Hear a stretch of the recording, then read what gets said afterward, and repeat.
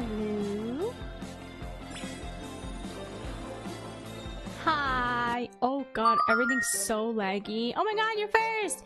Everything's so laggy. Whoa, hello, Aaron. Hope you're doing well. Hi. Hello. Oh god. Why is everything so laggy today?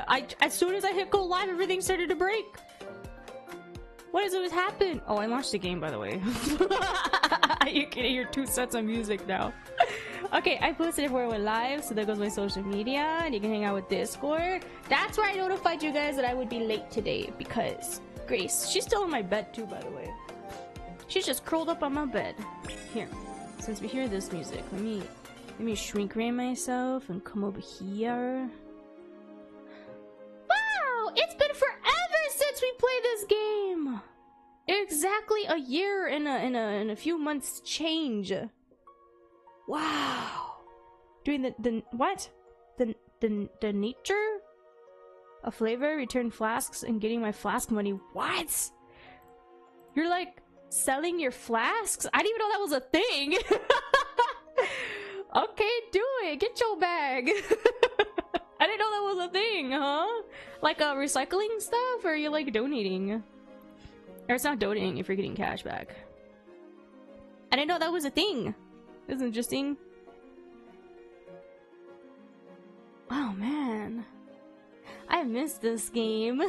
I was looking it up. Those clips I posted are so old. They're from March 20th, 2025 is when I last played the extended demo to Saintess of the Golden Bow. I'm snoozing that ad, by the way. So it's been a long time since I played this game. A little over a year. A year and some change of months, yes? Crazy. So the devs said that they added more things to this game demo, so I'm excited to see what's new. Because we play this game so often on my channel, I have a playlist as well on YouTube, so if you would like, you could go to my YouTube channel, go to the playlists, and watch any of those uploads. Cause I might just like speedrun this just to see what's new. I don't know. I don't quite know yet. See, cause look, we have 5 pages worth of saves.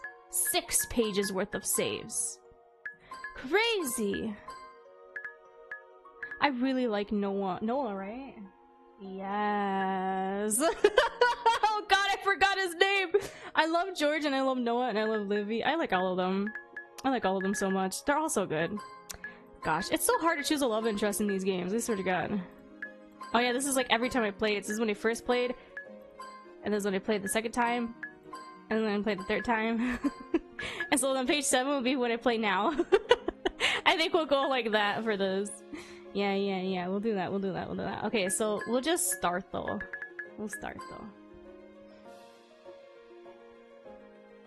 Other than the first 2 scenes, the game is partially voice acted during CGs only. Yes. Just my luck. Why does it have to be pouring now? Oh, I want to go home. Wait, I don't remember the MC having a voice. Okay, so that's already new. Wow! I'll be soaked by the time I reach the subway. I forgot this is an isekai. Oh my god, I just remember all the love interests and I'm just like, man, I love this game. Not me forgetting it's an isekai. Oh dang, I run on the street passing my shops that already closed long ago. Hunger gnaws at me. That's what I get for working late. I hold my bag over my head. My attempts to block the rain from soaking me are futile. Or futile? I think futile. I know some people say futile. I'm sorry. Cars speeding down the street kick up puddles that shower me in rainwater. Oh. This morning the weather report said it wouldn't rain, so I didn't take an umbrella with me or even a hoodie. The damp cold seeps into my body, making me shiver. This day sucks. That does suck. My thoughts wander back to earlier. Yeah, another workday where my boss yelled at me and I had to cover for my sick coworker on top of doing my own tasks. I didn't manage to complete all my assignments, hence the necessity that what? The the necessity to stay late in the office. Oh my god, I'm sorry. I just woke up from a deep nap because my cat was sleeping on me. She covered her face. Wow, am I too loud for you, Grace? I might be too loud for her. If only I actually got overtime pay every once in a while. Today's Thursday, and I've already worked past closing 3 nights this week. An office job sucks. Every job is so stingy with their money like that. Like, they refuse to pay overtime, but yet they'll have the workers stay for overtime. It's like, what the frick? You either want them to come in early, stay late, but not leave early if they came in early. Like, it doesn't make any sense. I recently graduated from college and got this boring job where all I do is call people to sell them beauty products. Not my dream job at all. But in today's job market, I should be grateful to even have a job, shouldn't I? True. I've been trying for so many years. You can't get a job in the city unless you know people, by the way, and I live in the city, so like, I ain't getting a job. That's why I turned to VTubing, and even then, this is not something you should do for a job. You're not gonna make enough for groceries. It's so crazy. Adult life sucks. It really do. It hadn't taken me long to tire of the monotony of getting up in the morning, riding the subway to work, spending all day doing boring tasks, then coming home so exhausted that I just want to curl up under a blanket and read web novels. I remember that it's a web novel. Okay. Go figure. I forgot it was an isekai, but I remember that it's like a web novel story. Lol. Speaking of which, I got a notification on the web novel app that my favorite book was updated. Being the heroine of a fantasy romance novel would be such an amazing life. Fighting to save a kingdom from impending doom, wielding magical powers, and falling in love with a hottie. She's so cute. I should take a look at the app. It's the only solace I get in my sad existence. I pull up my phone and unlock it. I open the app. It's pouring rain though. Like, is that really gonna help you? That's gonna obstruct your vision more so. And then raindrops always like move around on the phone too. Like, if you're reading something, it'll like scroll through things or it'll tap on things accidentally.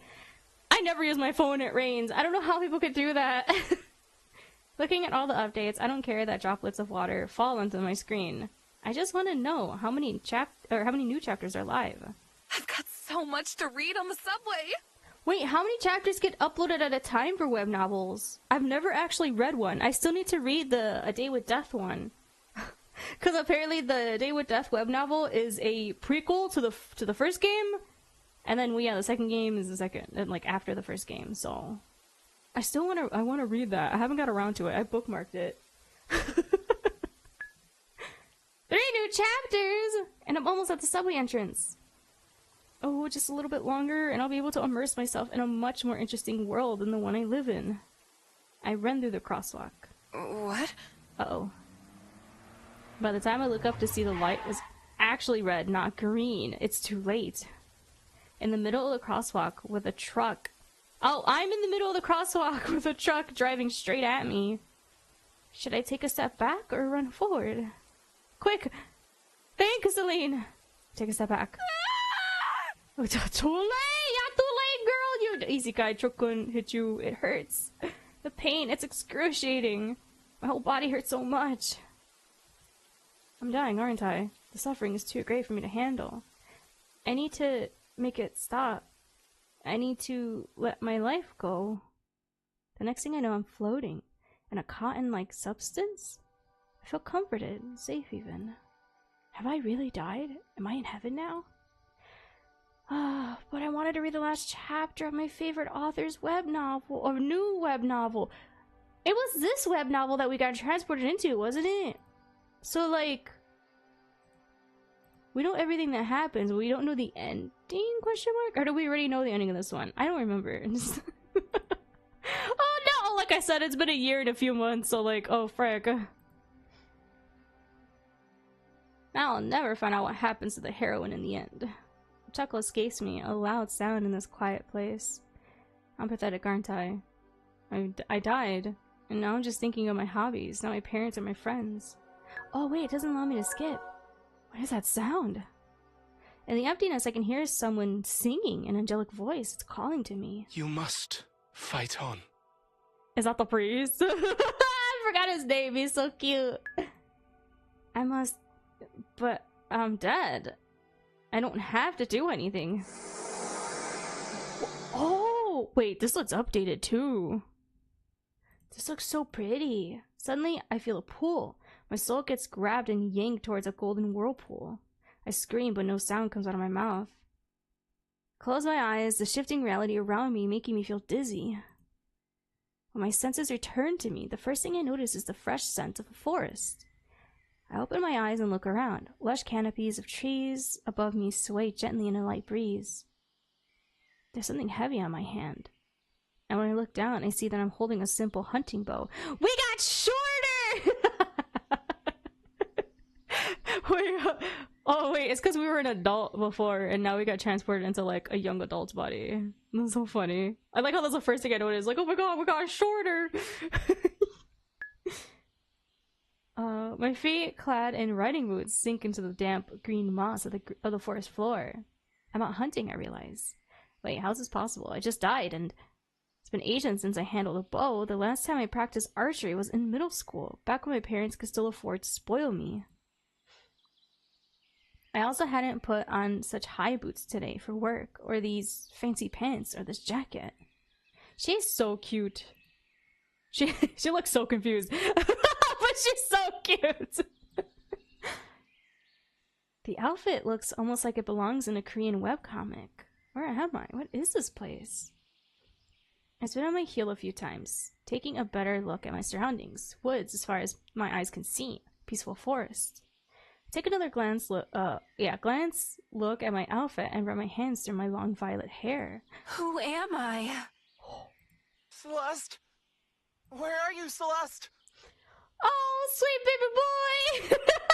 It's Levi? How? Wait. I say Levi. Is it probably Levi? Oh, thanks for cheese. I'm about to drink some soda. I'll have that with my cheese. It squeaked. What? Oh, about $80 back. Dang, that was some expensive flask.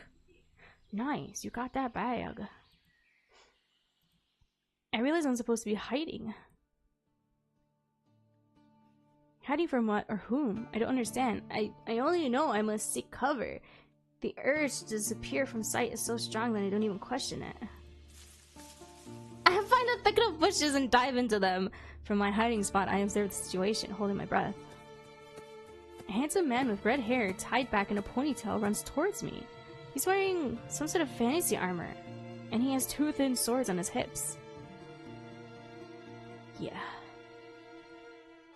Around 3... You had about 300 to 400 flasks? What the frick? Why do you have so many? What the heck? I recognize this person. This man is my knight. Levi Parent. Levi Parent. I might just say Levi. Levi Parent? Wait, I don't have a knight. I'm Celine, a 21-year-old simple office worker, fresh out of college with a job in sales. Am I still the person I was half an hour ago? Or have I fundamentally changed somehow? No. No matter my outward appearance, I'm still Celine. Wait, that's kind of silly. Or not silly, that's kind of crazy how our like name in the previous life was Celine, and then our new name and our little webcomic life is also Celine. Wow, what a quinky dink. Levi turns right. Left and right, searching for me. Celeste? Please, come out! Oh no, her name is Celeste.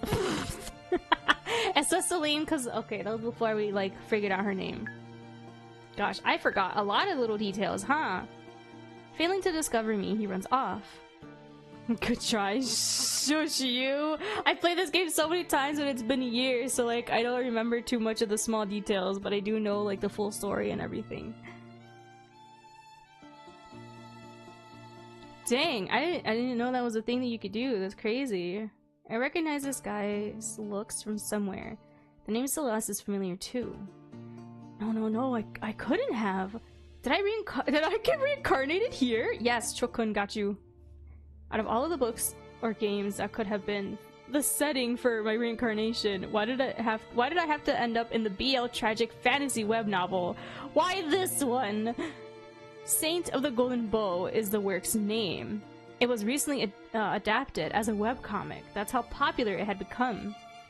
The book used to be one of my favorites, but the world of this story is not a place to live. It's not a nice place to live. There's a war raging on, or going on. Same thing with the Demon Queen, who's really good looking, by the way. We'll see her at the end of this. Celeste, why did I have to be incarnated as her? What I just witnessed was the opening scene of the book, before Levi is chosen to become the titular saint. He goes out hunting with his unrequited love, the lady he's serving. Plastic flasks? Oh. See, when you say flasks, I think of those like alcoholic ones that people, or the people that put alcohol in it. I know you can have any kind of liquid in it, but they're always like metal. At least the ones that I've seen. He's supposed to protect Celeste, but he loses sight of her at some point, and an ungodly sound makes the hairs on my skin stand up. It's the creature! Wait, do they always have it moving? The creature that made the sound appears to my right. It's the ugliest thing I've ever seen, an abomination, a demon. The imp's leathery wings flap in the air, then the creature flies towards me. It has spotted me. This is the moment when Celeste, Aquarius dies a miserable death to become part of Levi's tragic backstory. A glass flask? Whoa. But I just died from being hit by a truck. I don't want to die again. Especially not in a scripted event where I'm supposed to just fade away so I could serve as a part of someone else's tragedy. Imagine getting reincarnated where you're gonna have to die again, literally 2 minutes after you just came back. Couldn't be us, right? Couldn't be us. I may have frozen when the truck was driving at me, but no, I won't let death claim me so easily. That's why I'm immortal. Oh shush! I just remembered I didn't put the store page in chat. I'm gonna put the store page in chat right now. Actually, I'm putting the store here. Play it here. Play the demo here. Copy. I forgot to pin it. Nightbot, can you like stop spamming? I'm kidding. I don't know why it's like that. I said it for like such a long time and it's always thank you. Why? Yeah, play it for yourself. It's such a fun game. You guys all need to play this game. Play this game and support this game. Yes? Yes. Okay, there. It's pinned in shut. Ooh. I like the noises. We can't skip everything even though I've played this so many times. Oh, they did say it was like a big update, so I guess every single script and everything was also changed. You want to leave me, Grace? Hold on, she wants to hear my mom. My mom's home right now. Oh, Grace, you want to leave me? Goodbye, baby girl.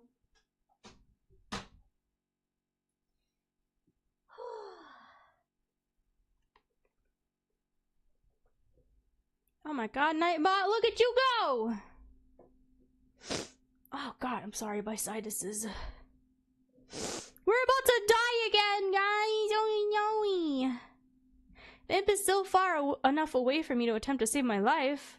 I have to act quickly. The monstrosity is coming closer and closer. My hands are sweating and my arms are shaking. I refuse to give up! Shoot the demon with the bow. I forget what we were supposed to do. I think we could shoot the demon with a bow. I pull out an arrow, draw back, and aim at the imp that's flying straight at me. I take a breath and release it, focusing on how the bow feels in my hand. Its heaviness. I stabilize my hold on the weapon. When I'm sure of my shot, and I know I can't delay any longer, I send the arrow flying. The arrow hits the demon straight in its ugly little head. With a final frightening sound, the monstrosity falls to the ground. I breathe heavily, collapsing onto my knees. I did it! Yippee! I felt my balled fist against the ground, feeling a damp moss beneath my fingers. I breathed deeply again, taking in the smells of the gorgeous forest. They calmed me down. I'm alive. We did it! Tears rolled down my cheeks. I was terrified, but I survived. Celeste! Oh no! His little pitter-patter. Levi comes running towards me. When he sees the imp dead, a few steps away from me, the bow still grasps in my hands, a gasp of surprise escapes his lips. Celeste! What happened? Did you kill this demon by yourself? Wait, you're telling me you could sell it back for more than you can buy them? You just found an infinite money glitch hack IRL? That's crazy. Oh my god, my eye. I open my mouth to explain the situation, but my voice sounds raw and shaky. I killed the demon. You'd aim for the first swing, and then as it fell, coming off balance, you'd shoot the next swing. What the frick? You're just gonna torture the thing? Just krill it in the face or the heart. That's so big-winded. That's a torture method kill. That's a no mercy kill. That's so rude. You would just have it suffer as I once have, or whatever the heck Ramatra says.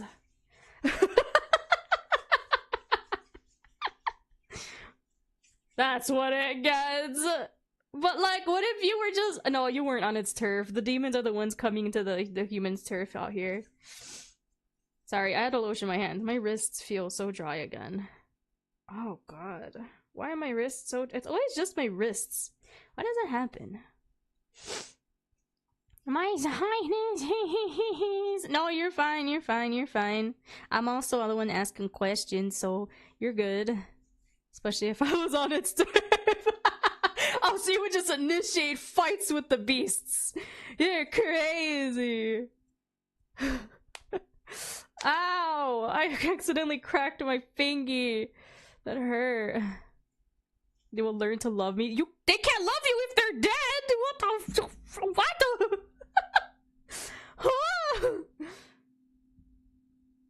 Levi kneels down before me. My lady, can you walk? No, can you carry us? I don't think so. I'll carry you. I like the CG. No, there's no need for— They will never make me love you. Dang. Forever alone. They're so cute. His grip too. Jesus. I think I commented on last time too. It appears you've chosen death. You will not slay anyone in my chat. I swear to God. I will. You're gonna get the hose again. You're getting the hose again. Pigs never allow it. You're right. Spray him! We have a spray emote! You could spray him and you can bunk him. Spray. You could spray him. Levi takes me in his arms bridal style. The bow slips from between my fingers. my bow. Don't worry about the weapon. I will return for your bow later. Right now, it's of utmost importance that I carry you back to the safety of the mansion. Excuse me! I was listening to him speaking! You're the stinky one. Mr. Stinky, that's why we're spraying you down. We're spraying you down because you're stanky. Ow, my eye is bothering me. My allergies, man. I'm sorry. My eyes are like leaking. I also woke up from a nap recently. The cat was sleeping on me. I took a picture of it in Discord. And then I tried to pet her and she got mad and left. That's the only way I was able to get free to stream. Man, you're gonna leave our bow there? But it's— No buts. Let me do my job, for once. No buts. Levi walks straight where we left our horses. Or walks towards, I'm sorry. Walks toward where we left our horses. Or so my memory as Celeste recalls. So I really am Celeste now. I'm part of the world of the Saint of the Golden Bow, even though I was supposed to die. So what will my survival mean for the story now? All washed up, my lady. After an awkward bath. Frick, I thought I could skip. I was gonna try to speedrun this. My body feels weak, the shock of dying, reincarnating, then almost dying again. Finally taking a toll on me. I yawn. Oh, I accidentally skipped this, my bad. After an awkward bath where I had to let my maid Linda wash me, finally dressed in a nightgown and allowed to rest. I'm gonna lie down. Is there anything else you need from me? Oh, I forgot. I'm supposed to formally dismiss Linda whenever I want to be alone. I'm good for now. I'll call for you later if I need anything. Alright, my lady. Linda curtsies before me, and then she exits the room. Man, she just ran out the room! I sink into the softness of the matches, taking a good look around the room. This place is undeniably expensive, polished, and fancy look. Look at this! This is so pretty. I feel like they added more stuff here. I don't remember it having so many like stuffed animals. Somebody has tried very hard to make the atmosphere more feminine. If the army of teddy bears can be called feminine instead of creepy, and I know it wasn't Celeste. I like it! My whole room's full of teddy bears. You could be a tomboy and like cutesy things. It's called gat moe.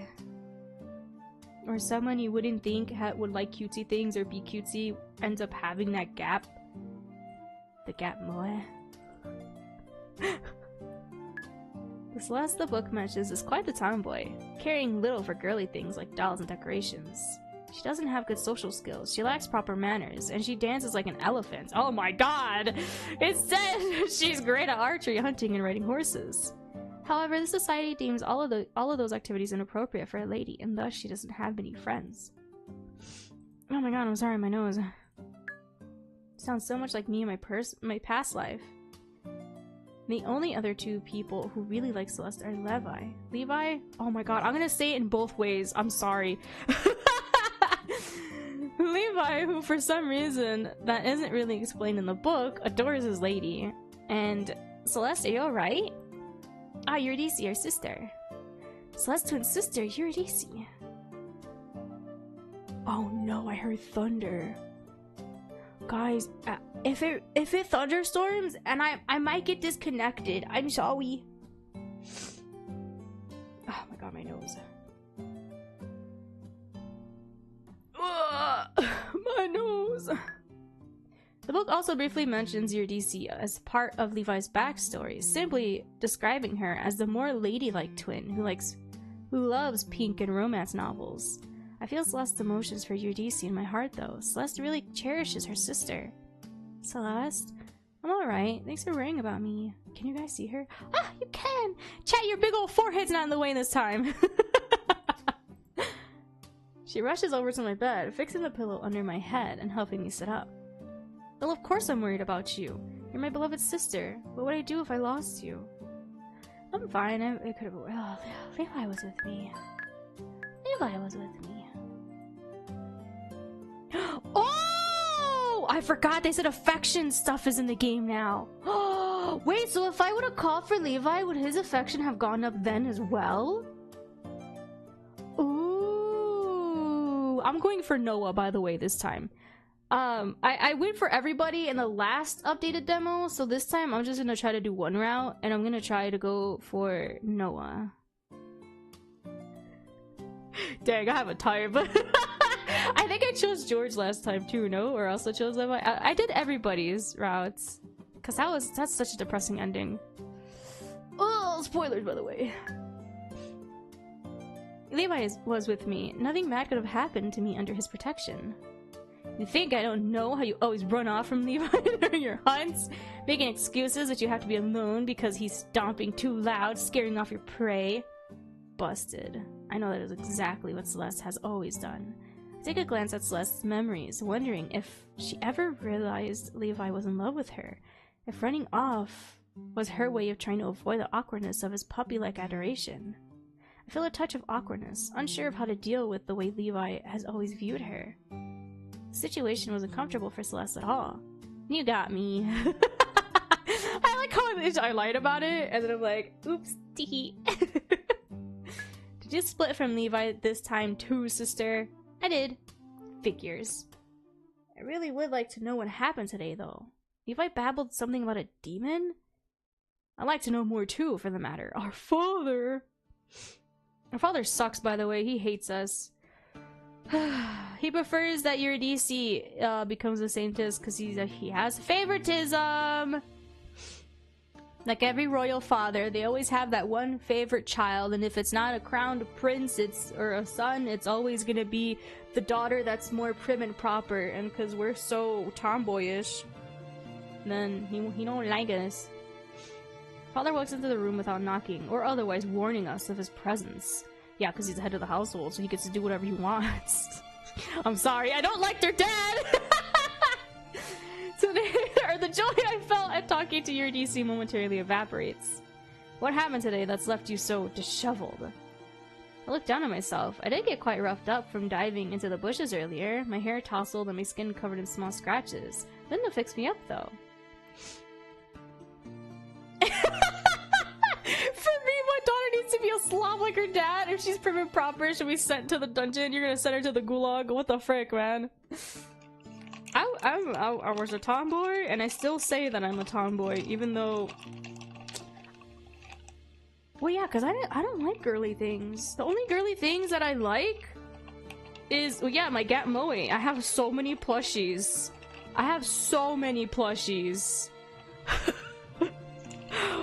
But yeah, I grew up always playing, like, video games, and I always, was on the internet. I was chronically online as a kid. That's what she gets, just like the demons. Oh my god, you're gonna torture your child too, you sick freak. Now I'm clean and neat, and wearing a fresh nightgown. There's nothing disheveled about me. Yeah, see, we're clean and in bed, and he's like, you look terrible.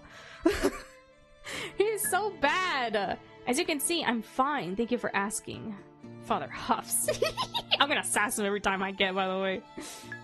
You and your sister's 18th birthday is in 3 days. We're leaving for the capital the day after tomorrow. If you're not healed up and in top form by then, I'll be up and running by tomorrow. My body feels tired and heavy, but it's nothing a bit of sleep can't fix. She should have thought twice before thinking she was like her mother, tisk tisk. Oh my god! Wait, how are you so sure that a prim and proper woman would even want to be with you then if you're gonna be a barbarian? Women don't want to have to take care of their partners. They don't want to have to take care of their partners. They're not your mummy.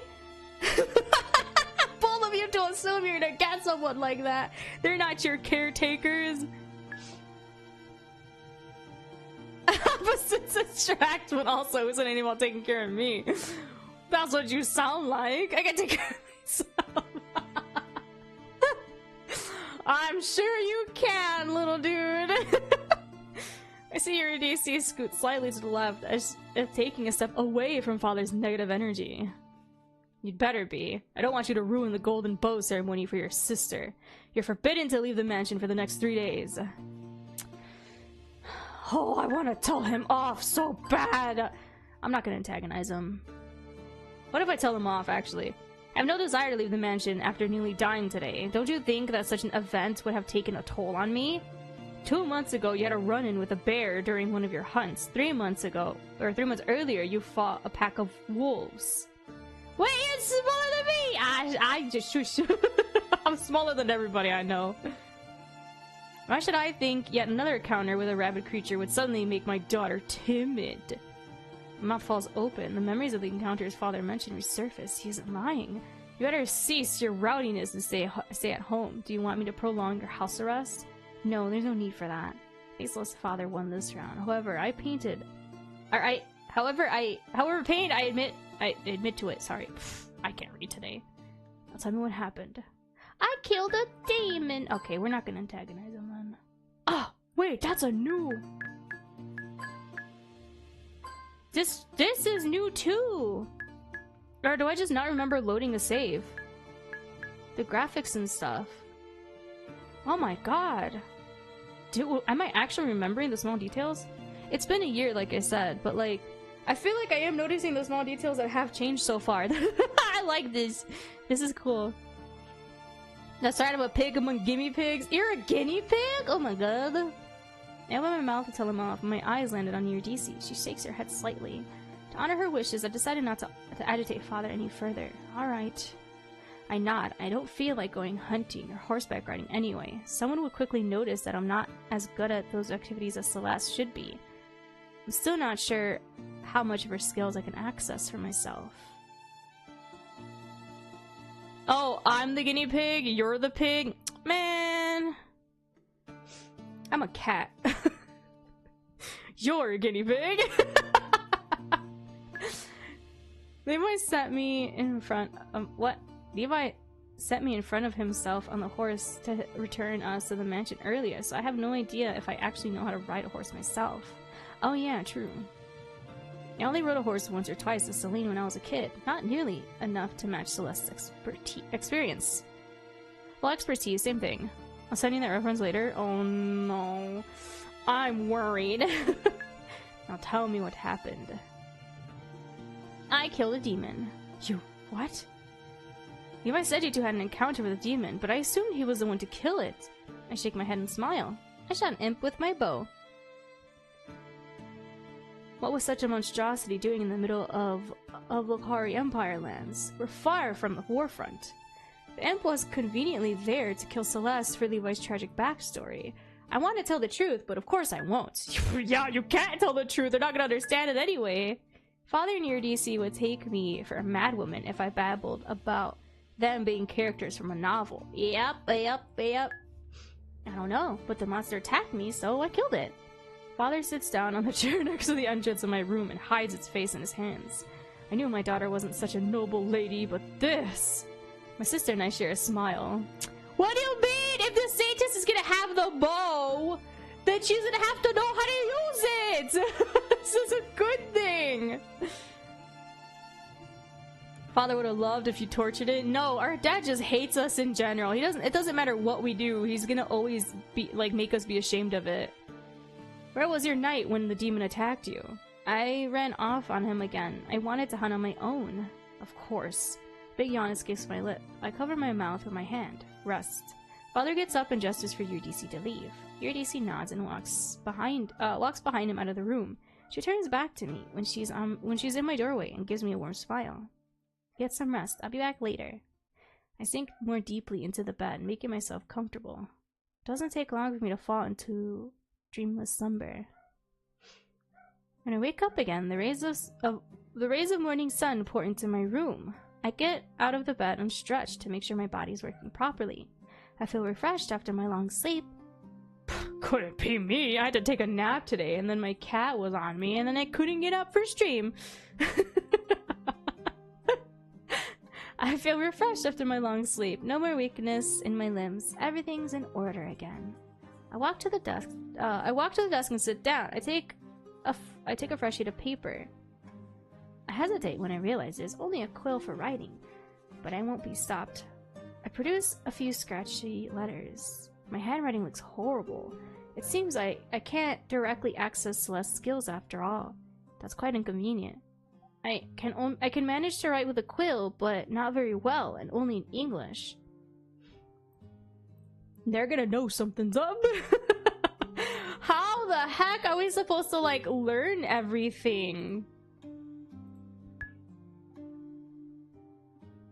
I have to write down everything I know about the web novel Saint of the Golden Bow, so I can organize my knowledge of the world and line it up with Celeste's memories. Let's start with the basics. Saint of the Golden Bow is a romantic tragedy fantasy web novel by the Korean web novelists Hanyeol Kim? I'm sorry if I'm mispronouncing that. I read the English translation on one of my favorite web novel and comic apps. The story was supposed to be turned into a webcomic and had promo art, which is how I was able to recognize Levi immediately. His design in the artwork had him in the same outfit he was wearing on the day of the demon attack. Maybe I should also write down... We'll write down everything. What a web novel is? Yes. Okay, so I know all of these, so I'm just gonna Wait, did I write that? Yes. It's an isekai. What boys love is? Yeah, because it's a BL. One of my luckiest TCG pulls. What? That's so funny. Nothing else. I got the basics. That's enough. Get up for a moment. I wander over to the mirror. I touch a hand to the glass. Oh, this is. Wait, is this new? This isn't new. I feel like we've seen this before. You're gonna pick my brain, okay? The design of Celeste wasn't included in the promo arts. I took in my new features: violet hair and pink eyes, a slender figure. There's no denying it. I'm really not Celine anymore. Woke up with a stomach ache and rushed. Oh no! I hate waking up with tummy aches. I mean, they're not bathroom pains. It's just typical tummy aches. Hot girl tummy issues. Except I'm not a hot girl. I'm just a hot mess. That's not hot. And I'm always in Spain without the S. The understanding that I have reincarnated into the novel finally settles in my mind. Hot girl tummy issues. Take your own comment on me. No! I feel calmer than I ever thought I would be if something out of a novel suddenly changed the course of my life. As strange as the situation is, I'm Celeste, and I have her memories, but somehow I'm Celine as well, equipped with knowledge of this world that Celeste never had. I walk back to the desk and sit down. The book Saint of the Golden Bow starts with Celeste's death event. Levi was in love with his lady for years, but the actual love interest of the story is Prince Noah. Oh, wow. Someone say tummy shoes? Yes! I hope you're doing better today. Celeste has to die at the beginning of the book to make Levi feel at his lowest when the Golden Bow chooses him as a saint. We're trapped. We got isekai'd into a BL, by the way. That's the story of this visual novel. We got isekai'd into our favorite web series BL, and all of the princes and our knight are in love with us. I wonder which one will be your favorite, Sinley. I love Noah and I love George. I love all of them, to be honest. I am slightly yippee! I'm glad. Oh my god. Don't let the tummy issues be an issue. Don't let the tummy issues be an issue. Alright. Yeah, that's so real. Have some Sprite or have some ginger ale or drink your water. I'm sorry, my grandma would always scream, "Drinking water!" when she wants us to drink water. The timing of that. Fine.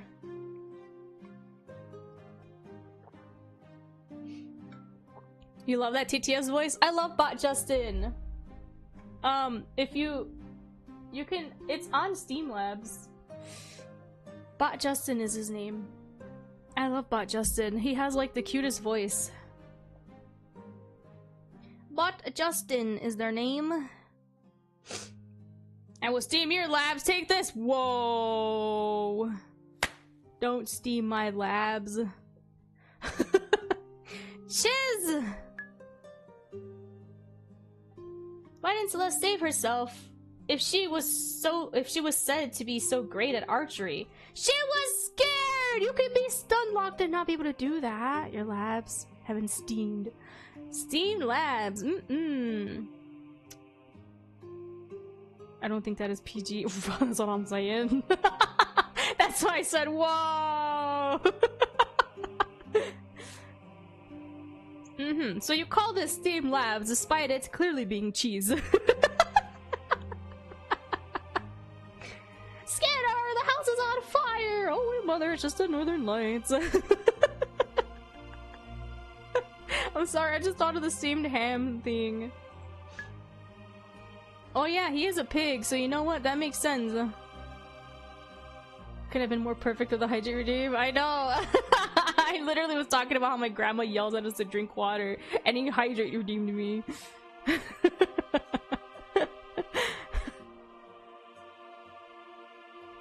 Even though she jumped the word. What do you mean?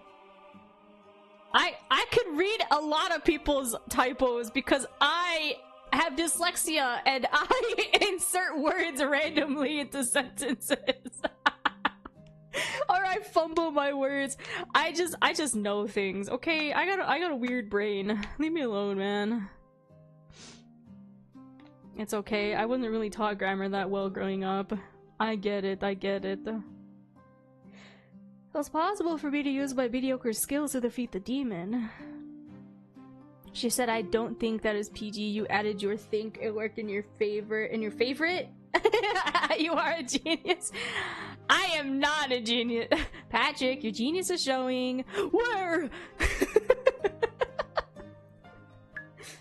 Must be book logic. Blah, I can't read. Take the compliment now. Now.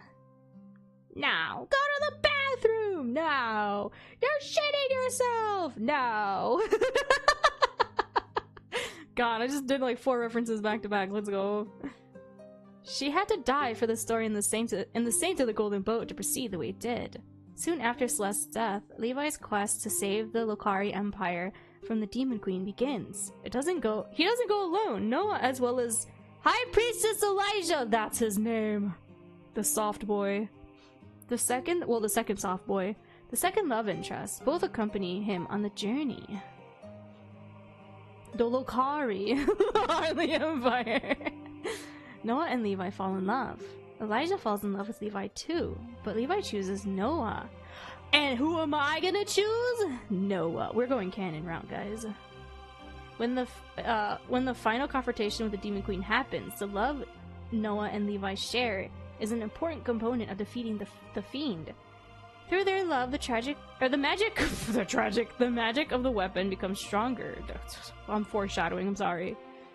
However, this story is a tragic one. Even though Levi defeats the Demon Queen, he perishes in the process. Noah and Elijah live on, and peace returns to the Lokari Empire. I remember crying at the end of the book. I read the novel twice. Saint of the Golden Boat is really one of my favorite stories. So she knows the ins and the outs. Please no! I still don't appreciate being reincarnated into this world though.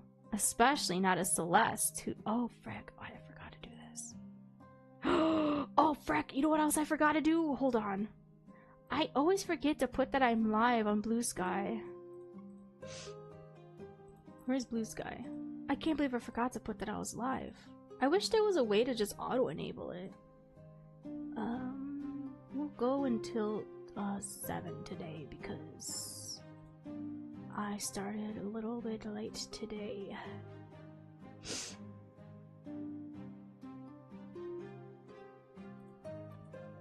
Oh shoot. Yeah, I was supposed to get studied to see if I had dyslexia and ADHD, but we're too poor. So I just assume I do have it. That's my issue. And like my mom is dyslexic with like numbers and stuff, so like I probably definitely have something like that too, but not numbers with actual words. Every player hated you? No! What the heck happened? What happened? I still don't appreciate being reincarnated into this world though, especially not as Celeste, whose only purpose in this story is to add angst to Levi's life. I didn't die when I was supposed to though, and now the story has continued regardless. I wonder how many things will change now because Celeste is alive. Will Levi still be able to fall in love with Noah despite the fact that I'm still here? He seems pretty hung up on Celeste after all. I'll look into Celeste's memories to examine her feelings about Levi. I sense a mixture of emotions: anger, awkwardness, desperation. Celeste didn't like to be on the receiving end of Levi's feelings. She badly wanted him to stop looking at her with romantic intentions. This girl just hates Levi!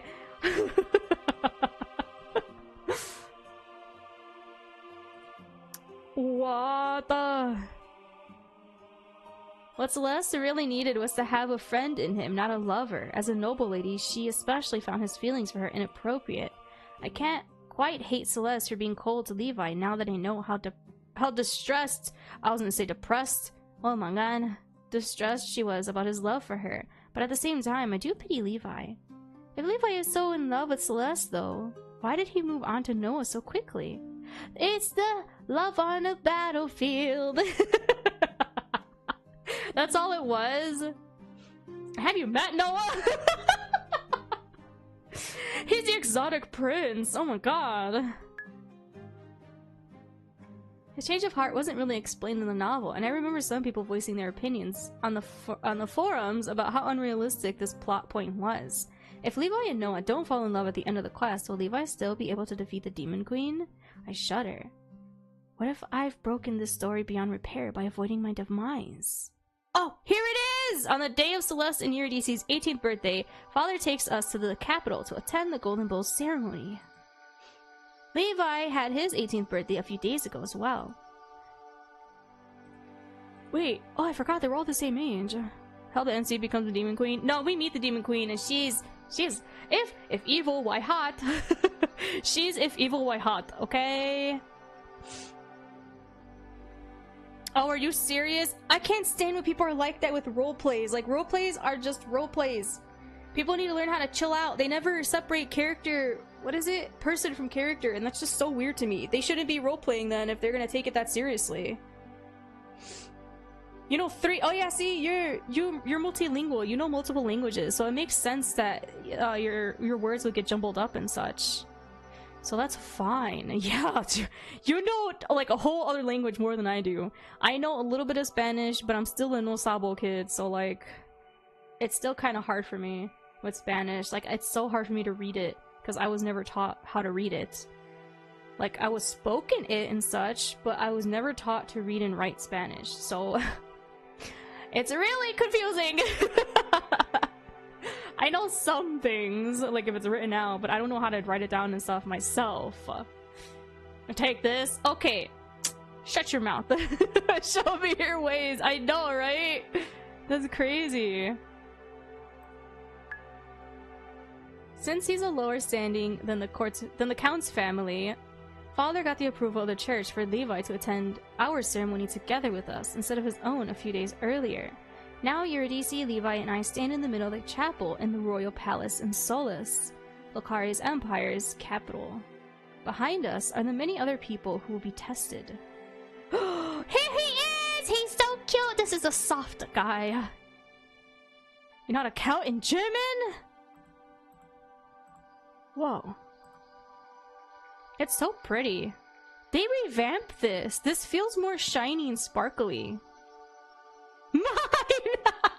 You can have Elijah. He's so sweet. I like him. I like him a lot, but I'm sorry. I really love Levi. I love the whole ordeal or stories of like the knight falling in love with the princess or the prince. I feel like that's such a cute trope. I also like the exotic prince. The two exotic princes. I like both of the princes. I love George. I love how George is so well versed in so many things, and I love how Noah is just Noah's a little shit. I love him. George. He reminds me of Seto Kaiba, but like a nice Seto Kaiba. He's like an uncanny valley Seto Kaiba. I love him. That's the one thing I remember about German classes, is how to count. I mean, hey, it stuck with you, so that's good. Before us, the High Priestess Elijah Soren takes a spot behind the titular golden bow, the fabled artifact that will choose a saint one day. I know that day will be today, since Levi is the one who will be chosen. I eye the bow with suspicion. Light reflects off its gold-colored surface. The design is pretty and elaborate. Looks like a pain in the ass to use as a weapon, too ornamental for my taste. We are all gathered here today to see if the golden bow, the weapon given to us by our Lord to help us one day defeat the vile Demon Queen, will finally choose its saint. No, not George of the Jungle! George the Prince in this game! He looks like Seto Kaiba to me. Well, wait, they speak two? Oh, so that's how you learn both languages. Oh, snap. Peppa Pig's brother's name is George? How do you know so much about Peppa Pig? Wow. On this beautiful morning, when the sun's rays fall through the windows of our chapel, let us give our gratitude to the Lord. He has given us means to end the war that has been raging for so many decades. I've never been particularly religious, even in my past life. I especially don't believe in a fantasy god, but... Let us give our gratitude. Let us give our gratitude. This is my favorite. I love how the MC says it. Get ready. Let us give our gratitude. She's so sassy. Let us give our gratitude. She doesn't want to be here. She knows she's not gonna get it. She was supposed to die, but she survived. I hate that piece of bacon. Oh my god. What do you mean how? That was one thing. What? That's more than I know. 20 years ago, the blessed blacksmith was bestowed with the Lord's inspiration and crafted the golden bow. The golden bow. He worked tirelessly, day and night, It's so pretty. until finally, he completed the artifact. Ever since then, the people of the Lokari Empire have sought to be tested I was right. on the day of their 18th birthday by the golden bow. The artifact will choose its wielder. Mm-hmm. That person will become the saint and be tasked with defeating the Demon Queen, who has terrorized our borders for 23 years. Woo! I will now call forth today's attendees to be tested. Each of you just needs to touch the golden bow once, and its judgment will be bestowed on you. I'm sorry, literally every time I play this game and I hear him say attendees, I laugh because that word is just funny to me. The attendees. I know he says attendees, but like I just think of tendies. This reminds me of the Odyssey. The Odyssey. The JRPG? I have that game. I never finished it. I played disc 1, and then when I had to insert disc 2, I just kept forgetting.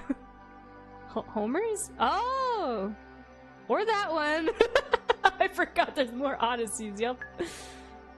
Or Abe's Odyssey? What is it called? The one with the little alien guy? The old story? Okay, so it's Homer's Odyssey. I know too many Odysseys, I'm sorry. Okay, so we need to touch the butt. Elijah takes out a sheet of paper and reads the first name from the list. Eurydice d'Aquarius, daughter of Count d'Aquarius. Eurydice approaches the bow. She puts a hand on the artifact. Nothing happens. I don't even know how to see. Oh, dang. Of course. What else did I expect? Levi is the saint. The golden bow will only glow for him. A frown appears on the high priestess' brow as he reads the next name. Even he wanted Eurydice to win!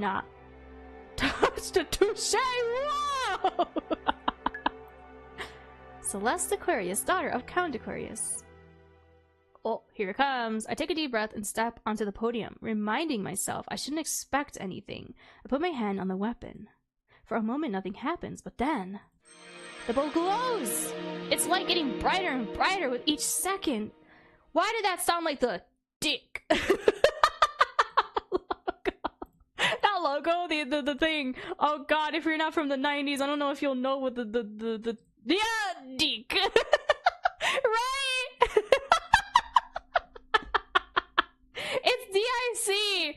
It's like it's a video. It was a video thing, no?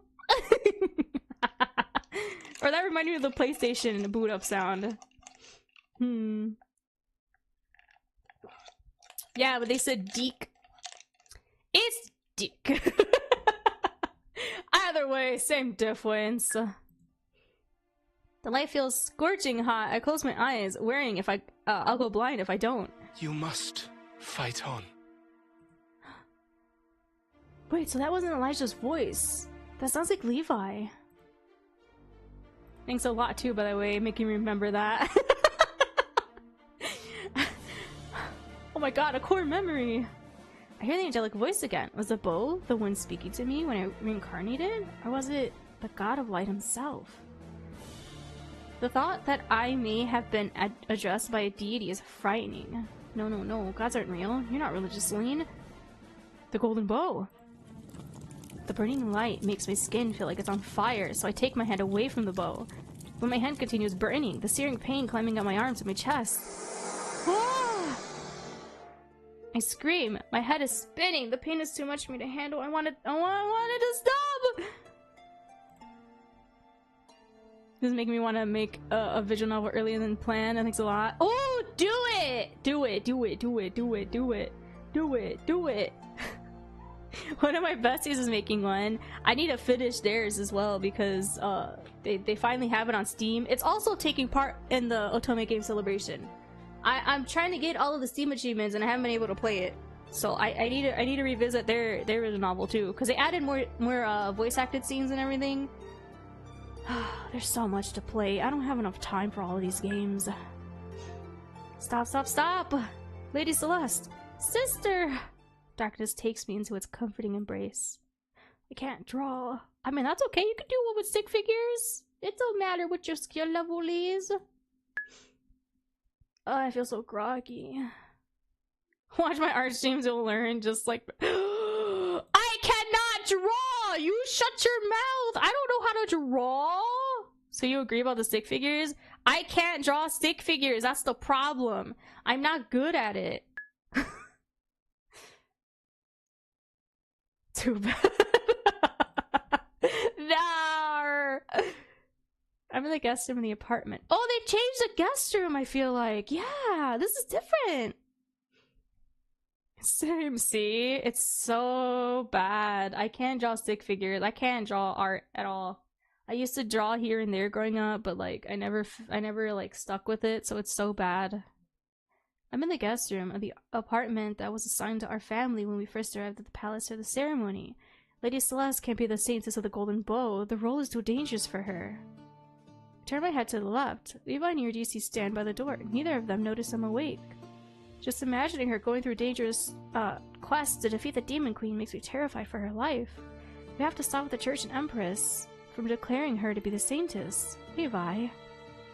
It's not for us to decide who the Saintess is.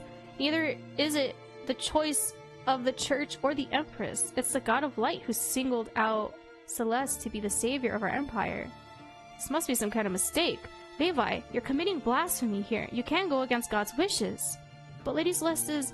Look, I know you're worried for my sister, but please mind your words. If someone other than me hears your opinion about God's grace, or God's choice, you may get in trouble. Yep. Oh god, my voice. My voice is already giving out. Yep.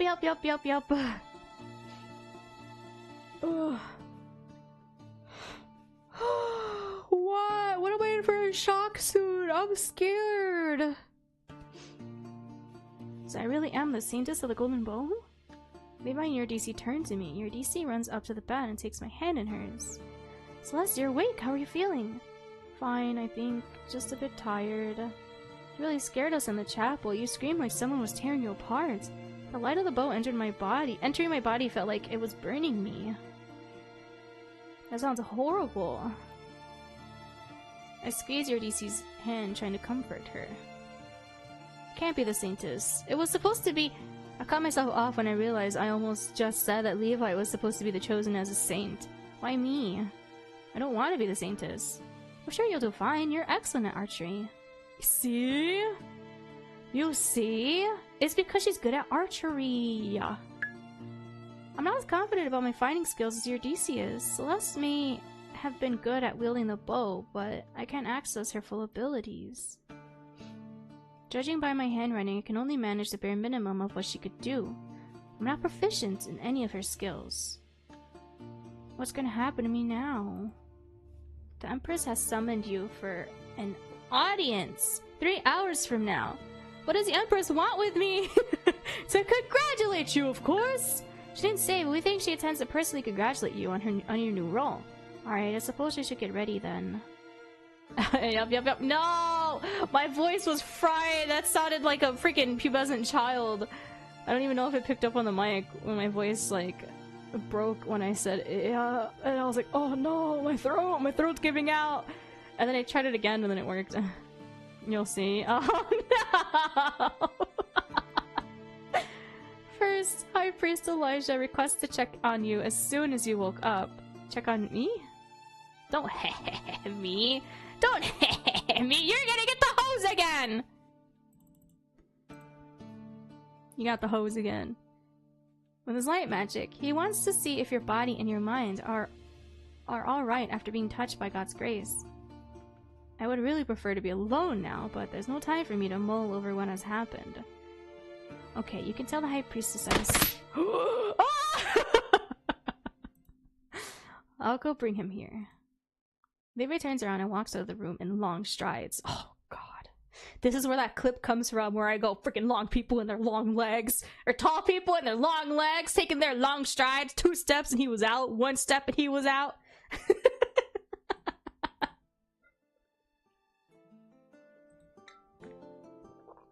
Tall people, long people, and their long legs. Bunch of freaks they are. Okay. Your DC gives me a comforting smile. Everything's gonna be okay. This is how I refer to tall people now, just long people. Yeah. I hope so too. Silence falls between us, but it's a cozy, warm kind of quiet. God, that's so rare for me to feel. I always feel awkward when things are quiet. I get the feeling that no matter what happens, your DC will support me. I envy Celeste for having such a great sister and friend. Maybe I should ask her to clarify some matters for me. Your DC, what exactly does it mean to have the role of the Saintess? You will have to defeat the Demon Queen by shooting an arrow from the golden bowl and striking her heart. You're also expected to become a person people look up to. What do you mean? Someone who people believe will save them. Someone strong and reliable. I already think you're pretty strong and reliable. Now you just need to convince the people that you are. Yeah, because everyone hates us, apparently! I don't know if it's just her father, or her father was also spreading this kind of blasphemy about us. Have a cat on me, he's chilling, not sleeping, but laying like he should be sleeping. My cat left me! She trapped me in bed, like, for a good solid hour, so that's why I was late. Haha, I see. There's also the matter of the Saintess needing to be a key player in the politics of the Empire. Though without the support of a faction, you won't be able to achieve much. Faction? Yes, the Empress rules the Lucari Empire, supported by the Emperor, Consort. She has one son, the Crown Prince Noah. I have a cat on me and you don't- Okay. Ad break in 25 seconds, by the way. Then there are 3 factions in courts, each one respectively led by a duke, a duchess, and a vice-countess? Do these factions have names? Shut up, we're gonna get the hose again. You're gonna get the hose again! Where's the hose? Bam. The warlike faction is led by Duke George. That's the one! The warlike faction. They want the Empress to increase support for the war efforts of the Empire. The artistic faction is the group of nobles who flock to Duchess Penelope. They want the Empress to focus on supporting creative patronage and research while diverting financial support from the war. I don't remember this, but I know we meet Duchess Penelope. Then there's a conservative faction led by Vice-Countess? I think it's a Vice-Countess. Latita? Huh. Letitia? I don't know how to pronounce this, I'm sorry. I think it's Leti, like Letita. Letita! It sounds like Letita, yeah. I think it's Letita, yeah. They pride themselves not on siding with any political opinion outright. They support the positions of other factions as they see fit, and try to maintain balance among the politics of the Lucari Empire. What? The tit is literally in the name. What am I thinking of? I'm just thinking of how to pronounce the name. Nothing more, nothing less. Finally, there's the head of the church, High Priestess Elijah Soren. He offers the priesthood's opinion and input when it comes to political matters. That's a lot to remember. The political side of being a Saintess will come into play more once you complete the mission to defeat the Demon Queen. You don't need to worry about the politics for now. Am I a part of the church now? You're not a priestess, if that's what you're asking. You're still a noble, so you can marry someone of noble standing if you like. You're not sworn like the clergy? The clergy to only marry within the church. Ah, I remember the subplot regarding Elijah. He was unable to be with Levi because Elijah... Oh my god, this scared me. Because Elijah was only allowed to marry someone from the priesthood. Forbidden love, a popular trope. It was an unusual plot for a web novel to explore a religious figure falling in love. Still, people had admired the author for bringing something different to the table, even though the main ship had remained Noah and Levi. Your outfit scared you? Great. Yes! I can't look in a mirror because I get disgusted, so yes. Marriage, that feels so far away. You're 18 now, so father will probably help us find suitable suitors soon. Yeah, right, he's in the... Be nice to you! No. No. He's probably gonna find someone perfect for her and someone terrible for us. I would like to marry for love, if at all possible. Love. Love was one of the components needed to defeat the Demon Queen. Levi and Noah's love. Would I have to fall in love with someone now that I was a Saintess? Do you have someone in mind for marriage? What? Maybe? You could tell me. I'm not gonna tell anybody. Maybe another time. I'm not ready to admit it myself. I wonder who it is. Alright. Do you think do you have any other questions for me? I'm happy to help. Let's see. Okay, so we know all this, yes. We have been waiting for a long time. I'll click through them just so they have it registered. Yeah, it's been 20 years, this battle. Okay! Oh my god! That scared me. I thought my chat was beating me up again. Hello, Mai. I hope you're doing well. Hi. Welcome in, everyone. My name is Pikachu, and I play a variety of games, primarily indies. And right now, this week, we are partaking in the Otome game Celebration, because I was invited to play games for that week. So that is what we are doing. Oh yeah, I'm an electric cat girl pixie. Hi. What were you streaming? What did you play? Are you also a part of the Otome game Celebration? Or were you playing like a whole other different game? Yay, right!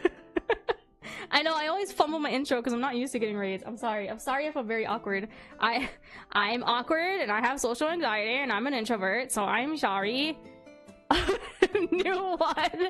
Stop clipping my misery!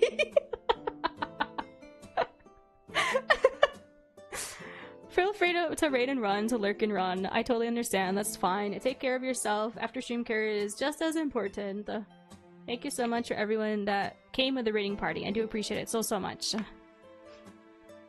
Ooh, you played 2? Chronotopia and Your Crown Is Mine? Interesting! I feel like I've heard Your Crown Is Mine, but I haven't heard of Chronotopia. You know, I love misery. Misery loves company. I am the company. Oh, so you admit that I am misery. Let's go. You finally admit my negativity. Wow. Sorry, I have a lot of deprecating humor, self-deprecating humor, so if that's not your cup of tea, I totally understand. Chat yells at me to be nicer to myself, but my trauma, I'm trying to learn. Please be patient with me. Oh no, that's why we're fixing it, yeah, oh god! Thanks for the gnome, I appreciate the gnome, I like the gnome. I didn't hear it though, so I'm kinda sad. But, I've played through Saintess the Golden Bow, about 3 or 4 times now. So we're playing through it again because it's had a lot of updates. This is a new room. I do remember, this is a new room. It's been a year since I played this game's demo, by the way.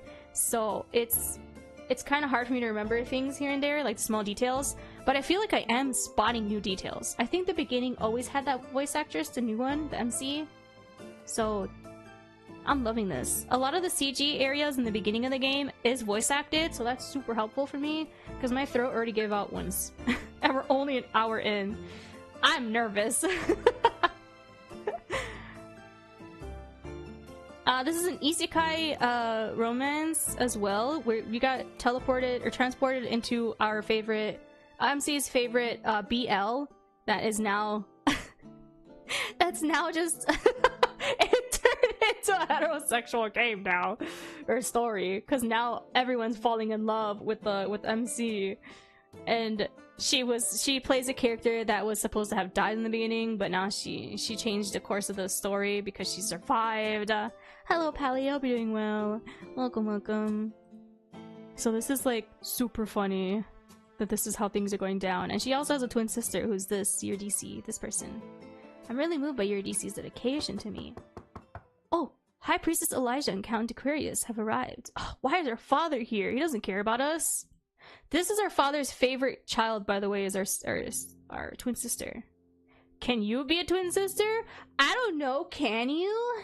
Don't let your dreams be dreams, man. They can enter.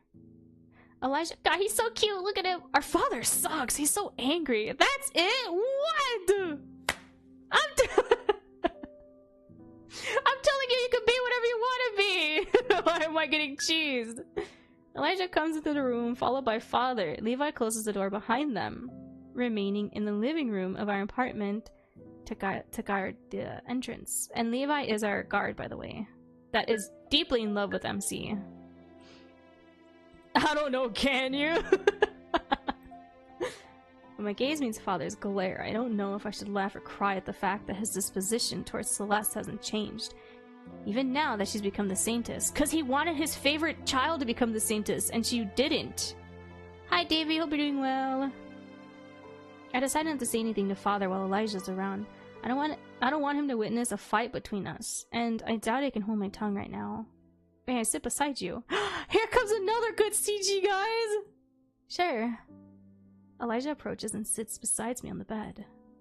I need to touch you to make sure you're healthy. Is that alright?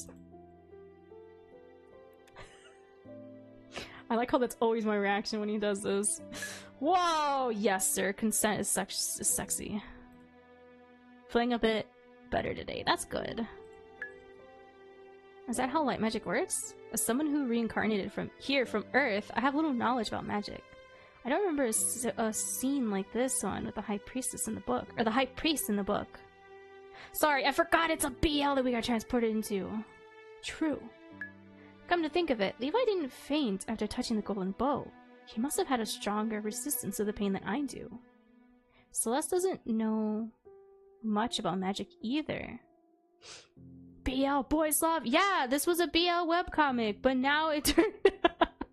We canceled out the gay! Now it's them all in love with MC.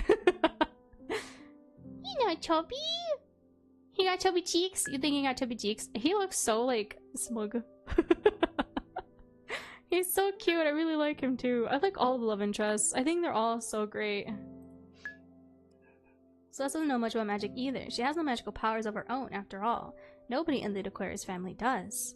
I look at Elijah. He stares back at me with a patient smile. The High Priest is young for his position, but also really attractive. Oh, girl? I never thought I could consider a guy with pink hair dashing. I clear my throat, though I can do nothing to stop my cheeks from burning. Alright, go ahead. Oh, here it comes! This is so cute! He's healing us! She's so flushed, even her shoulders are flushed. That's such a cute detail. Elijah surprises me by leaning his forehead against mine. They need to kiss! No! I want Noah! We'll meet him soon. We'll meet him soon, chat. You'll know what I mean. The exotic prince will meet him soon. Before I can protest, an aura of white surrounds his body. He's really working his magic on me. Literally! Figuratively and literally. I close my eyes and focus on how his magic makes me feel. His touch is pleasant and warm. I become strangely comforted. Before I realize what I'm doing, I lean in closer towards him. We do that like all the time. I don't see the exotic prince healing you, cause he's a little shit. I don't think he will heal us. He's kind of a little brat. I love him though. Elijah's nervous and surprised chuckle makes me snap out of the comforting embrace of his magic. He does it a lot when we lean into his warmth. It's so funny. That's why Elijah's best boy. Your response to light magic is rather strange. I'm sorry. No, don't be sorry. The way you're drawn towards my magic is peculiar, but... You call this peculiar! You ain't mine. You can have him, Cindy. It's okay. It's also worth studying. I never met anybody who's reacted this way. Perhaps he'd be open to meeting again after we leave on the quest, so I can further study my magic's influence on you. Oh my god, he's in a test. We're gonna be his test subject. Wait, this is a new. I don't remember this. Yeah, cause in the first demo, it stops after we meet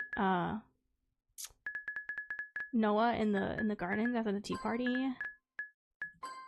And this is like the second time I played where we got to play through the extended demo. Yeah, this didn't happen because I never saved for this. Whoa.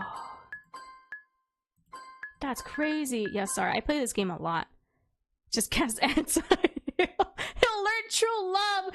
He can only be with those within the church, though. Our sister literally said that. He can't be with anyone other than the church. Someone from the church. Sure, we can meet again for research purposes. I'm not sure I want to learn more about magic. Yes! Oh. Sure, we can meet again. Oh my god. Oh. I would love to lock him up and torture him until he can heal no more. He'll learn true love. That's crazy. That's crazy. I'm likewise curious about why I felt such warmth when the high priest touched me. Oh my god, girl. I need him to lose all hope and rely on me. No need to anti-heal. Jesus, you're a freak. I thought I was a freak. You're a freak. I'd also be interested in learning more about magic in general. My office will be open for you. Oh my god. I could have sworn that was also voice acted, but I guess because they changed the lines and everything, they need to redo that. Lady Celeste is healthy. I can also confirm that the golden bow's magic has entered her body. She's the Saintess. I hope you won't embarrass me. I hope you won't embarrass me. I gotta hate the father. Thank you for the checkup. I would just ignore him. You're welcome. I'll go now. Let the Saintess prepare for the audience with the Empress. I'll be present there as well. Thank you for your time, High Priest. Till we meet again.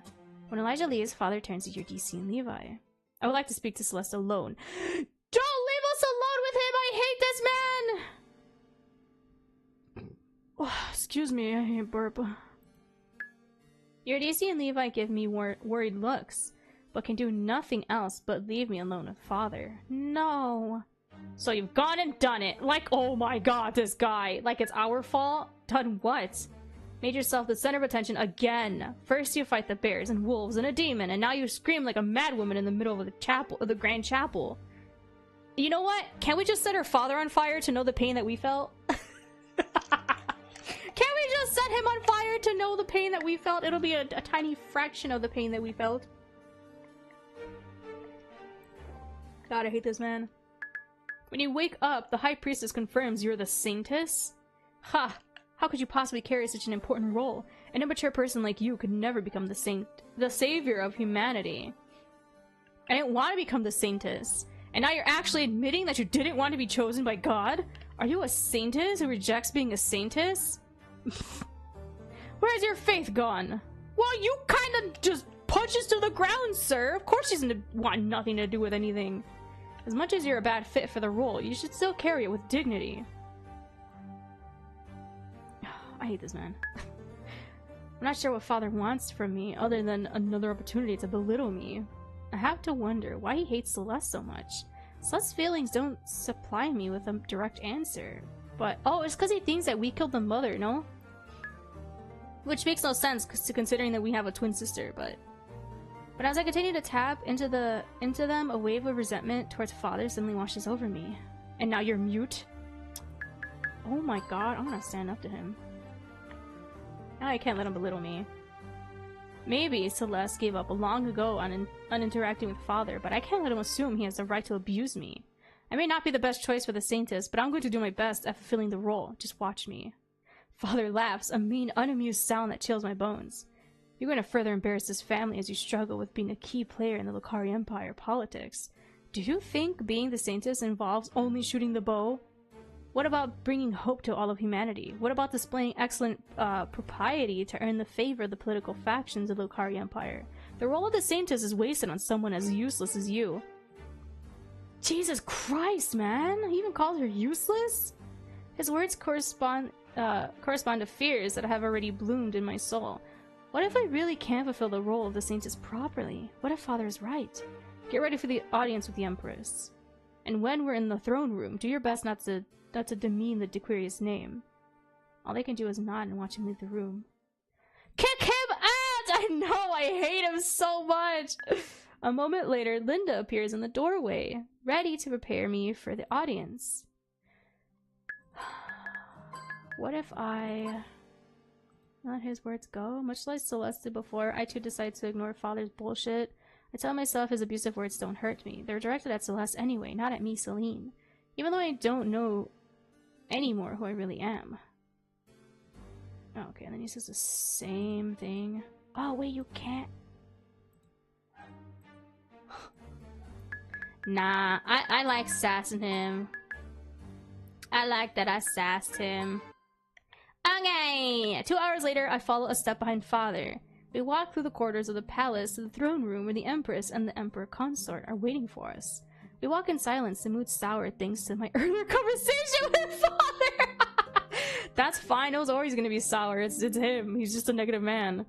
Maybe I should use this opportunity to ask Levi, or putting my pride aside, Father more about the Empress. No, I don't remember her very well from the novel. I know she's the mother of Noah, the main love interest, and that they have a strained relationship, but no matter how hard I try, I can't remember why.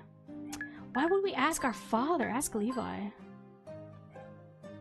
I gesture to Levi to open his, or to even his pace with mine. When he does, I speak in a hushed tone. I don't want Father to notice us and join the conversation. What kind of monarch is Empress Muriel? Why is he blushing already? He's so cute! Levi looks at me endearingly for a moment, letting out a small sigh. My heart skips a beat. Have I said something wrong? Her Majesty is called the Radiant Lady because she loves to adorn herself in gold. Her other name is the Sun of the Empire. Her husband, the Emperor's Consort, from Durandal, our allied country in the south, is the Moon. However, the consort doesn't have much political power. But what is your personal opinion on the Empress? Am I really allowed to talk about the Empress so freely? Please do. It would be a great help to me to know your thoughts. Well, I fear the Empress, even though others look up to her as a great ruler. You fear her? Yes, she's the ruler of our country, but she can be quite strict with her judgment. She upholds the law, after all. Yeah, and she is really harsh, if I remember correctly. Like, she even looks like a mean girl. I see. We may also end up seeing the Crown Prince Noah today. He's called the Mad Prince because he often publicly disagrees with the Empress and Emperor Consort. I've heard he's quite unruly and unopinionated. Yeah, he's a little punk. I love him. Seems like an interesting person. You could say that. I stop walking when I realize Father has stopped as well. I look past him to see High Priestess Elijah waiting for us in front of a huge set of double doors. High Priest Elijah. Hello again, Saintess. Count Queers. Are you ready to enter? Father nods in response to Elijah's words before I can protest. He answers for us, of course. I feel like I've barely scratched the surface of what to expect from this audience. Let's enter. The guards in front of the throne room entrance open the door, and Father and Elijah enter the hall. I turn to Levi. As a commoner, he won't be allowed to say anything during the audience, but I still want him present at my side. Come in with me. You'll only be able to stay by the door, but I want you to be there for this conversation. Alright. Yippee! Yeah, that's the thing. Levi is always there. He's always there just hanging out and just lurking, yeah? Because he's our knight. He's supposed to protect us.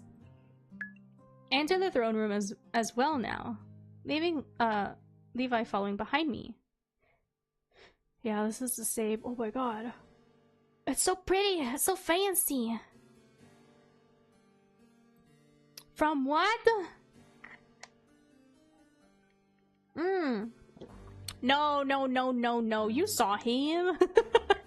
I like that Levi too. Maybe that's why I keep pronouncing his name like that. Sorry, I'm drinking sodi.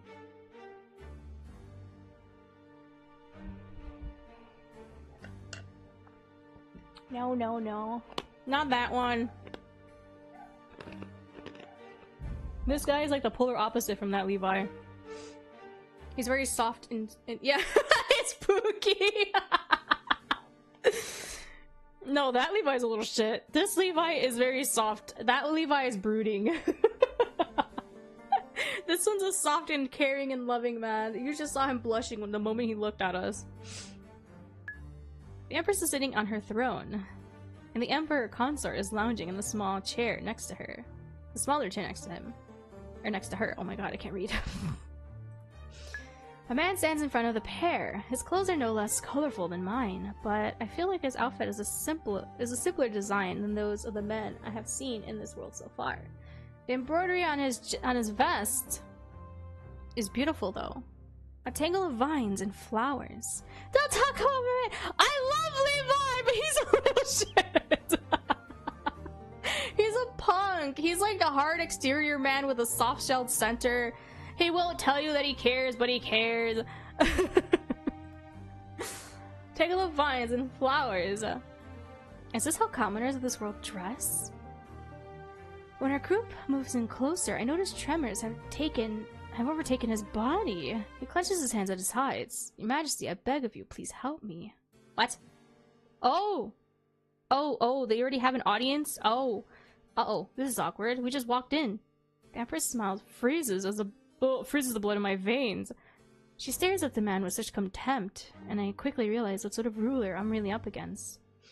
My son, he's sick, but I have no money for medicine. My little nugget, Levi!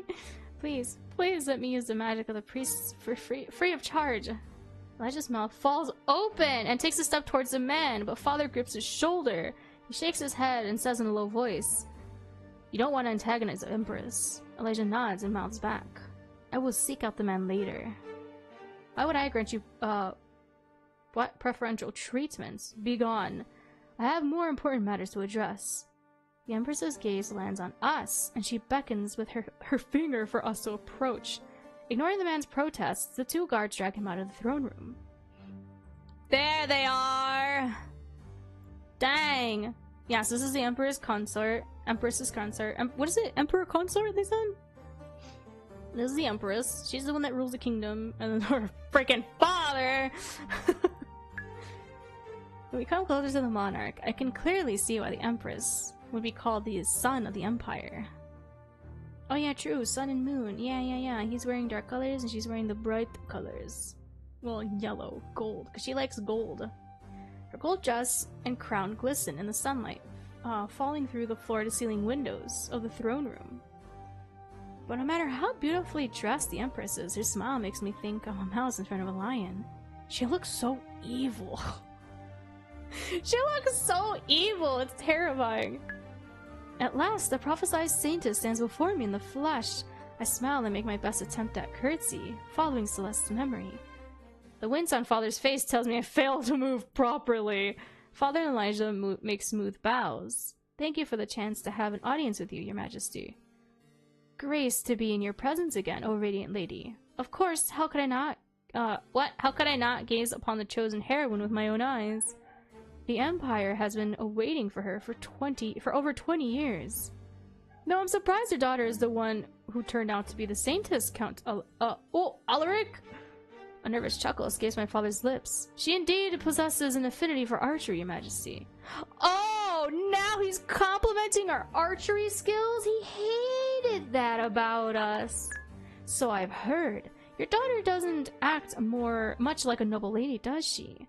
She does have a reputation for enjoying quite boyish activities. Father's face turns bead red. He's embarrassed because of me. It seems the Empress finds me lacking as well, and having her, out of all people, displeased with me is not good. It's known that Count de Clarius has two daughters. The one who's a perfect image of a noble lady, and the one who's a tomboy. Oh, was that the Emperor? Emperor said that. Oh no, I suppose the girl that stands before us, although dressed in finery, is not much of a proper noble. Jesus! They're just picking us apart! Is that what they wanted? They wanted us to be here to pick us apart? Rude. It's so quiet now! Silence falls in the room. Everyone looks at me, expecting me to answer. Under the sudden attention, my mouth goes dry and I can't find my words. Why did I think I would suddenly gain respect by becoming the Saintess, when Celeste's questionable reputation has been spreading for years. Father already told me I was lacking. In a sense, it's good that everyone expects Celeste to be quite lousy at etiquette. After all, I have no idea how to curtsy, or properly use fancy utensils, or dance like a graceful noble lady. Oh, I'll do my best to be a proper Saintess. I don't want to fail the Empire, be it at archery or proper behavior. So you want us to believe you're suddenly going to improve your etiquette skills and your knowledge of politics? That's what's expected of me now, isn't it? So I will focus on honing my skills with the golden bow, but I will also work hard to fulfill the political side of being the Saintess. Yes! Here he comes! Noah barges in. This is great. Our conversation is interrupted when the door to the throne room bursts open. It's the boy! Look at him! God, I love this guy. Woo! Look at him! A well-posed, tall, blonde man enters the room in a dramatic fashion, his cloak waving behind him in a sudden draft of air. He is Noah, Levi's love interest in the book. He ain't much. Oh, you're just jealous. No, I like him more than Elijah. Elijah's a cutie. Very flirtatious for a priest. Knowing that he can't even be with us, though. So I think he's just a tease. A handsome guy. Noah's skin is darker than most Lucari Empire nobles, but only slightly. He's inherited most of his features from the Empress. Smirk. When he spots me, a smirk appears on his face. His red eyes shine with mischief. Knock, knock. Did I miss anything? I love the VA for him. Fashionably late as always, my son. If I missed nothing, there was nothing to miss. I told you he's a little shit. If I missed nothing, there was nothing to miss. I love the line delivery. He's such a little brat. Oh, yeah, I see you take it all back. Aha! You can't backtrack now. This is the Saintess, right? Yeah. Count Aquarius' tomboy daughter. The Aquarius. Yes, the Aquarius. Yes, that's me. You're good at archery, are you not? Better than you are at etiquette, at the very least. Oh, etiquette. I say etiquette. It's etiquette? I always thought it was etiquette. Okay there, Mordecai and Rigby. Oh no, he's hot. No. You wanted Elijah, and I said I'm going for Noah. I'm going for Noah. I also say the way you say it. What? Etiquette? Etiquette. It's because they're fancy. Yes, I'm quite good with a bow. Quite. Then you'll be perfect for the role of the Saintess. Perfect. I forgot about that. This guy. Perfect. How can you say that? If a lacking individual takes up such a high role in the hierarchy of the Empire... Yeah, I'm not fancy. I grew up in the ghetto, man. Oh, you said you're also from the ghetto. But you're from the ghetto that actually helps each other. I'm from the ghetto that they try to kill each other. All the Saintess needs to do is shoot the golden bow and hit the Demon Queen straight in the heart. Yep. Then the war will finally be over. So easy, am I right? Is that not what you want, Mother? I want peace more than anything else. Ghetto of hate versus ghetto of love, yet I am the monster. Yeah, what the heck is up with that? I feel like there's more to this statement than I can decipher with my incomplete knowledge about Lucari Empire politics. I never paid much attention to the aspect of the book when I was reading, too excited about the romance and adventure parts. We were too busy sucking up that BL, guys. And Celeste didn't really pay attention during her lessons either. Together, we know next to nothing about the Lucari Empire's political situation. Please don't worry about anything, Your Grace. I'll defeat the Demon Queen and bring peace to the Empire. He's so cute! Look at us! Empress Muriel gives me a long look. After a moment, the confident smirk that Noah inherited from her mother is back on her face. Excellent. Okay there, Mr. Burns. then there's nothing to stop us from proceeding with the mission to defeat the Demon Queen, is there? Oh yeah, she wants us to go, like, immediately. Noah, you will be the one leading the Saintess quest. Noah's eyes widen. His mouth opens and closes it.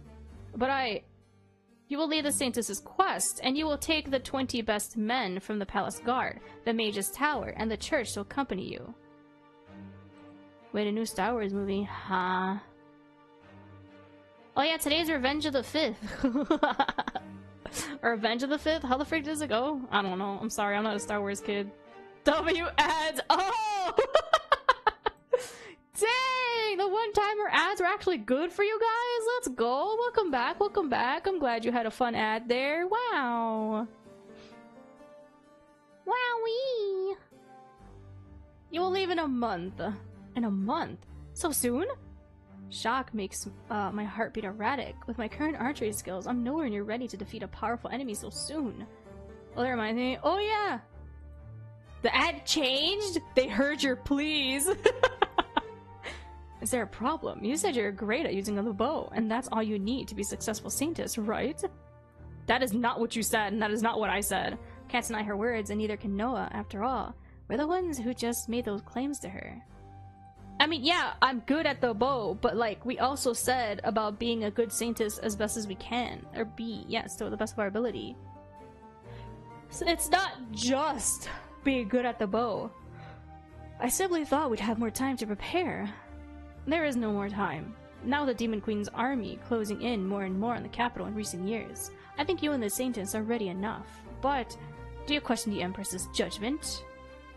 The Emperor and Noah glare at each other. Noah doesn't respond. He just turns around and walks towards the door. So he can't say no to his father, but he likes to just bother his mother. Noah, you will prepare for the quest and depart in a month. As you wish, your majesty. Oh my god, he slammed that door. You will accompany the Saintess and my son on their quest as well, High Priestess Elijah. The Saintess's quest will be an important moment in the history of the Volcari Empire. I wouldn't want to miss witnessing the Saintess defeat the Demon Queen. I will organize a ball to celebrate the finding of the Saintess tomorrow evening. Be sure to attend, all of you. We all reply we'll be there, and after some final departing words, we're dismissed.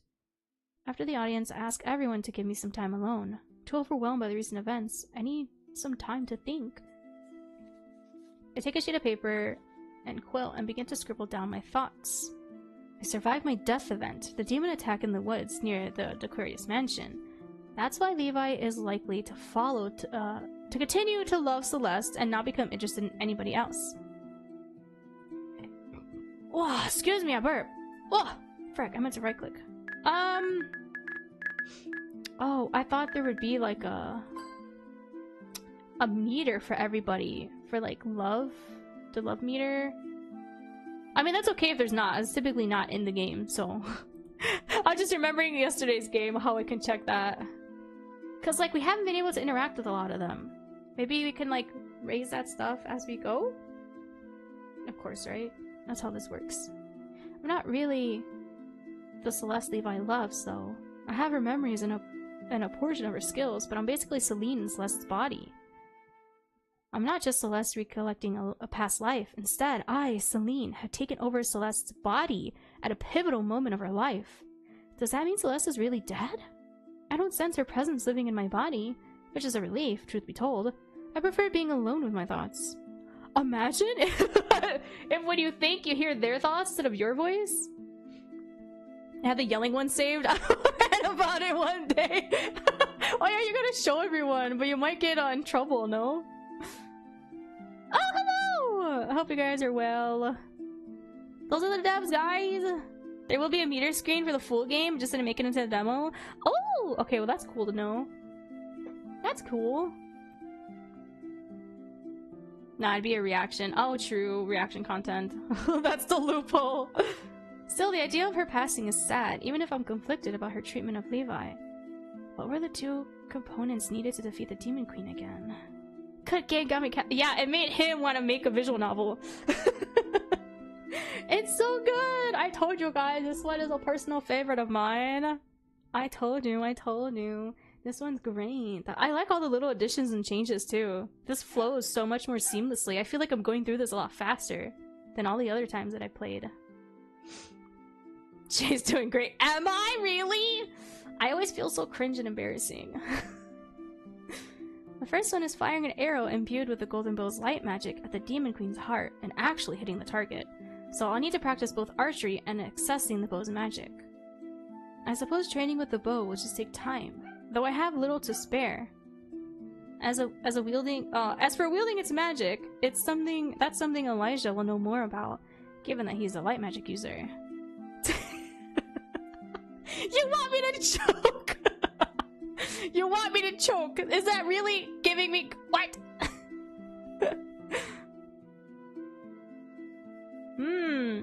I didn't feel like it was rambling, but you know, that's fine. It does change the pacing a lot, cause yeah, I noticed that. It feels a lot more solid.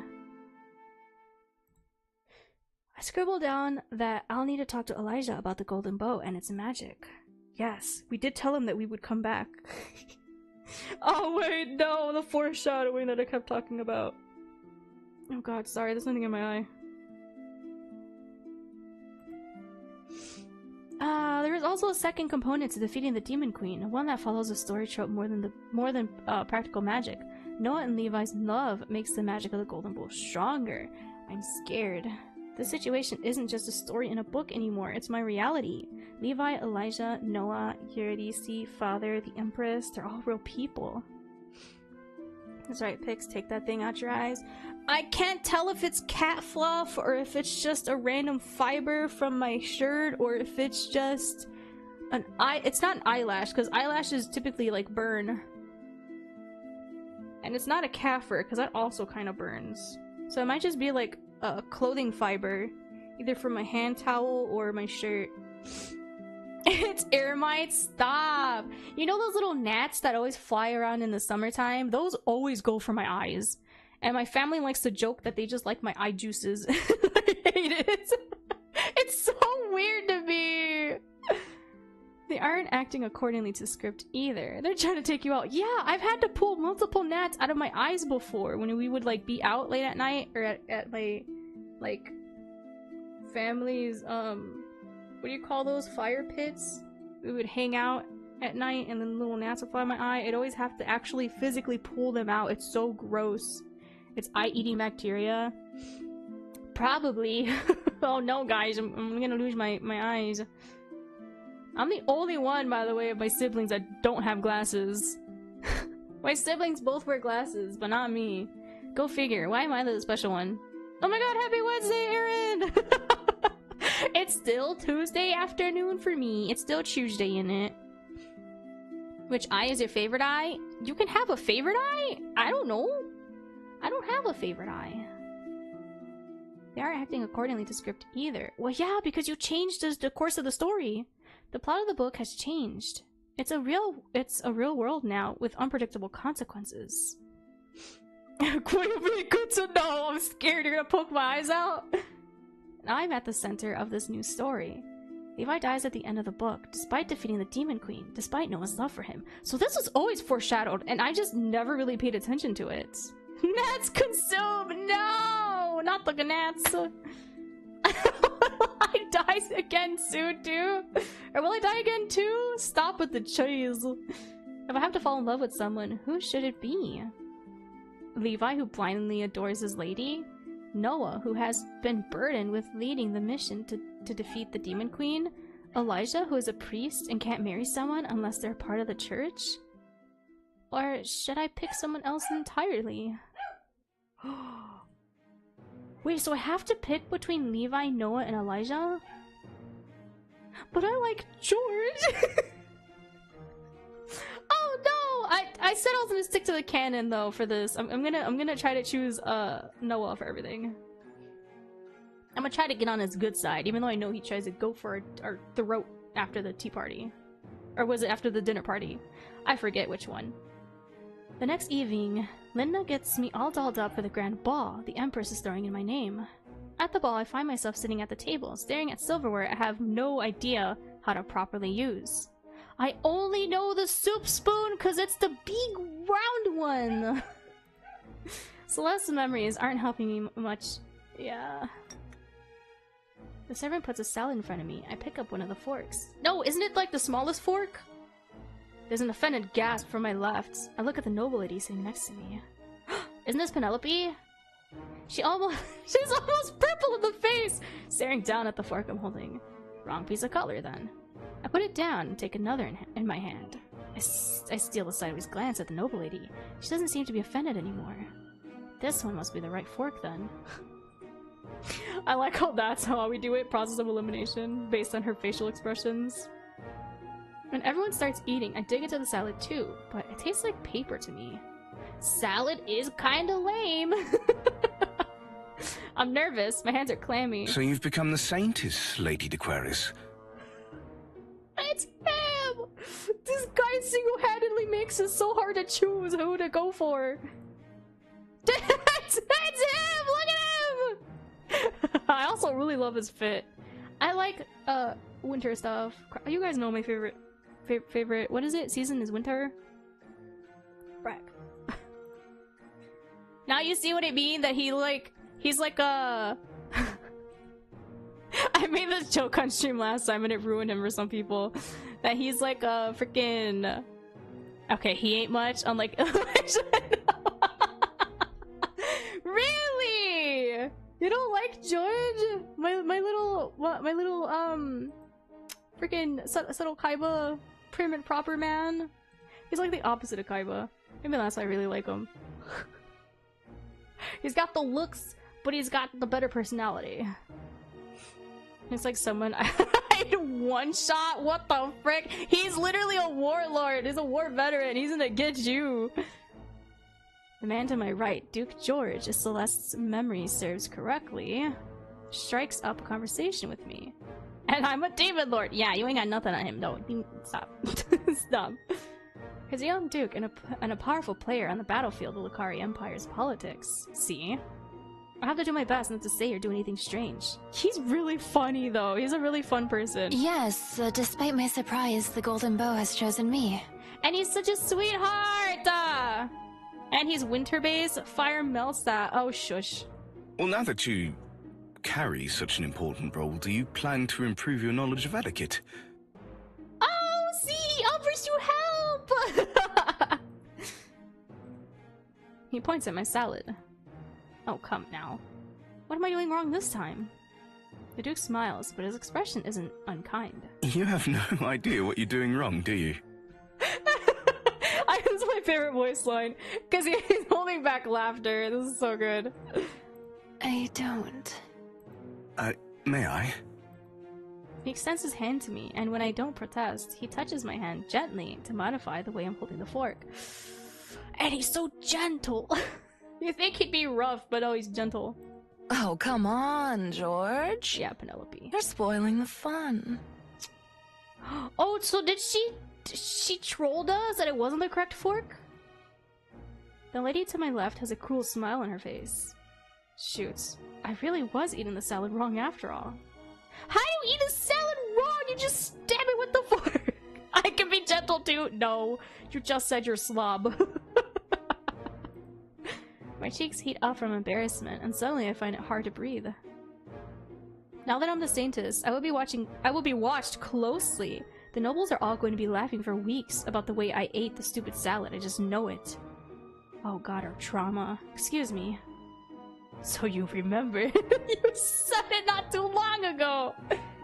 There's a tightness in my chest, which makes it hard for me to breathe. Oh no, she's having an anxiety attack.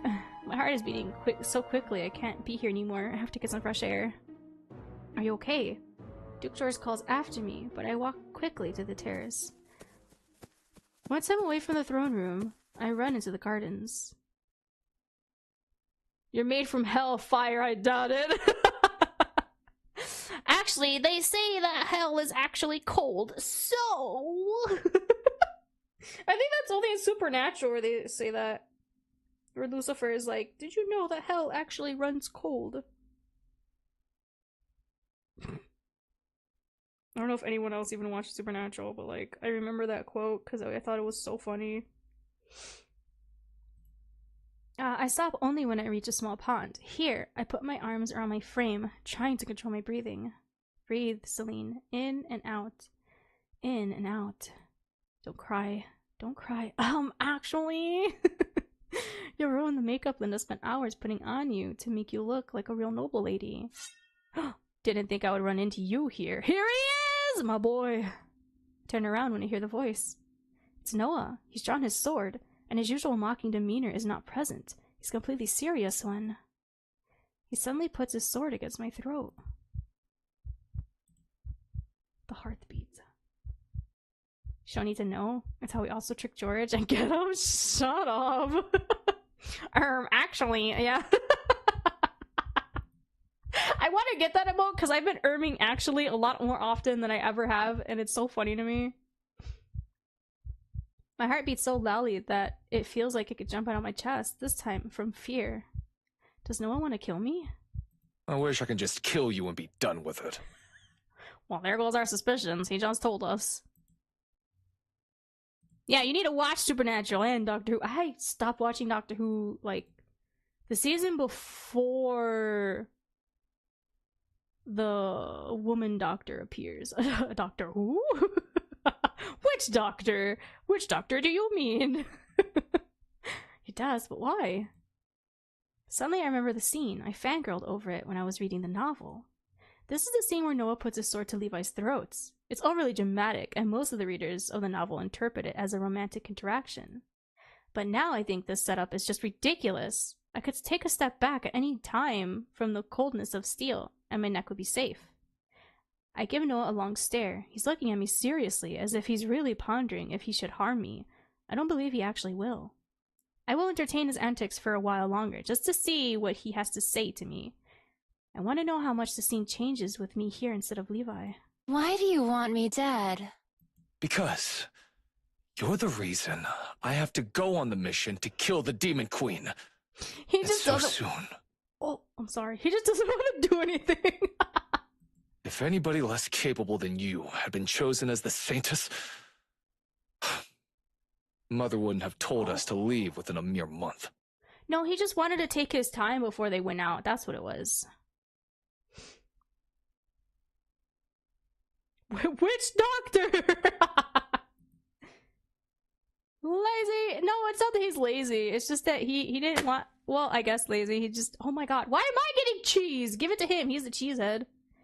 With his blonde locks.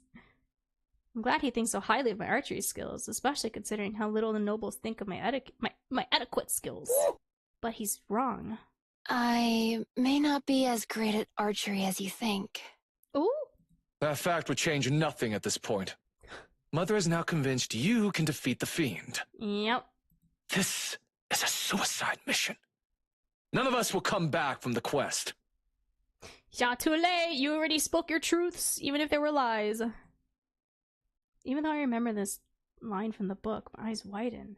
Oh, I thought he was wearing white gloves for a second. I was so confused. I was like, why is that hand glove, but this one isn't? It's because the text box is so light there. How do you know we won't return? Oh? His words almost feel oddly like foreshadowing for what happened in the book. No one seems to seriously believe what he's saying. 20 people going deep into demon-ravaged lands to enter the Demon Queen's castle and kill her. What could possibly go wrong? He's going crazy! Honestly, that's so true. How would only 20 people... It's like his mom knows they're gonna... She set him up for failure. That's what she wants. She wants to get rid of him. He's really convinced we're gonna die on this quest. I can see the desperation in his eyes. Can't you convince your mother to postpone the day we leave, or to increase the amount of people we can bring with us? I've already tried. She doesn't want to listen. She wants him dead. It's almost if she wants to set us up for failure. Yep. I feel like there's a lot about the relationship between the Empress and Noah that I don't understand. It's painful to watch him suffer under the weight of so much doubt. Look, I'm afraid of the mission too. But I don't want to give up. I hear my mom mimicking the cat. She's making fun of how she meows. I won't just roll over and die. I'll keep fighting until the very end. You're trying to convince him to join you. Clearly the kingdom let them down and they should...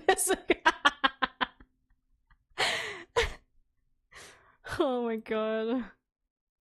No matter how the mission ends, I want to be sure I've done everything I can to fulfill my role properly. Oh! Okay, this one isn't voiced. Hold on, I have to cough. Or did I accidentally go too fast? No matter how the mission ends, Hold on. I want to be sure I've done everything I can to fulfill my role properly. Yes. Okay. Ha! You think giving your best is going to be enough to defeat the Demon Queen? Are you not afraid of death? I am. Very afraid. But what else am I supposed to do? What would people think if I just hid in the countryside in my father's mansion? Citizens of the Lokari Empire have waited 2 decades for the Saintess. I may not fully believe in myself, but I can't simply give up. We have a month until we leave. I'll spend that time improving myself. You're the Crown Prince. You should lead by example as well. Oh! Oh my god, we're so sassy. Oh. You're right. I can't just give up. Yeah, don't lay over and just give up. Come on, man. I must also see the mission through until the end. I'm sure you'll do great!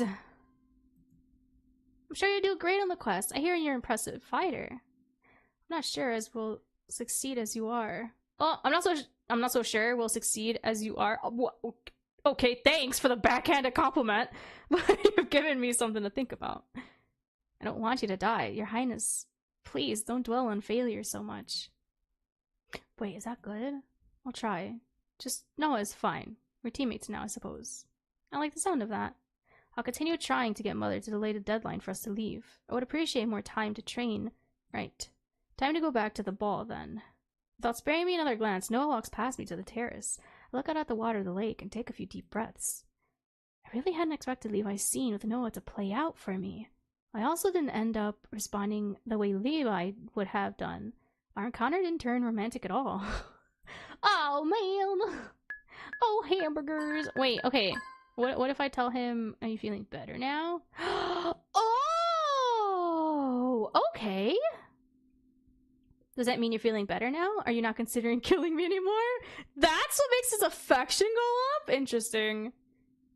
Gave me quite the speech, and I wasn't really serious about killing you in the first place. Are you sure?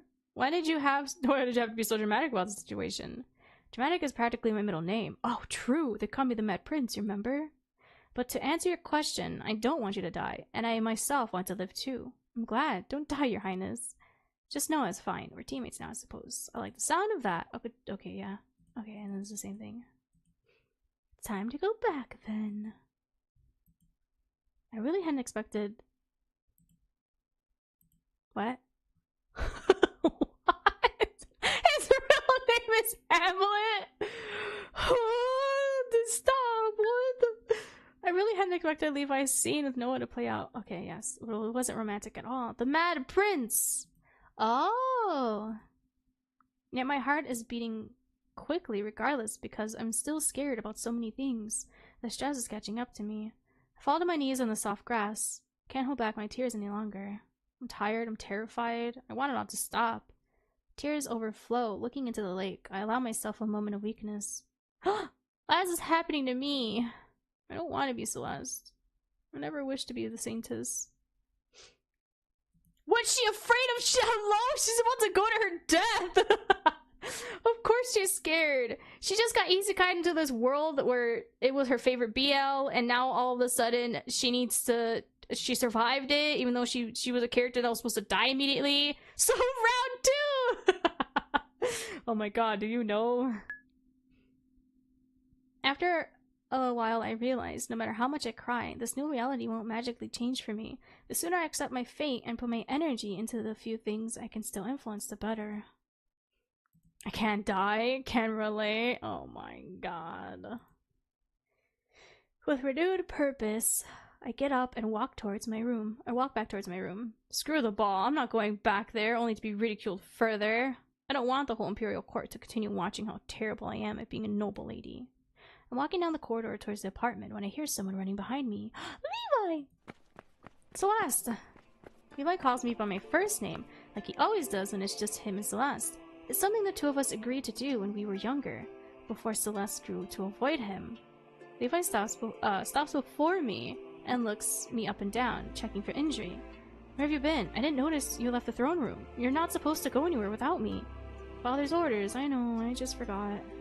I realize I haven't been thinking about how Levi would feel if I suddenly disappeared yet again. I'm not concerned about failing to follow his orders. I'm genuinely worried about you. He is, cause he loves us! This poor guy. Yeah, injury. Is that line 2? Shut. She sees that she was crying and she fell to the grass. She probably has knee stains on her dress. So of course he's going to be concerned that she probably got injured. Stop. It wasn't an excuse to check her out, you freak.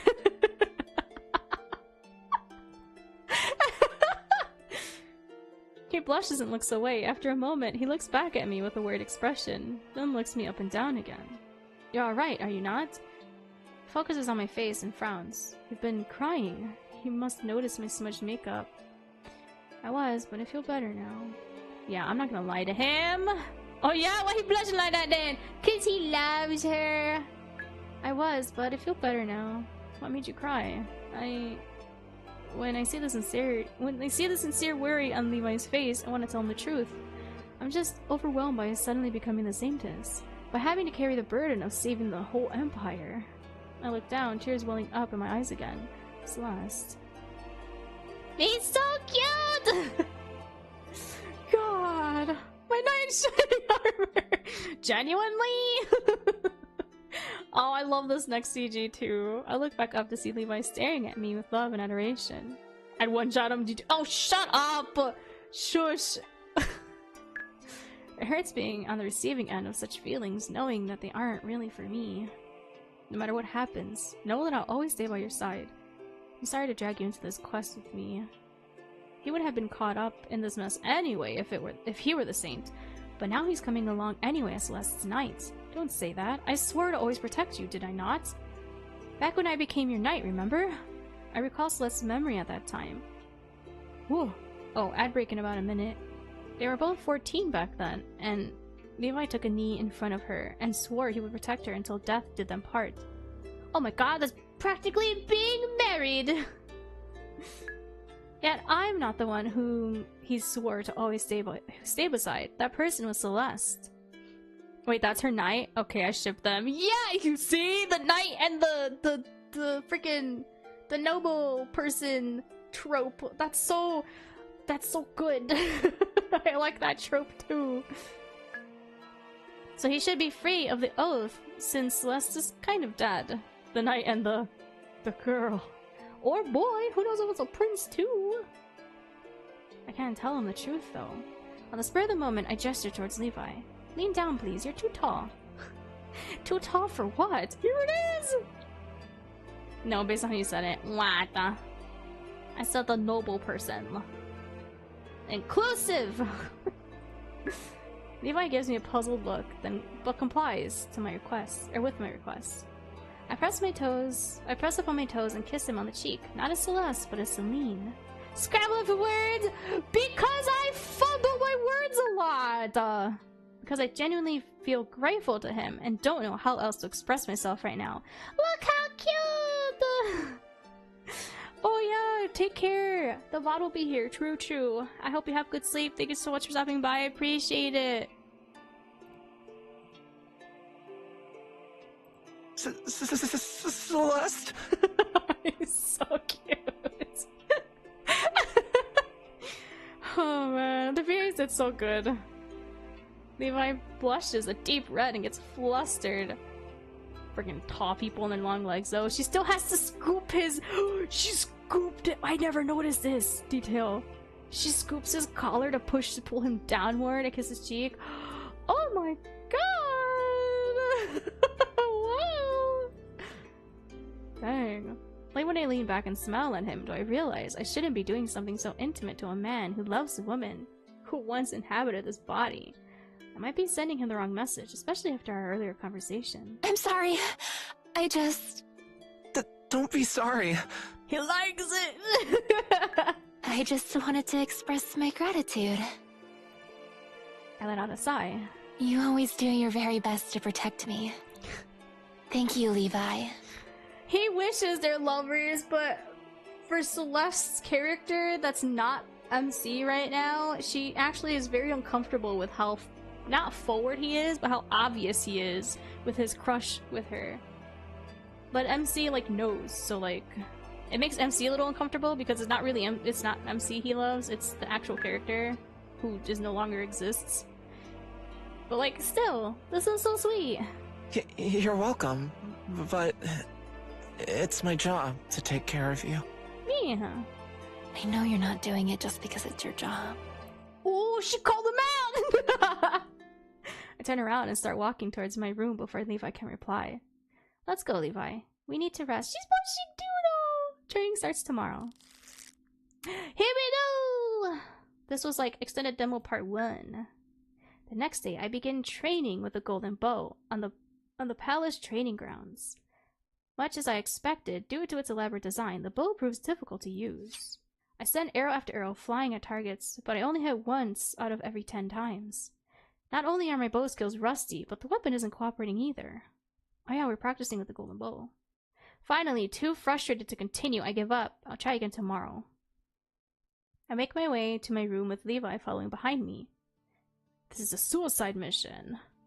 We're not coming back to Solus alive. Or we're not going back to Solus alive. Please, Noah, don't say such things in public. What if someone hears you? Oh, Noah's night is so fine too. She's such a sweetheart. Oh, I love Noah's night. Wait a minute, archery? Like my what? Oh my god, shut up. She is a Saintess. So yeah, they're kind of similar in that way. At the end of the corridor, 2 people stand to the side talking. The one who said something about suicide mission is Noah. After our conversation in the garden the other day, the words don't shock me. What does surprise me, though, is that he's openly talking about his feelings with someone else. Look at her! She's so cool. I love his knight. His knight is really cool, too. Look at that cool armor he got her. I hide behind a pillar and take a peek at the other person. The dark-skinned knight with her hair in buns must be Tarek, Noah's right hand, and the leader of the palace guards. Her armor's sick, yeah! She's wearing armor with the Lucari Empire royal insignia on her chest, characteristic of the guards. The leader of the mission should believe in the quest's success. I would not be able to one-shot her. No, it could work. Yeah, she's so good at her job. It can't be her doubting our ability to defeat the Demon Queen. It's just, I have a really bad feeling about Mother's request, Eric. Why is she pushing us to go on the Demon Queen's castle so soon? Or go on to the Demon Queen's castle so soon? Why can't we wait a few months until everyone feels ready and has practiced fighting as a team? Yeah, we need that team synergy. We can't go to the Empress's, well, we can't go against the Empress's orders, you know that. She said her reason for the rush is that the demon army keeps getting closer and closer to the capital, which isn't wrong. Yet, the fiends are at least 3 weeks' journey away from Solus on horseback, and they haven't made any significant movements toward us in at least a decade. We've got time. The Empress seems to have a different opinion in the matter. I just don't trust her. No, I'll watch what you say. What if? Suddenly she turns around and unsheathes her sword. Who's there? She noticed me. Step on and reveal ourselves, I guess. Oh, he liked that. Let's go! I step out from behind the pillar, revealing myself. Oh, if it isn't the Saintess, welcome. Hello. How much of our conversation did you overhear? I told you, Your Highness, you should be more careful. I'm sorry for eavesdropping. I was just curious. Noah takes a step closer to me. Oh, you were curious about me. Oh, no! This guy. See what I mean? He's a little punk. I didn't say... He isn't closer to me, his face level with mine. I didn't know you were interested in me, Celeste. That's not what I meant. I'm very pleased to win your attention. If you want to know more about me, how about we get together for tea? I'm not... She's blushing. She's blushing, though. Would tomorrow afternoon be okay for you? He's not letting me get a word in edgewise. Anger rises in my heart. I'm not interested in you. Ooh, I take a few steps back, putting distance between us again. She's lying! No, don't listen to her! Noah chuckles. I don't appreciate you flirting with me. Is that what I'm doing? You clearly are. The other day he wanted to kill me, and today he's playing with me. What a frustrating guy. I'm leaving. I rush towards my room, my footsteps heavy. I feel furious at Noah for clearly making fun of me. Levi follows behind me like my shadow. I forgot Levi is always there in our shadow, and he adores Celeste. He loves Celeste. Watching her and vice versa, the people flirting with her. Ooh. How does one tell if someone's flirting? They're using hacks. You can tell by their mannerisms. Noah was definitely well, he wasn't flirting, but he was teasing. He was definitely teasing her. It wasn't really flirting. I spent the next few days training with the golden bow. I increased my accuracy rate, but I'm still struggling to wield a weapon. In the afternoon, Elijah approaches me. How's the training going? Should I be honest with him? I hesitate, but I know I'll need his help to access the bow's magic. Now the teasing makes sense. Yeah, he's teasing because I think he does like her. I mean, we've gotten his affection up twice now. I'm glad I saved before too. It's not going great. He likes that. Honesty is the best policy, chat. Honestly, the training's not going great. I feel like my bow is fighting me for control. The bow is supposed to be semi-sentient. The issue may very well be that it hasn't fully accepted you. Hasn't fully accepted me? What should I do to make the artifact approve of me? Unfortunately, I don't know. I wanted to ask you something ever since I was chosen as a Saintess. You're the High Priest, so you know a lot about holy magic, is that right? As much as humanly possibly can. As much as a human possibly can. Tell the artifact, hey, baby. The artifact will not want us after that. What do you mean? I'm the strongest light magic user in the Empire. Ah, that's right. I remember that part from the book. Everyone thought that Elijah would become the saint, but on his 18th birthday, he didn't get chosen. The previous high priest abdicated at that time and passed on the role to Elijah. That's how Elijah came to have such a high position at such a young age. The novel also said Elijah's light magic is abnormally strong. Could you teach me about light magic? Sure, but you have no magic of your own. You know that, right? I nod. That's true. We don't have magic, but we need magic to wield the bow. How does that make any sense? How does the bow why did the bow choose someone that can't even use magic?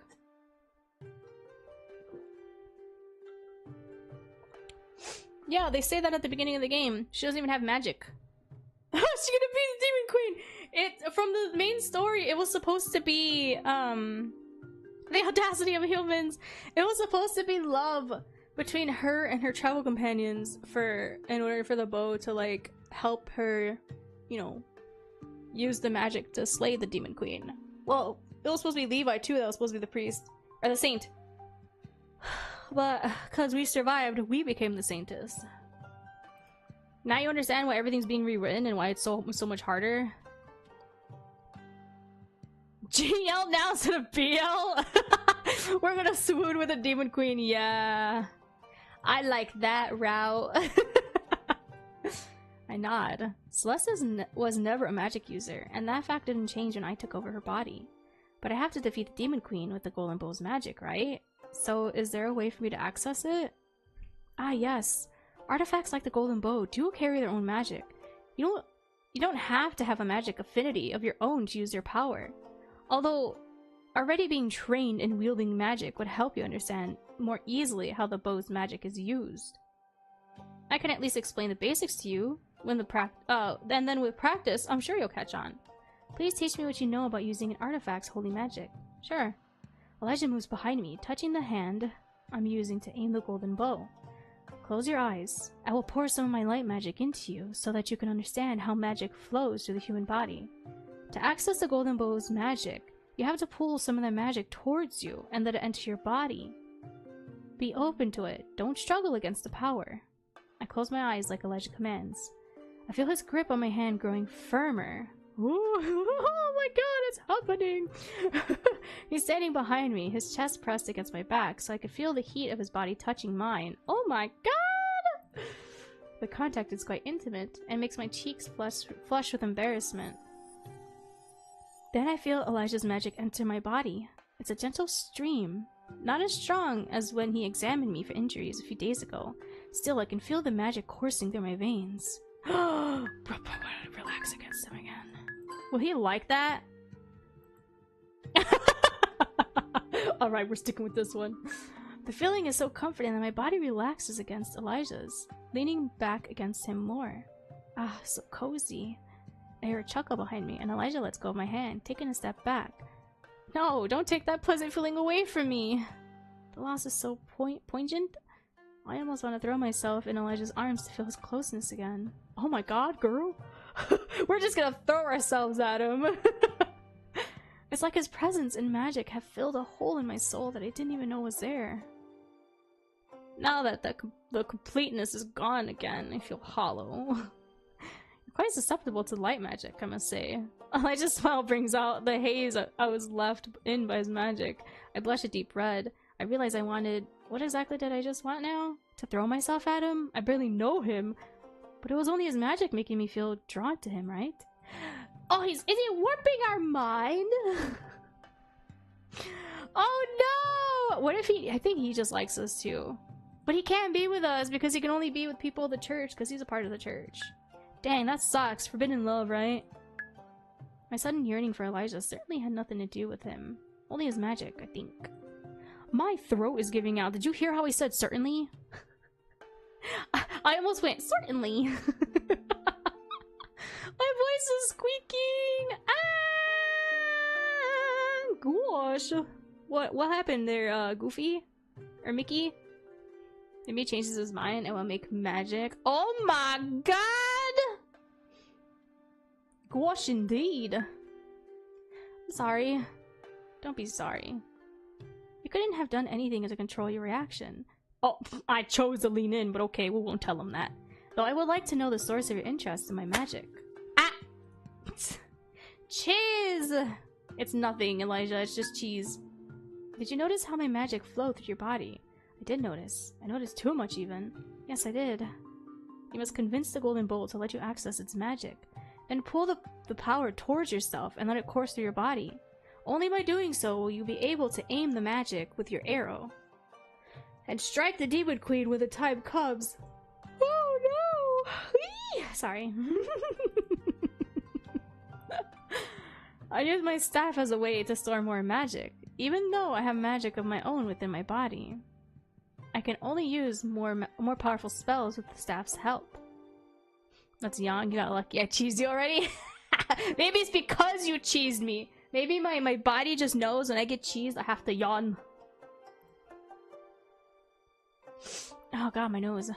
Just like what you must do with the bow, I draw the magic of my staff into my body so I can release the power as bolts of light. The human body is a conduit for an artifact's magic. I'll try it out. Great. Now regarding your pull towards my magic.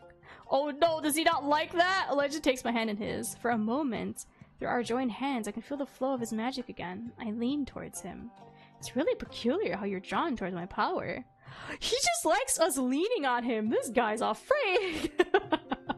Why is it always the ones that are supposed to be, like, holy that are the freakiest? Never seen such an affection for someone else's magic in anybody else. So this sort of thing doesn't happen often? Not at all. I'll ask some of the other priests about the matter. Maybe one of them will be able to shed light on the situation. Oh! What? So what you're saying is I must be holy. No more demon fox, angel fox. Cause you're a freak! Oh my god! Dang, okay.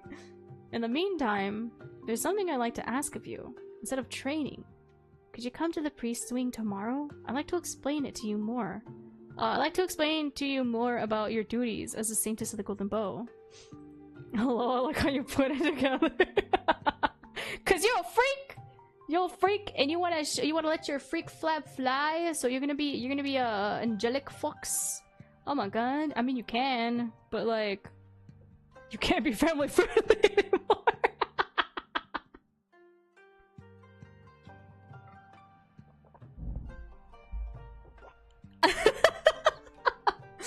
That's your alter ego is Angel Fox. My duties. Yes, did you think the only thing the Saintess has to do is defeat the Demon Queen? I understand that as the Saintess, I'm supposed to be a key player in the Lokari Empire politics. Just a whole side channel no one knows about. You're gonna hide your identity from everyone else. Oh my god, you want it to be in secrecy? You're out here outing yourself? That's funny.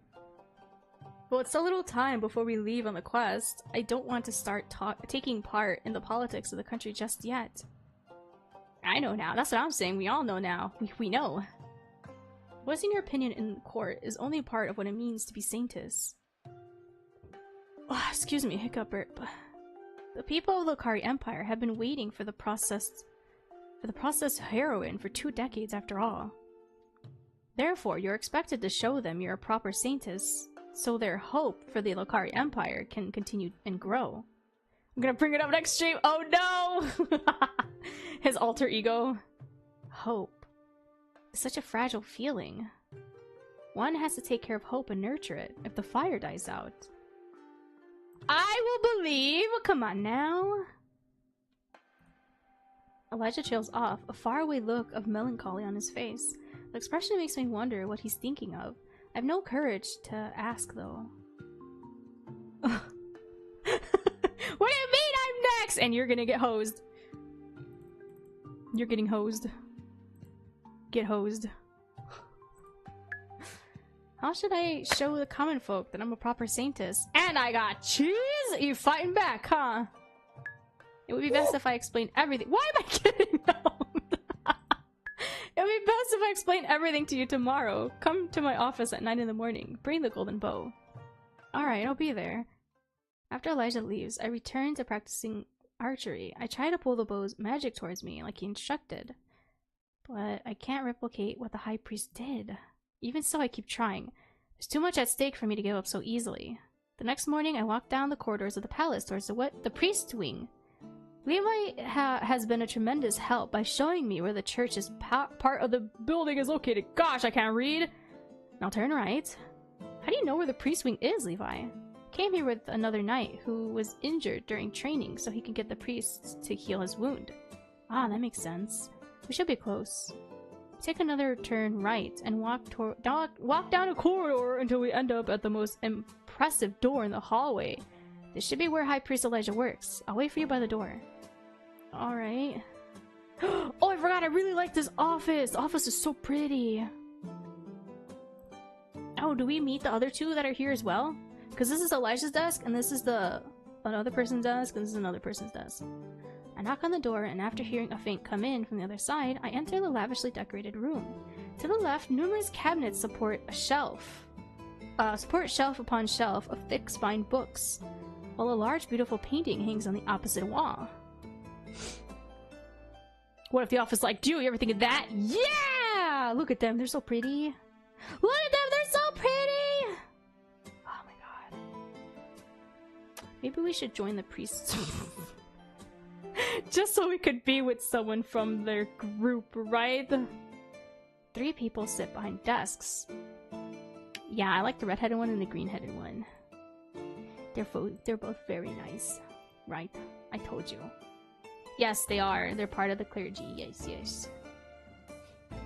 So they can only be with people a part of the church. To my left, a green-haired man is focused on some large stacks of papers. So we can corrupt them. I mean, I think they're pretty corrupted with the way he is with us. Very flirtatious. He likes the pull he gives to us. This guy. He looks up when I enter and gives me a gentle smile. His table is decorated with shining crystals. How curious. To my right, a priestess with curly red hair. She's so cute! Who looks up from the architectural plans for a huge building, upon which she's been drawing with red ink. Her face lights up with a bright smile. At the podium in the back is Elijah's desk. Welcome to our office, Saintess Celeste. That's the Saintess? I'm happy to finally meet you. I'm Meredith, Development Overseer, currently in charge of leading the construction of the cathedral in Solus.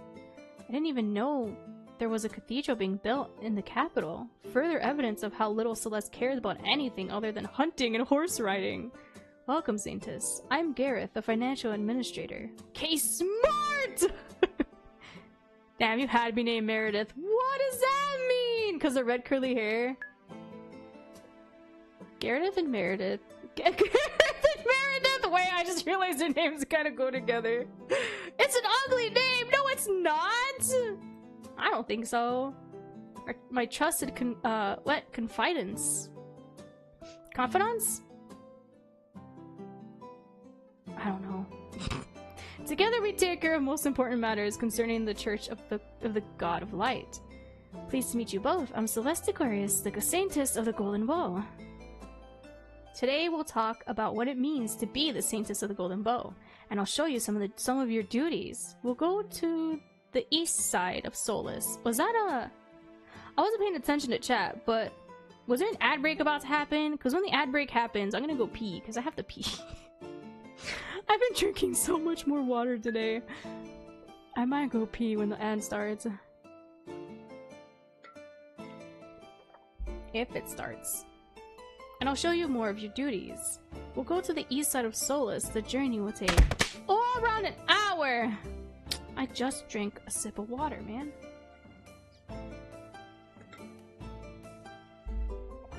Ugh, my throat.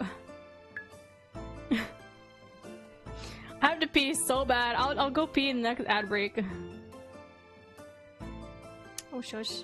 We'll be taking a carriage to get there. Meredith will accompany us. I'll hop off at the cathedral construction site so I can perform my duties as the overseer there. Excuse me. You're welcome! What about Gareth? We can't fully close the office because someone might have an important request for the High Priest. I'll stay here and take care of the piles of paperwork. Gareth gestures at stacks of paper on his desk, but his gentleness doesn't change into a scowl. But his gentleness doesn't change into a scowl? Wait, what? Maybe he likes working with documents? Oh, yeah. Why would he have this job if he didn't enjoy it, right? I've got something for you, Saintess. For me? Yes, here. Meredith takes a package from the shelf behind me and hands it to me, barely hiding her excitement. What is it? A proper outfit for the Saintess. Clothes? You can use my living room to get changed. Or to get dressed? Yes. I can't read. Elijah gestures to the door near the podium on which his desk stands. The other one over here. Meredith walks towards the entrance. Puzzled, I followed her. We enter your cozy living room. Oh, I forgot, it's so cozy, yeah! We enter a cozy living room with beige and brown decor. Vegetation is even more plentiful here than in the office. Does the High Priest like plants? Ah, yes, he believes nature is a gift from God.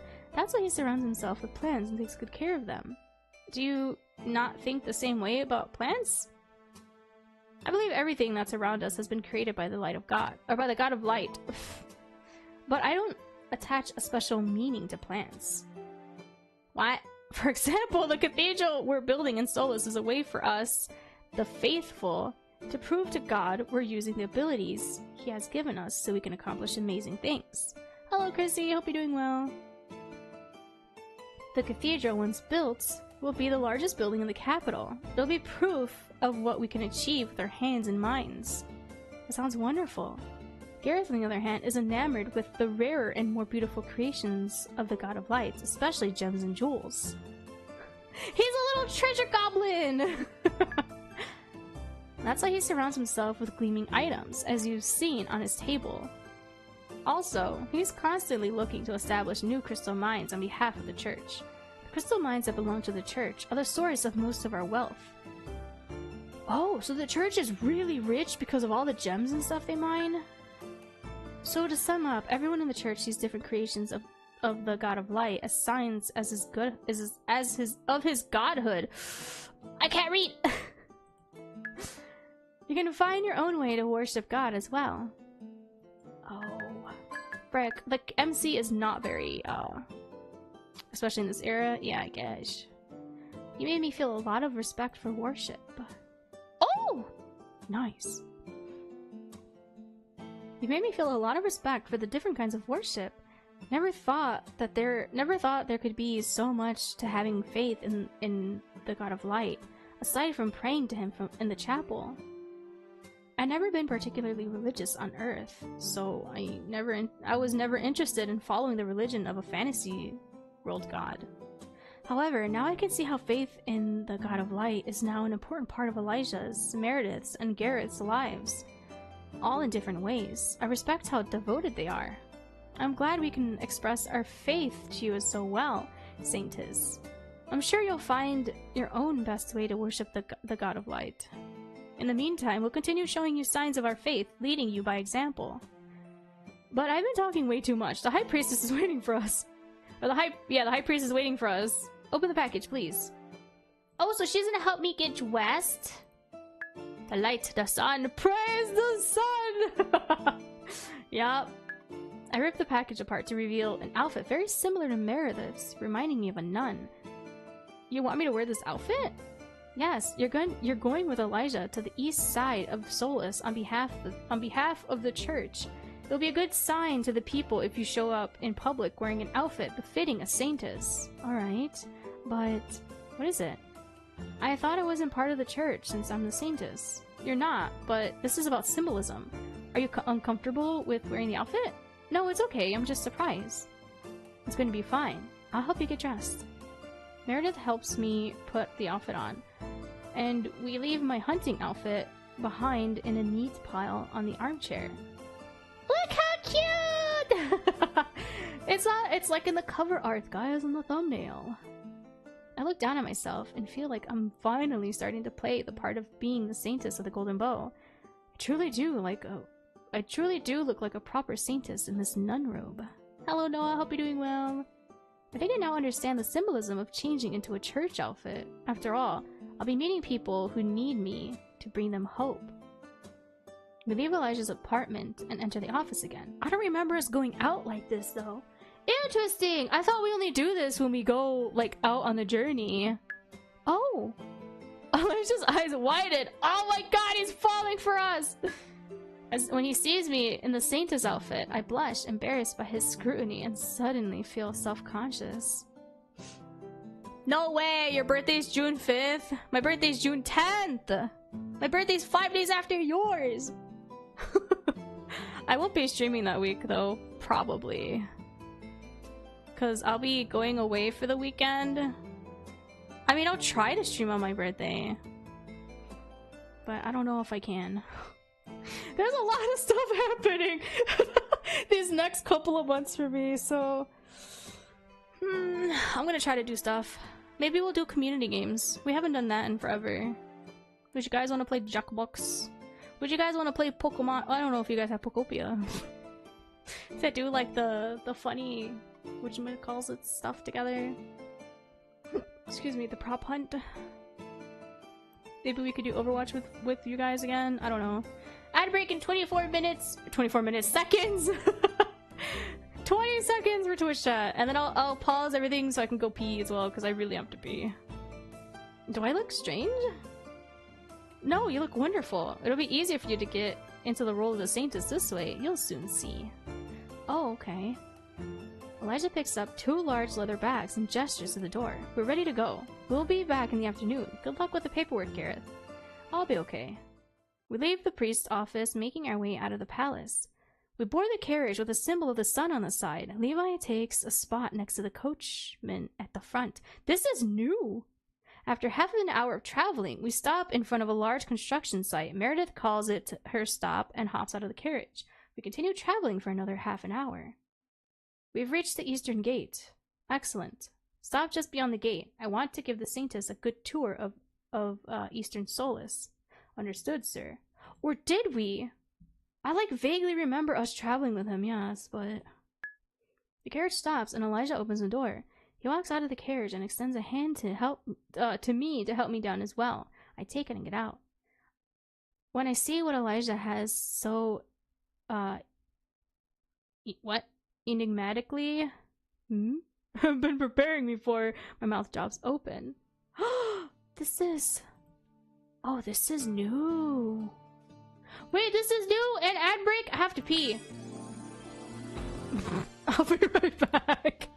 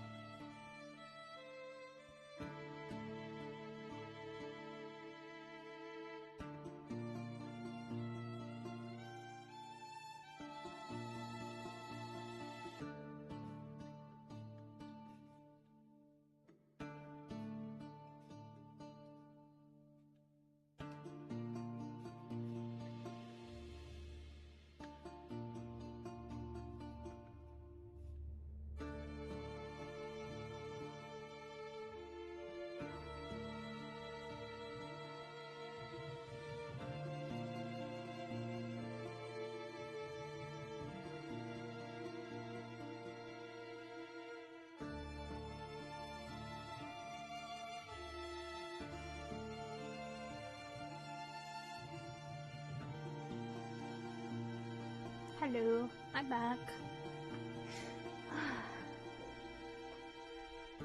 I went to the bathroom, right? And I walked... When I walked in the bathroom...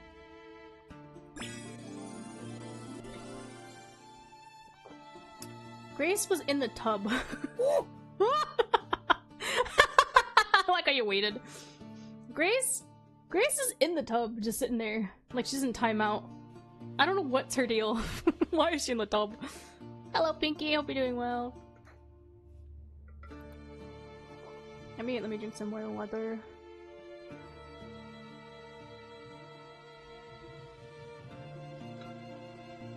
Oh, my throat. I waited the entire time. I admire your dedication. This is new. We haven't seen this before. This is the new addition then to the demo. You're new here. I can see. Hi, welcome in. I am playing through the Otome game celebrations for this week. It ends on Monday, so I'll be streaming every other day this week. Next week, I don't know what I'm gonna do after Monday. Maybe we'll go back to Pocopia, because I feel like I'm so close to finishing the game. Right now, I'm trying to make Pichu spawn, and for some reason, he's just not spawning. That's so annoying. Thank you, I appreciate it. The land beyond the eastern wall slowly slopes down, as far as I can see. From our vantage point, there's a sea of tents in various stages of disrepair. They're made of cloth of various colors, whatever kind of material their owners could get a hold of. The area smells of unwashed bodies and excrements. What is this place? The Solus nobody speaks about. The war front is to the east, and is moving towards the capital with each passing year. That means each year, some citizens of the Lucari Empire lose their homes in demon attacks. Oh, so this is different, because I remember in the past updated demo, we had people that gathered in the capital that we were helping him help heal and such, if we chose to go with him. I forgot how that worked out. So that makes sense why this is all different and why we can't skip stuff, because this is genuinely new. To save their lives, many travel to the capital in search of a better future, but there are so many refugees, and the capital has no place for them all. The Empress has long forbidden war refugees from coming inside the walls. She doesn't want to hear their pleas. Yeah, the Empress sucks! It took me a long time to be able to negotiate with her to let the church's healers come to the slum 2 times a week so we can help the ones in most dire need. This is the truth behind the war. We have been holding on without the Saintess, but as you can see, this war is slowly becoming a losing battle. If you hadn't appeared as the Saintess in this decade, would we really be able to hold on another 10 years? Or would we lose all hope and eventually let the demons destroy us? Surely the Lucari Empire's army would never give up fighting. Without them holding the front, the demons would come to the capital and even far west. If you fight for a long time only to slowly lose ground over and over again, it can be easy to lose faith. True! Like he said, it's a very easy thing to just losing hope. Elijah's voice sharpens as if I've hit on a very personal emotion in his heart. Maybe I shouldn't voice any opinions on the matters of the Lucari Empire's war. I'm not really from this world after all, and I don't know much about the situation, but that doesn't mean I don't want to find out more. I want to help where I can. I understand the situation now. Thank you for bringing me here, Elijah. How can I help these people? We'll go around the whole slum so we can present you to people. We'll stop to talk to everyone who wants to converse with us. It will take a few hours, but I want the word to go around that the Saintess of the Golden Bow is a real person who came here to make sure everyone she knows is ready to save them. Do you think you can live up to this role? I'll do my best. I've never done it! Who cares? I'll do my best! It worked! Of course it's gonna work. Yes, I'll do my best. It seems to me that you're confident in your role. That's good. We need you to put your heart into convincing everyone you're gonna save them. Let's go then. Oh god. This makes it hurt even more for the end of this. How they keep talking about how we're gonna die. I follow Elijah deeper into the slum. Levi steps close behind me, his hand on his sword. He's nervous. He's at attention in case something bad happens. We passed by several people with sunken cheeks, ashen skin, and hollow eyes. When I gaze upon the refugees, I finally understand what a rare commodity hope is amongst them. Hope won't feed them. It won't make their wounds close. It won't increase their living standards. Oh, God, this is hitting so close to home.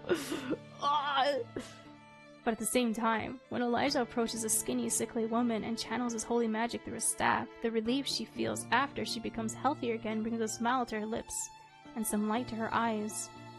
Oh, cute! Thank you, High Priest. The High Priest is here? Oh my God! I like her little plushie. She's so cute. The High Priest is here. Mom, are you feeling better now? Ah, this is my daughter. I'm sorry. She's very energetic. It's great that your daughter can still be cheerful despite the environment she's growing up in. Oh my God, guys, look, it's me! Guys, it's me! Despite everything, it's still you. Despite everything, I'm still silly. Never lose your whimsy, guys. Yes, it's wonderful how children can adapt to even the worst situations. I gave birth to her here. Are you, perhaps... Is your name Cherry? What? Ah, yes, and you are... Levi. Oh my lord, you've grown so much. Do you two know each other? Yes, we grew up in the same village. Cherry is 8 years older than me. So even though we played together as friends, really, she was more like an older sister to me. Oh my god! She warned me not to climb high trees and looked after me after I did it anyway and fell and cry. You were quite rowdy as a child. I like to test my own limits. I would say I was curious. But that means that Levi's village was destroyed in a demon attack. Yes, our homes got burned down by demons. So this is your daughter then, Cherry? Yes, my precious Lily. Oh, cute! Cherry and Lily! Lily. She looks so much like you did when you were a child. That's why I thought I might know you. She does really have my face, doesn't she? Yeah, she looks like your twin. Lily runs up to me and tugs at the bottom of my skirts. Who are you? Who are you? I've never seen you here before. Are you new? Are you a new nun? I kneel down in front of the girl to put my face level with hers. I'm the Saintess of the Golden Bow. The Saintess? But the Saintess is just a myth. She's not real. That's what Mom said. And Mom is no liar. Oh! Lily! I'm very much real. I pull the golden bow off my back and show the artifact to the girl. This is a golden bow. Only I can wield it. Or so it seems. Will you defeat the Demon Queen with it? That's the plan. Mom says that the Demon Queen is ever defeated, we can go back home to rebuild the village where she comes from. Then you have something great to look forward to. Will it really be something great? Yes, you're gonna see a world that's much more beautiful than the place you live in now. Vast valleys, lush forests, wide blue skies. I've only ever heard about valleys and forests from the adults. Soon, hopefully, you'll be able to see them for yourself. Isn't that exciting? Well, yeah. Wait, but didn't the demons destroy the lands? We're lying to this child. Aldar. I'm sorry, Saintess. I think it's difficult to be excited about experiencing things you've never seen before. She pulls the child close to her and pats the girl's head. Once we travel back to the ruins of my village, she's going to see so many wonderful sights. I'll pray for you, Saintess. I want you to have the strength to defeat the Demon Queen. Thank you. Elijah nods at me. I follow him through the slums, away from the girl and her mother. At some point, someone grabs the skirt of my dress from behind and yanks immediately. Levi draws his sword, and my hand goes to the golden bow. What the frick? Who is it? Why would he do that? I turn around only to see a man without a leg. He smiles through his mouth, devoid of teeth. He doesn't look dangerous, so I gesture at Levi to stand down. Can the pretty nun heal me too? He's just a pervert! Can the pretty nun heal me too? We can't make what is already lost grow back. Damn, I thought as much, but it was worth a shot. Hands went where? He grabbed our skirt and he yoinked us backwards to him. Hi sister, hope you're doing well. You need to text Mom. She keeps asking if you've texted any of us. And I was like, I don't know. You're worrying your mother. You need to text her more frequently.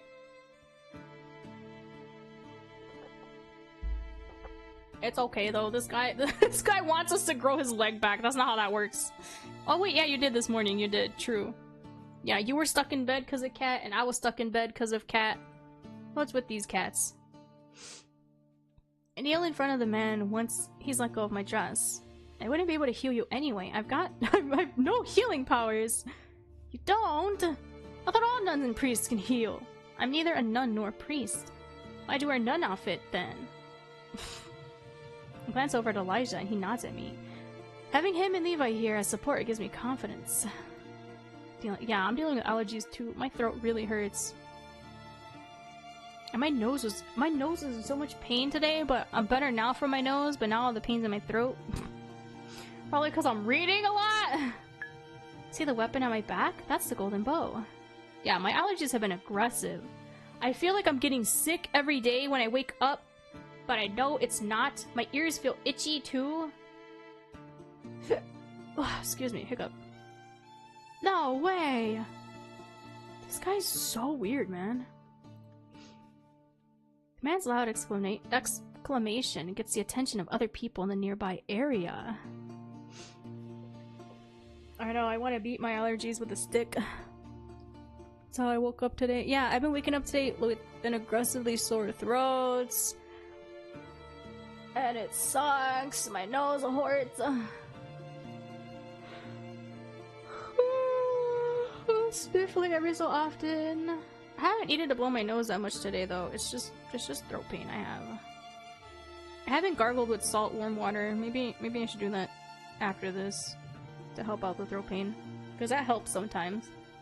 But then my mouth feels salty. I hate that.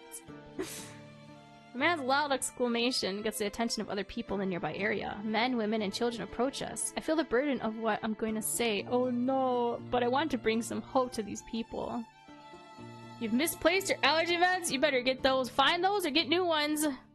Find those or get new ones. Who let you take the golden bow, my pretty lady? The golden bow has chosen me to be the Saintess. I've been carrying the artifact on my back ever since. The Saintess of the golden bow. The Saintess. The Saintess? A wave of whispers goes through the crowd behind my back. A crowd. Now that I turn around, I see just how many people have gathered. Do they all live in the nearby tents? Yeah, you better hop to it. It really do help. There must be a few dozen refugees wanting to listen to what I have to say. I swallow hard. Yes, I'm the Saintess of the golden bow. People gasp. The one-legged man yanks on my sleeve to get my attention. What is with this guy? There's more light in his eyes now that he's heard who I am. Good. You want us to believe the Saintess came down from to the slums out of all places? The High Priest informed me you might want to see me. I didn't know about Eastern Solace, about the High Priest, but the High Priest has shown me your situation. I may not be able to do as much as you can manage. I cannot heal you. I don't have such power. But I want you all to know the Golden Boa has really chosen its Saintess. I'm the Saintess, and I'll do everything in my power to defeat the Demon Queen and end the war. The crowd behind me cheers and pushes closer towards me. Move out of the way! I want to see the Saintess! Oh no, we're gonna start a riot! What the frick? I want to take a good look at her too. I want to see if she's real. I hear Levi take out his sword, but Elijah puts a hand on his arm, shaking his head. Please stop trying to get closer. You're making the Saintess uncomfortable. But people still try to push in closer to me. Elijah looks at my panicked expressions and sighs. I expected this might happen. And you didn't tell me it could?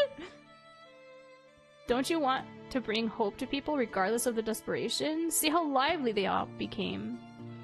Word that the Saintess has come to the slums will spread far and wide now, but the situation is dangerous. Levi and I will protect you, so let's just go to another area and let more commoners see you. Do you really think that's a good idea? As I said, we'll protect you. But these people have to gain hope somehow. I learned long ago that my own presence and healing cannot keep the flame of hope burning in their hands. Or burning in their hearts. In their hands! In their hearts! No matter what I do to keep their will to live alive, it's not enough. Oh shoot, that must hurt him too, because his whole thing is about healing. And if he can't help them spread hope, then what else is he as a priest? I feel like there's more to the story Elijah's not telling me. He takes me by the hand and leads me to another area of the slums. At some point, people stop following us. When we arrive at another part of the slums, I repeat my big revelation about becoming the Saintess of the Golden Bow. The refugees act much the same no matter where we go. We're exhausted when Elijah finally says we've done enough. I mean, he said it would take a few hours. It is a pretty big land. There's a ton of people here. We stopped at an area with a few dozen cots, all filled with patients. Between the cots, more people lie on bedrolls on the ground.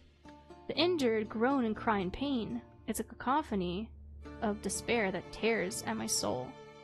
This is the main field hospital. Healers run around tending to the wounded, but one glance tells me there aren't enough priests and nuns to heal all of the injuries right away.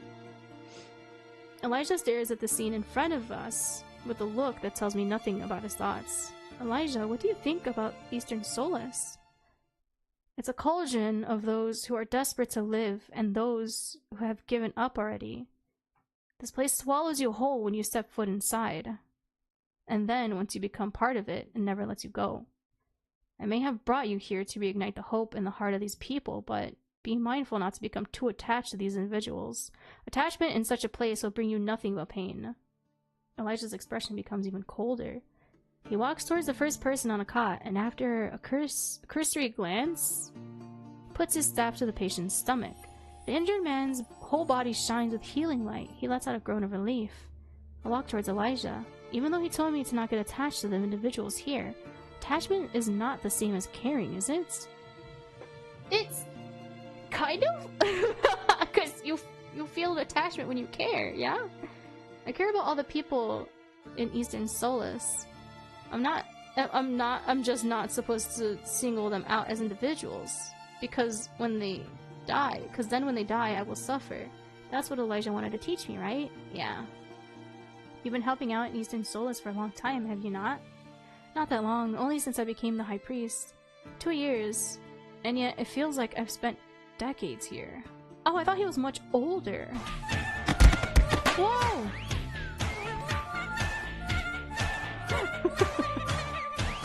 Never fails to get me. Hello, Cher! Hello! Hi, Raiders, welcome in! My name is Pixachu. I'm an electric cat girl pixie. I play a variety of games, primarily indies. However, this week, since we are a part of the Otome game celebration, we are playing Otome games this week. Every other day I'll be streaming, by the way, until it ends on Monday. Monday will be the last day of this event and the stream for this event. Well, hello, I hope you're doing well. What were you playing? Are you a part of the Otome game celebration as well? I hope stream went well. Feel free to lurk and run and raid and run if you need. That's totally fine, I understand. Thank you so much for the raid and for hanging out. I appreciate that a lot. Hello, Anxiety Shervane. Hello, Clyde. Hello, Cher. Is it Cher or Care? You're also doing the Otome game celebration. Yippee! I hope you're enjoying it. I've played this one on my channel a handful of times already. Oh, thanks for the gnome. However, this is new! They've had an update since I last played this last year, so I'm excited. Played 2 plant-titled games? Really? Oh, Of the Lilies! I'm playing that one on Monday! They have a new trailer that they told me that they want me to watch with my chat, so we're gonna watch that trailer on Monday. Ooh! How was Of the Lilies? Did you enjoy it? I like the idea of the story of that being similar to, like, Avatar The Last Airbender, because I love that series. Anytime, thanks! And I love that it has a mixture of combat in the visual novel. I think that's so cool. Because the visual novel I played yesterday was Fate's Masquerade. That one has live 2D in it. And it was so neat. It felt so immersive with the live 2D. Oh my god, Fate's Masquerade was so good. The devs are absolute sweethearts too. They were hanging out and then emailed me after, and I was like, oh my god. I always feel so embarrassed. It was strongly giving Avatar. Yeah, that's what they said. It was inspired by Avatar The Last Airbender, and I love that series, so I'm excited to play that one. I'm glad you enjoyed it too. I can't wait to play it. Sacred Tunnel? What? Where did you find it? This is Saintess of the Golden Bow, by the way. So, we're the Saintess. We were chosen by the Golden Bow to become the Saintess. this is also an isekai, by the way. So this was a BL web series that MC adored, but we kind of we kind of axed that. Now it's just an Otome BL mention, yeah. So now that our character survived, no, yeah. now it's just a heterosexual game. A typical heterosexual relationship is happening now. This is one of the love interests. He's a priest, but he can only be with those within the church. So like he can't even be with the love interest anyway, whether it was through the BL or the normal relationship thing now. So that's kind of sad. He can only be with those within the church. So he brought us out here now that we're the priestess of the Golden Bow. Now with that attitude, true! I do want the BL to happen. I'm so curious. Maybe he could be with Levi now. But Levi is still... he has a raging boner for us. I say that, but it's actually a very cute, like, puppy love thing, okay? But he's just so infatuated with the MC. It's crazy. It's crazy. I love the Exotic Prince, though. And the Exotic Prince was, like, the whole BL romance, the OTP for that. So that's who we're going for.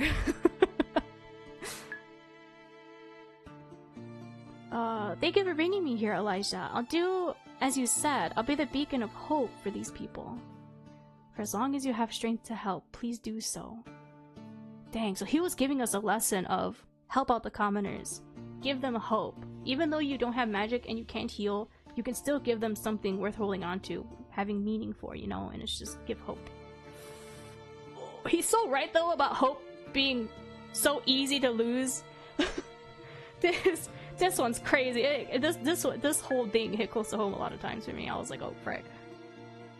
Just be mindful of your dedication. Doesn't burn brightly enough to cause pain.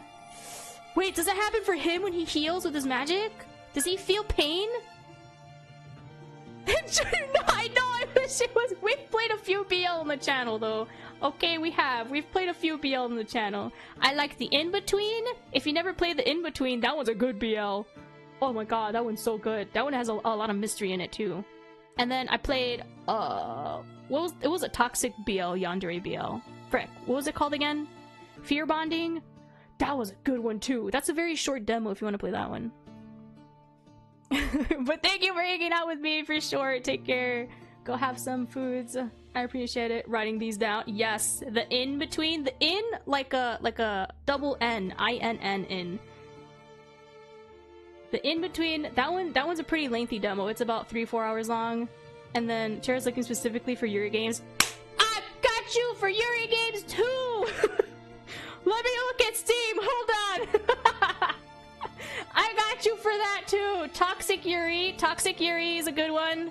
We just played that one last week. I love that one. It's a very cute... Oh wait, that one doesn't have a public demo. I'm sorry.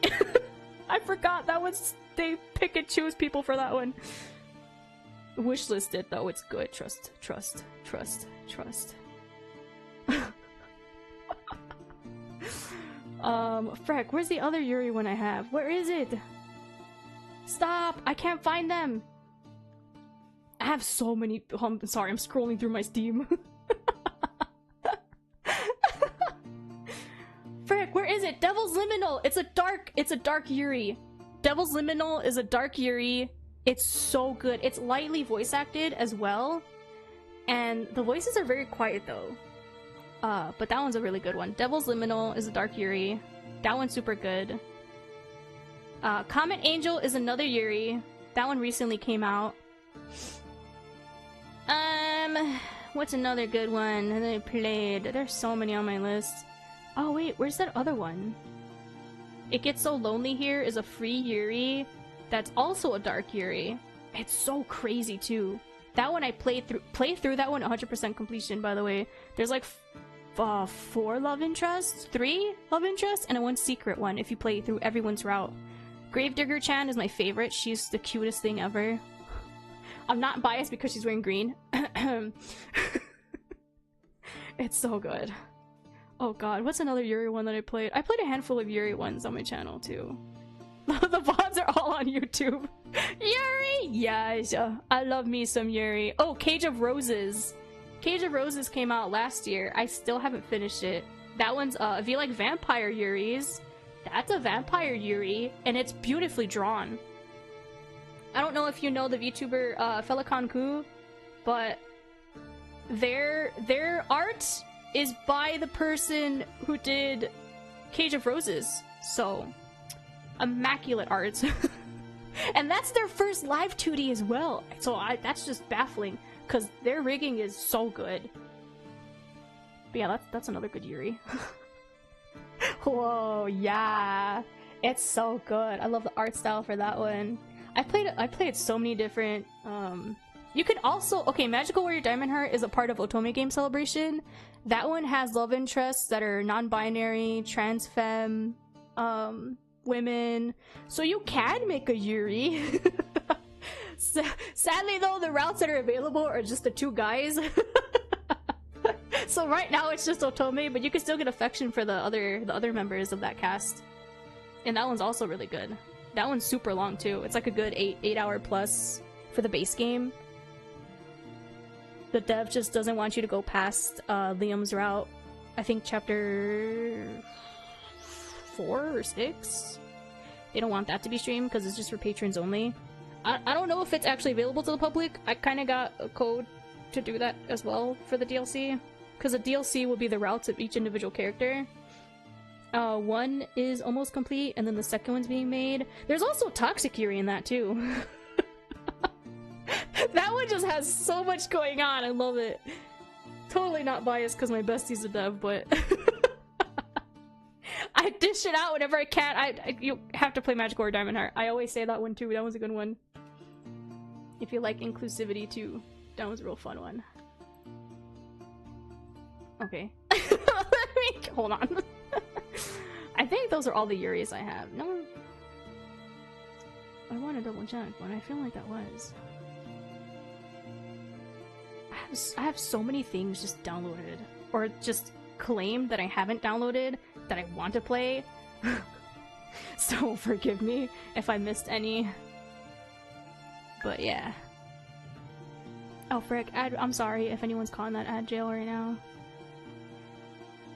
Leaving me confused, he moves on to the next patient and heals him. And so I do the same. I walk up to each and every of those men and women and tell them that I'm the Saintess and that I'll defeat the Demon Queen. Oh no, I'm fumbling reading again. Even though sometimes I find it hard to look at the patients with their burned bodies and mutilated limbs, I continue on, following Elijah around the field hospital. Jeez. The only thing I can do for these people, be their ray of hope. At the end of the day, I almost can't stay standing on my feet. We travel back to the palace in silence. The sun sets by the time we arrive. Elijah nods at me and Levi and turns to leave without a word. Elijah, I look forward to going out with you to Eastern Solace next week. I'm glad. Oh, so we're gonna continue with him. Okay, cool. With that reply, he turns and walks away from us. Bringing hope to everyone is a heavy burden to carry, but I want to embrace being the Saintess. Okay, that's enough for today. I can't overdo it, or else I won't have the strength to train tomorrow. I do a few stretches and grab my bow and make my way back to my room. I could go to the palace garden first to get some fresh air. Oh! Oh, branch path? Oh, branch path? We visit the garden? Oh. What?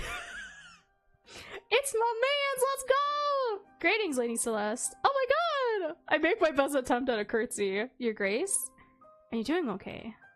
Yes, I am. You ran off from the ball the other night and never returned. Oh my god, he's still here? Wait, why is he still here? It's true that I embarrassed myself by running away from George and Penelope in the middle of our conversation. I was short of breath and I needed to get away so badly, but... yeah, we were having like a panic attack because Penelope was making fun of us because we're not prim and proper. We didn't know how to use the salad fork! We couldn't eat a salad right!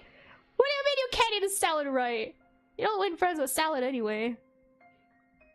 After I met Noah in the gardens and cried my eyes out, I was too tired to rejoin the party.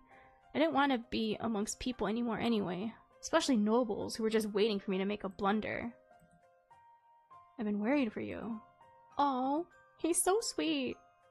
I've really been okay. I get the feeling he doesn't buy my words. Walk with me. Okay. She looked happy for that. Okay. We walked for a while in silence until we reached a less frequented part of the gardens.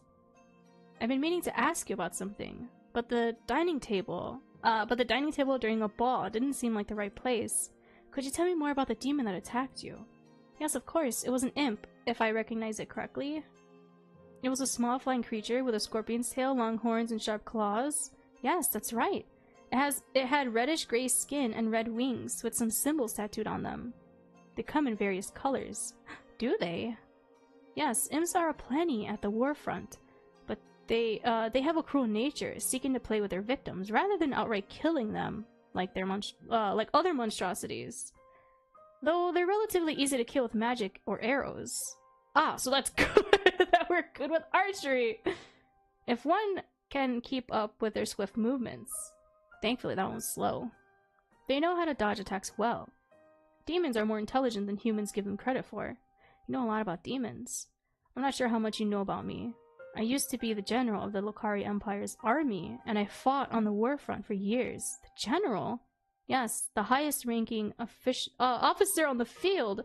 See? I told you guys. Oh my god, I really like him though. He's so sweet too. It's like, how is he such a big strong man, but he's got such a soft side to him. His gap moe is so great. But aren't you very young to hold such an important position? He's so happy! Oh my god, I love him. George chuckles. I'm momentarily stunned when I see his beautiful relaxed smile. You're one to judge. Oh! He complimented us? Celeste just turned 18 this year. I was 3 years older when I... What? I was 3 years older when I died. Oh, yes, when we got isekai'd. Yeah, you're right. I'm 26. Oh, then you're not that much older than me. Girl, you're... I was gonna say you're only 18! What do you mean you're not much older than me? You think 8 years is not much? That's a lot! Look at his face! An 8-year age gap, girl. In this world, where there are bigger age gaps between couples and arranged marriages... Wait, why am I thinking about George as a love interest? He isn't asking me this question for me to consider him romantically. It depends on why you're asking. I suppose you're right. It's just that I feel older than my age. The years I spent on the battlefield took a toll on me. Could you tell me more about the war? Sure, what would you like to know? The war has been going on for a few decades now. Is it really impossible to win without the saint? We've encountered the Demon Queen herself on numerous occasions, but we couldn't kill her with the weapons or magic. Even light magic wielded by powerful priests couldn't breach her defenses. She has a dark aura shield around her that deflects all incoming attacks. Nothing has been able to get through so far. She's too OP to be having a whole shield. Impenetrable shield. And she keeps the demon army very well organized. They obey her commands, even at the cost of their lives. Since demons value their own lives so little, they fight viciously and to the death. They're a difficult opponent to face. You've really seen the Demon Queen? Yes, though she can change her form. One moment she's a beautiful woman, the next she's a horrifying monstrosity. See, that's what you say, but I bet you she's still a beautiful monstrosity. I like monsters, guys, and we've seen her already, and she's so good looking. Oh, frick. I see. After making a circle around the gardens, we return to the corridor. I'll have to make my way back to the palace now, duty calls. Oh, I'm sorry for taking up so much of your time. No, I wanted to talk to you. I need a break sometimes, too. Oh, he's so sweet! If you ever have more questions about the war or the Demon Queen, don't hesitate to ask me whenever we have the opportunity to talk. I'd love to learn more about your role as a general, too. Really? Look how he lights up! I love him. Really? It's nice of you to be interested in me. Or... I may or may not answer you, though, depending on the question. Okay, thank you for talking to me. Oh! Wait! Remember how Noah was like, oh, so you're interested in me? And then he got up in her face, and we were like, I'm not into you! Well, she did it on her own. I'm into him. What, wait, with George? She's not sassing him that we're not into him? Oh, I see. I see you, Celeste. I see you. I see what you're doing. Okay, thank you for talking to me. It was a pleasure. And Lady Celeste, I know you carry a heavy burden now, having the responsibility of the Saintess on your shoulders, but don't be so hard on yourself. You're trying your best. Oh my god, he's so sweet. I love him. Thank you. We say our goodbyes and part ways. Is your training going well? Wait, no! Wait! Didn't the other update allow us to, like, flirt with him and then he blushed? Or was that only after the last dance? Oh my god, wait! I want more! Is your training going well? In the evening, your DC comes to my room. I'm happy to have her company. Not really. I'll let out a long sigh and tell your DC about my training. I don't understand what the High Priest means about accessing the Golden Bow's magic. Every time I try to think about the artifact letting me share in some godly power, nothing happens. Oh my god, excuse me, I had a hiccup burp. It's frustrating. Elijah showed me how it can feel to receive the magic, but I can't reproduce the results. I have no affinity for magic. I don't understand what to do. Don't pressure yourself so much. It's only been a few days since you even found out how light magic is used. You're right. I should be more patient. I'm just annoyed because the golden bow is so clunky in its design that aiming is hard as well. I glare at the offending object which rests next to my bed. It's like the golden bow is actively resisting me. I don't think that's possible. Elijah said the golden bow is semi-sentient. Well, it did have the will to choose its saints. I always thought choosing was all it could do, though. Except for killing the Demon Queen and acting as a normal weapon. The golden bow is a mystery, that's for sure. We should take some time off to relax. I can't. Not when I know I have so little time to train. You're not going to be any good at learning how to wield the bow if you just train constantly. The human body and mind have to take breaks from time to time. I know what we should do. Lady Penelope is organizing a tea party on the terrace outside the throne room in 3 days. Who is Lady Penelope? The Duchess of Ventus? Wait, we met her! Well, okay, we didn't really meet her. It was like an indirect meeting of her. I look through Celeste's memories, but come up with no information about the Duchess or Ventus. I have no idea whom you're talking about. You sat next to her during the last ball. I feel myself going pale and red.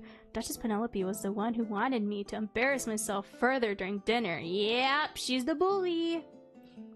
That's not a good idea. I don't want to go to her tea party. No, definitely not. The Duchy of Ventus is known for its lavender fields and beautiful gardens.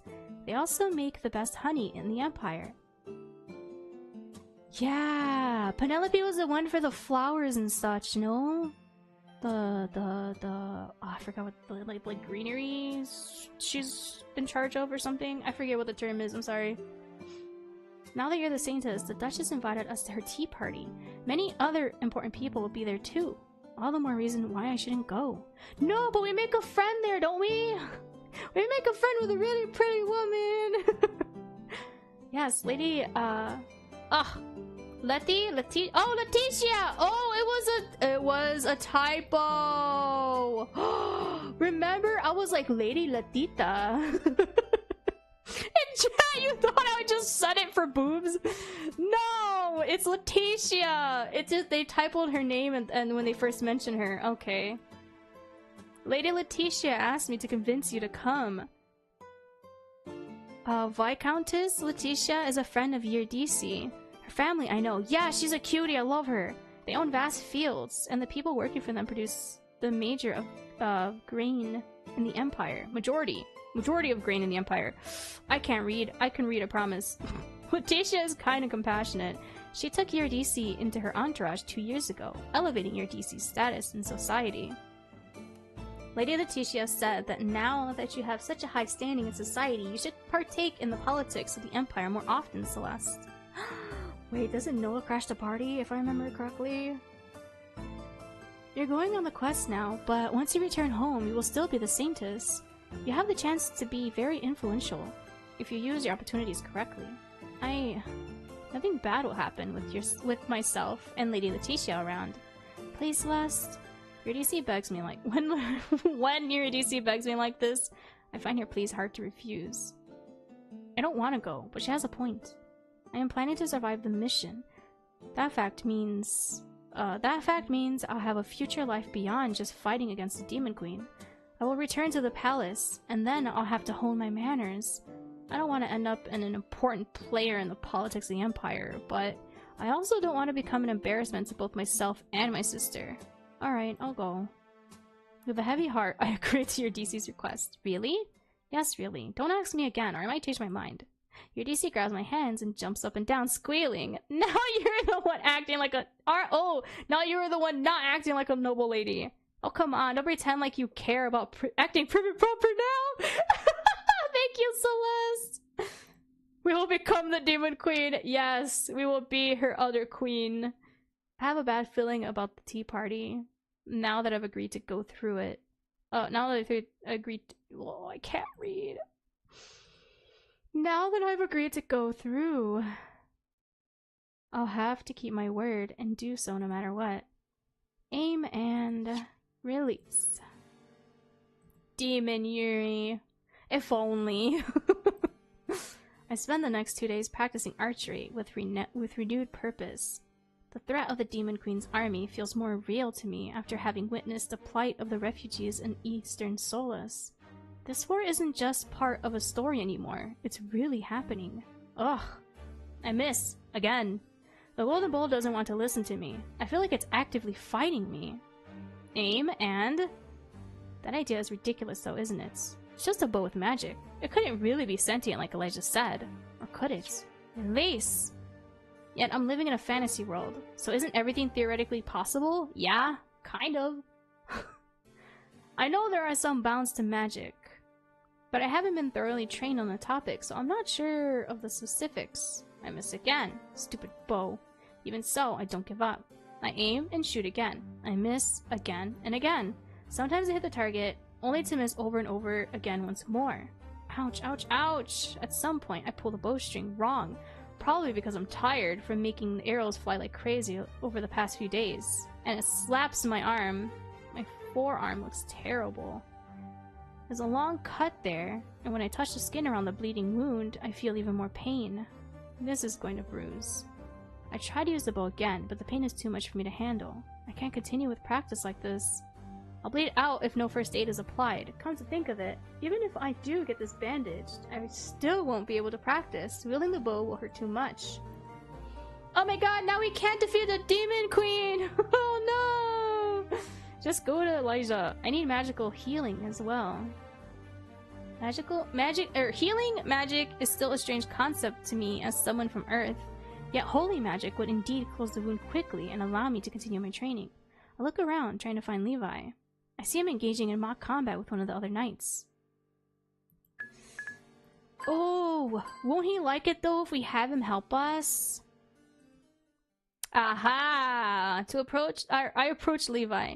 The fight stops when I come close, and Levi and his opponent bow to each other. Is something wrong, my lady? I extend my injured arm to him. Ah, you're bleeding, and your arm is swollen. I'd love to say everything's fine, but the wound hurts a lot. We should find a healer, but first, let's administer some first aid. Levi throws himself into action, running over to the nearby barracks, and returning a few minutes later with a jug of water and a clean cloth. I can't read! Wait, should I have just gone to Elijah? Sit down, please. I can't have this just be a regular wound to heal on its own. We have to leave soon for the mission. Levi?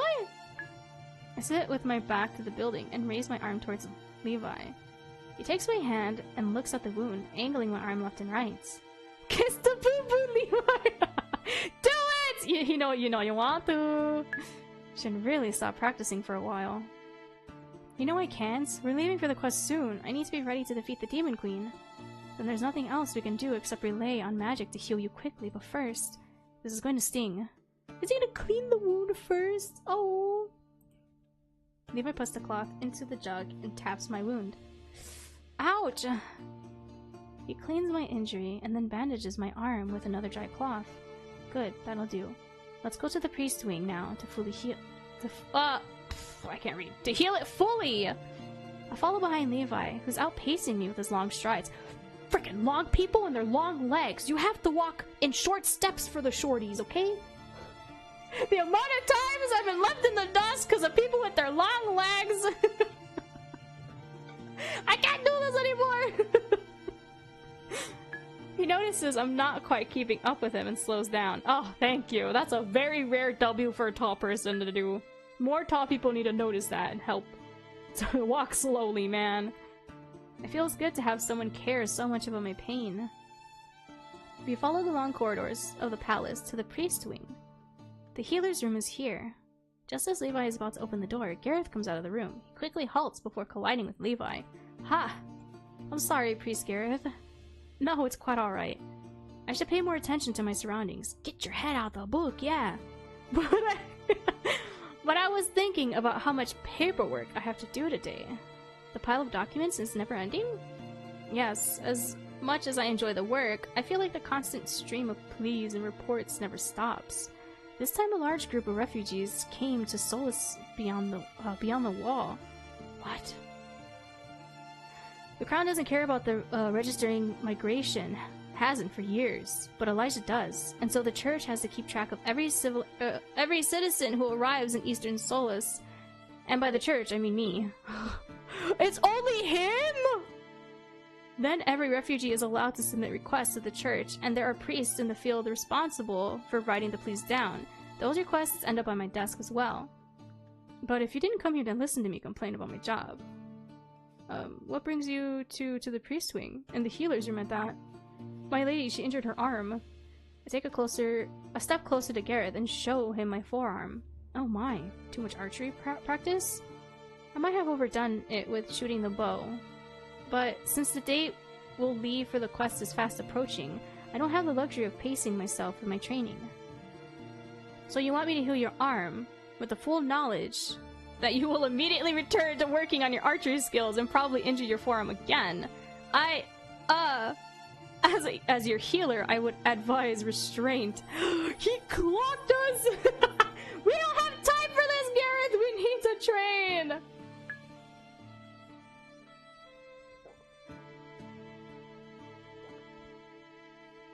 Oh god, my throat is really hurting.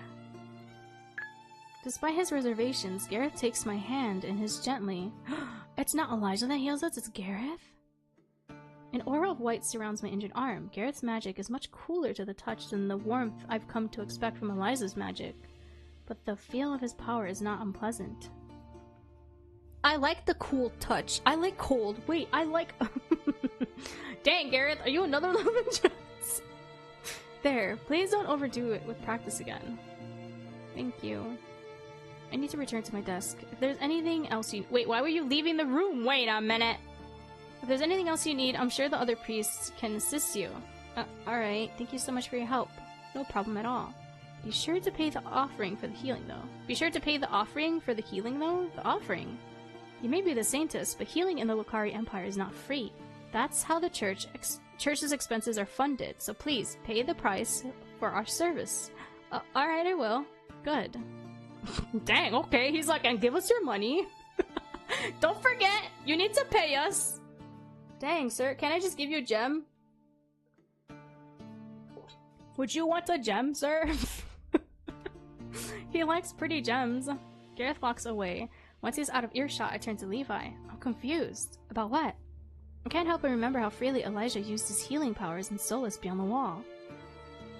Priest Gareth is a kind man, but he's also very diligent when it comes to church matters. I wouldn't assign his request for payment any special meaning. He's simply treating you like he would anybody else he healed. Yeah, but Elijah gives out free healing to people in need. And I'm pretty sure he would freely heal us too. No, he did! He's freely healed us once before, and then he's powered his magic through us a second time. Dang, you think it's just because he likes us? The church is funded by their investment in the gem mines as well as by the people's offerings. Without those two supporting pillars, the church would not function well enough to provide healing or sermons. Yeah, he's a good support character. I suppose I should really follow the order of things then. I'll tell Linda to bring some of the pocket money I got from Father to the healer's room. It would be proper to pay for the healing, yes. Do commoners have to pay as well? Yes, and sometimes they don't have enough money to do so, but the rulers are what they are. Oh, but the rules are what they are. That sounds cruel. Life isn't exactly fair, don't you think? Why would you say that? Some are born nobles, others commoners. Some lose their families in the war. Others live peacefully as if it doesn't exist. There's no equality. Everyone has different circumstances, and yet they all have to make the best of what fate gives them. Jesus. Levi? Are you good? Levi? I think he's orphan. It's a church though! I know, that's what I'm saying. It's a church. It's supposed to be for the people. If they're getting their money from the gem mines, why do they need money from the people that need it, you know? So like the commoners should get free healing. Just tax the rich, man. Have the rich have the rich pay. But no, instead the rich just want more money. Man. And we're the priestess! Or not the priestess. We're the Saintess. Sorry, I got my words fumbled. I see. We walk back to the apartment. I spend the rest of the day conversing with Eurydice, but my thoughts wander to my conversations with Levi. Am I really happy to be Celeste Aquarius? The next day comes, and it's time for Duchess Penelope's tea party. I almost want to pretend I have forgotten about the occasion, especially when Eurydice and Linda waltz into my room to get me ready for the outing. Oh, dar. The tea party is more informal affair than a ball or an audience with the Empress, so I opt for a more modest dress. Oh, this is a new backdrop, I think, for it. I think. Oh, pretty. We arrive at the terrace outside the throne room, just in time for the event.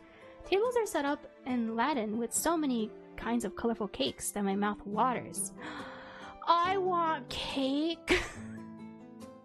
I've been wanting to bake cookies again. I want cookies or brownies. Cookie brownie! A brookie! Oh my god. If only I wasn't a noble lady. I'm supposed to mind my manners and eat daintily. Otherwise, I would have taken a full cake of each flavor, all for myself. One of every animal! She wants one of every cake flavor. Let's go.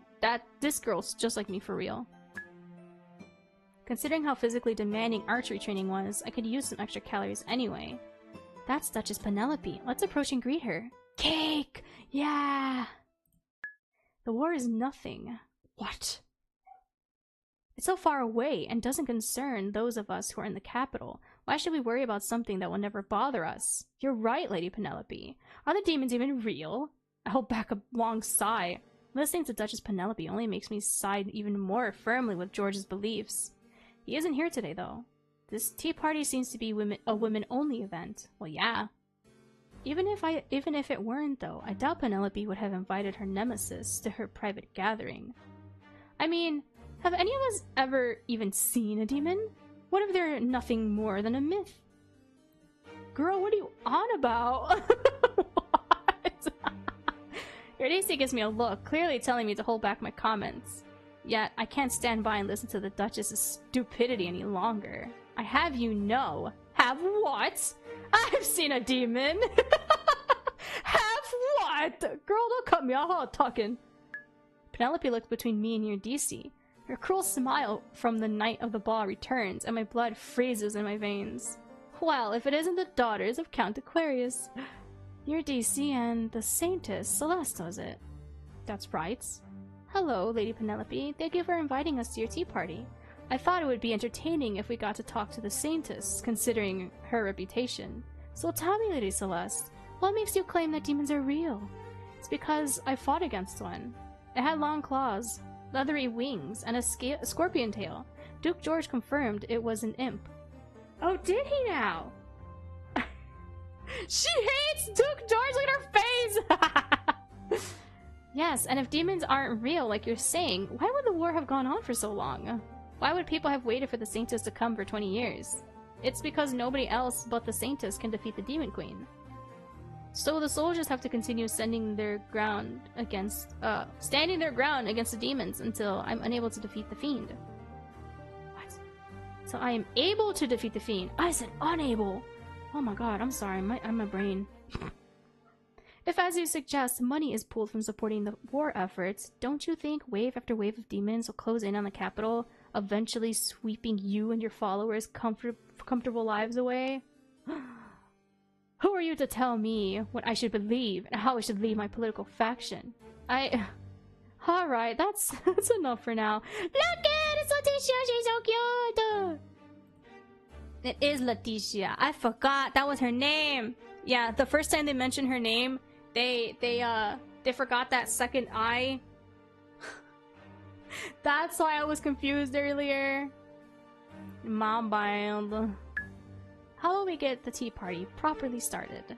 She's so cute. A lady with a braid of long orange hair interrupts us. Eurydice seems relieved at the sight of her. She must be, Viscountess, Leticia. Lady Penelope huffs. She walks over to one of the cake tables. Oh, excuse me, hiccup burp again. Oh, ad break in like 15 seconds. Mine! Mine and mine! Wait, you like Penelope or you just mean Leticia? She's so cute though, look at her. And she's so nice. I like her a lot. When she turns around again, she claps her hands and has a smile on her face that could almost be considered pleasant, as suggested by her gratuitous host or guest. God, I can't read. Viscountess Leticia, let's get the tea party started. I'm so looking forward to the shortcake. You love red hair? Me too. Red hair is so nice. The atmosphere changes instantly.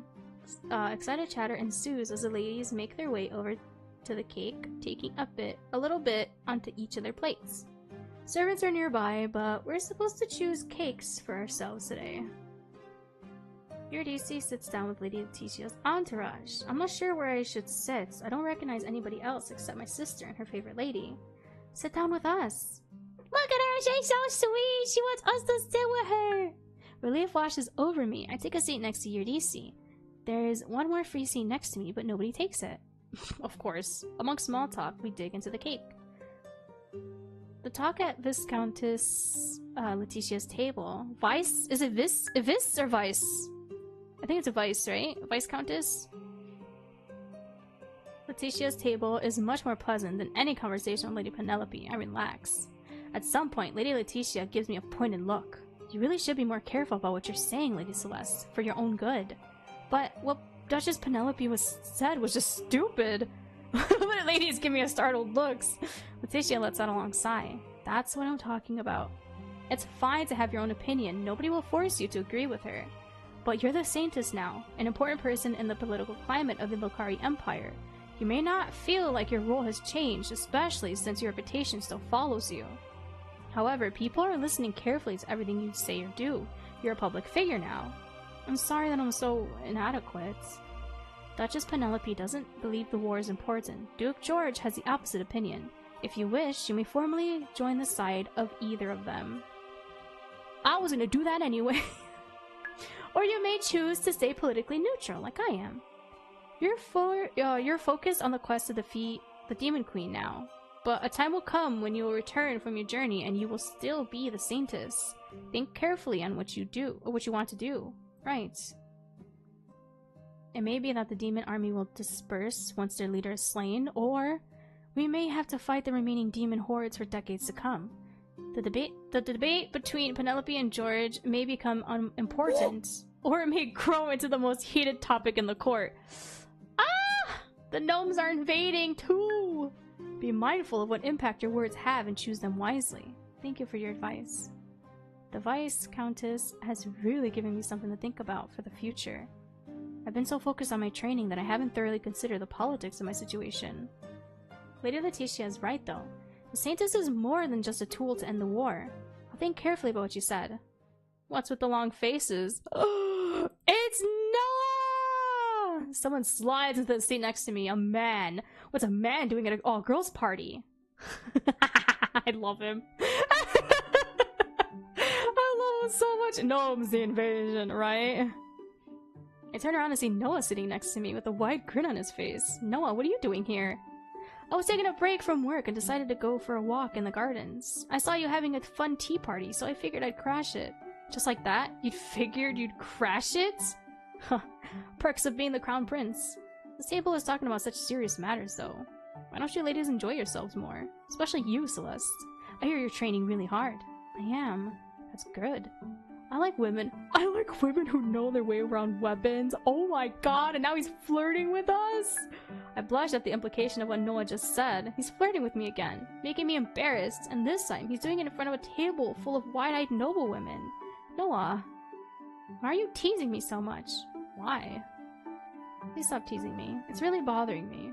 You're sending the wrong signals, acting like you're really interested in me. You don't know me enough to be so casual with me.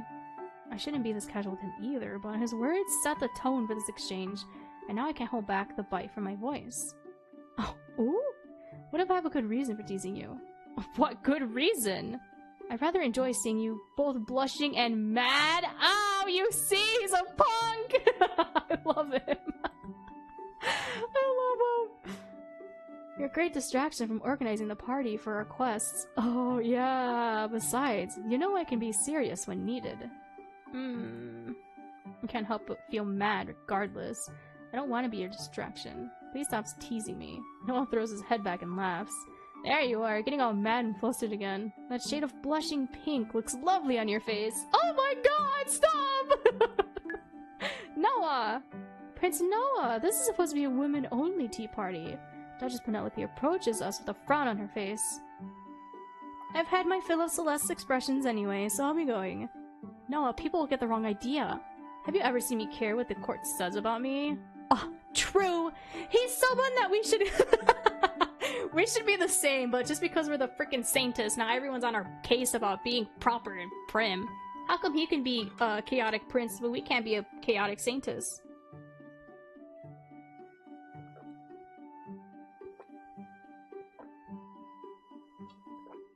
Oh, my throat.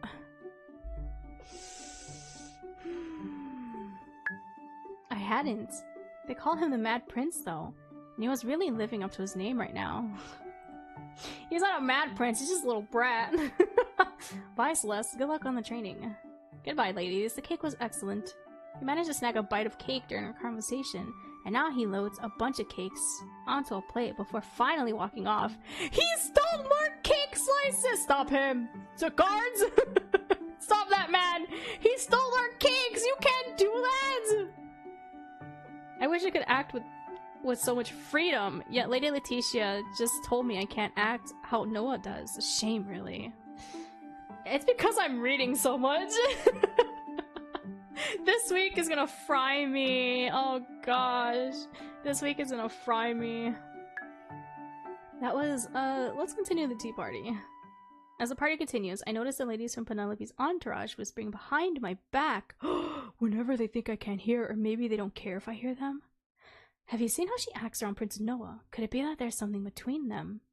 I've seen her with High Priest Elijah a few times. You don't think she's going after a man of faith, do you? My servants gossiped about her knights being in love with her. What a shameful thing. Oh my god, so it doesn't even matter what we do. They're always gonna want to talk behind our back. Wow. I let out a long sigh and returned to Letitia's table. The ladies there already asked me about my relationship with Noah, but without any presumptions about its nature. I'd love for all the noble ladies to be that kind.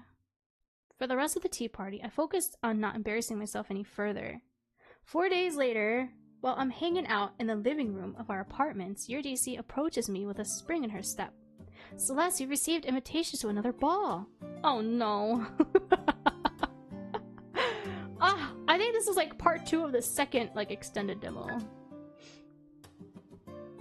Well, actually this would be like part 3 technically, because going out with Elijah was also a newly additional thing. That wasn't in the game previously. It was a much different thing. Not another one of those painful social gatherings. Look! Eurydice hands me an envelope with a royal seal. The Emperor's seal? Yes, these envelopes were inside a bigger one. The Empress finally invited Father, myself, and you to a ball tomorrow evening. Tomorrow? Yes, aren't you excited? Not at all. Oh, Celeste, don't be so dour. I'm sure the ball will be beautiful with good food and amazing music and interesting conversations. You know I hate any kind of gathering of nobles. Can I refuse invitation? No, you can't. I'm sorry, but not attending when you got a formal invitation from the Empress could anger her. And you're the Saintess! She literally just said how everyone keeps pushing on her that because she's a Saintess, she has to go and do this, this, and that. And she's like, can I just not go? Girl, you have to. I don't want to go. I don't want to antagonize Empress. It's just that, what am I supposed to do about my lack of etiquette knowledge? I'm not going to suddenly get a lot better at those skills by tomorrow evening. Oh, wait. This is where we go hang out with, we go and hang out with, oh my god, hold on, let me fix this. Let me fix this because I might go a little longer than until... I don't know how long... If I remember correctly... Oh god, I can't stream until that late though. Frack. I'm gonna have to cut myself off soon, guys. It's already 7. It's already 7 and we're not really done. Oh no, we're almost done. But like, it might be another 2 hours or so. I take too long to read. I think that's my issue. I'm sorry. With all my archery practice, I have no time to worry about learning to be a proper noble. It's 7! It's 7! I know I was gonna stop at 6, but that was like, no. Let me keep going. There's a knock on the door. Paul, your DC's knight, opens it. It's a message. It's a messenger from Duke George, arrived for Lady Celeste. Oh. Yes. From Duke George? I bring word that my master, Lord George, Duke of Rudwell, would like to see Lady Celeste in 2 hours at the Royal Conservatory. Yes! This is where he teaches her etiquette. He's so sweet. I love him. This is what made me really like him. And then at the dance, you fluster him. And even... Oh god, the VA did so good at being flustered too. Oh my god. Oh my god, I love George. He's so cute. Man, I want to at least see that and then we'll stop. Duke George wants to see me? Yes, that's right. I'm supposed to come back with a reply, my lady. I'll see his grace. Thank you. I'll relay the information immediately. The messenger leaves when the door closes. Your DC turns to me. Her eyes are sparkling with curiosity. What's going on between Duke George and you? Nothing. I'm as clueless as you are. He's gonna teach us etiquette. Oh my god. I love him. Screw it. Maybe I'll go until 8 o'clock. Hold on. Let me fix this then.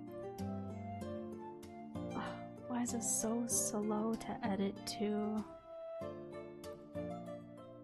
Fine. I guess I'll go until 8. I'm gonna regret it tomorrow, but... whatever. I'll go until 8.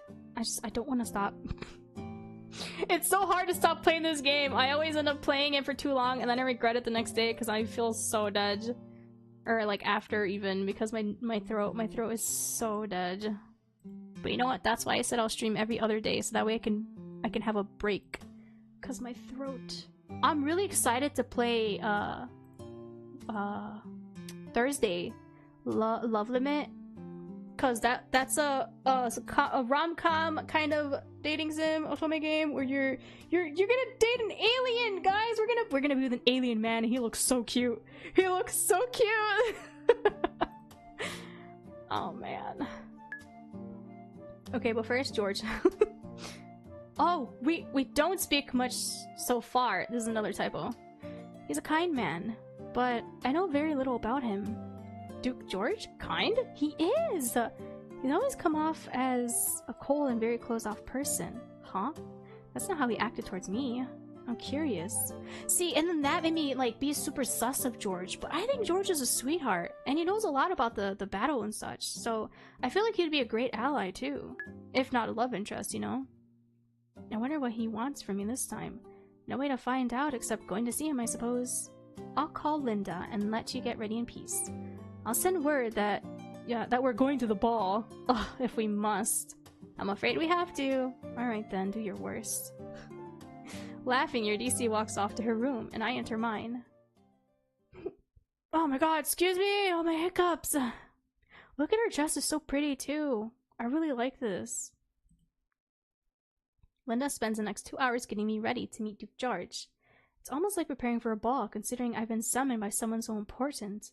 All the while, I continue to wonder why George wants to see me. When I arrive at the conservatory, I'm in awe of the splendor of the large glass building. I like this. Sorry. Plants I've only seen in books on the kingdom of Durandal fill out the greenhouse alongside nature from the Lucari Empire. In the middle of the room, a table is laden with food of all kinds. George stands in front of it with a kind smile on his lips. Welcome, Lady Celeste. Your Grace? What's the occasion? I take another good look around. There's enough food for a party. Where's everyone else? There's only one servant in attendance, standing by the glass wall, trying to be as inconspicuous as possible. Levi takes a spot next to him. There will be nobody else coming. It'll be just you and I. I haven't eaten lunch yet, so I thought I'd like to partake in the meal with you. You want to eat with me? A luncheon day, guys! A lunch day! Oh my god! Yes, that's right. I would go even further. I have a proposal for you. I'd like to offer you a private etiquette lesson. You... what? I noticed your lack of proper table manners during the last ball. I can't fix your lack of knowledge in one sitting, but I'd at least like to help prevent you from getting embarrassed in front of the court. But why would you want to help me? Perhaps I have an interest in you. Yeah? I would like you to feel better in your skin as a noble lady. See how he's so sweet! Oh! An interest? That's the only thing she clung on to. What kind of interest?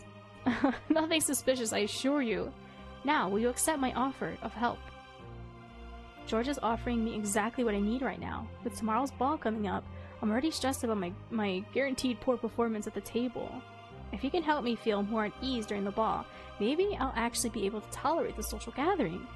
On the other hand, your DC warned me that George isn't usually kind. But he's always been kind to us. And should I accept his offer, I will end up indebted to the Duke. Of course we're accepting this! Oh! Wait. There's not... Oh no, there wasn't like a meter though. Alright, I accept your kindness. Wait, was I not supposed to accept? Oh, wait, no, I feel bad. Alright, I accept your kindness. Good, have a seat, please. Oh no! I want him to be a love interest, please. I know he's probably not, but like, God, why not? He pulls out a chair for me. I sit down at the table and give the food a good I can't read. He's flustered me already, guys.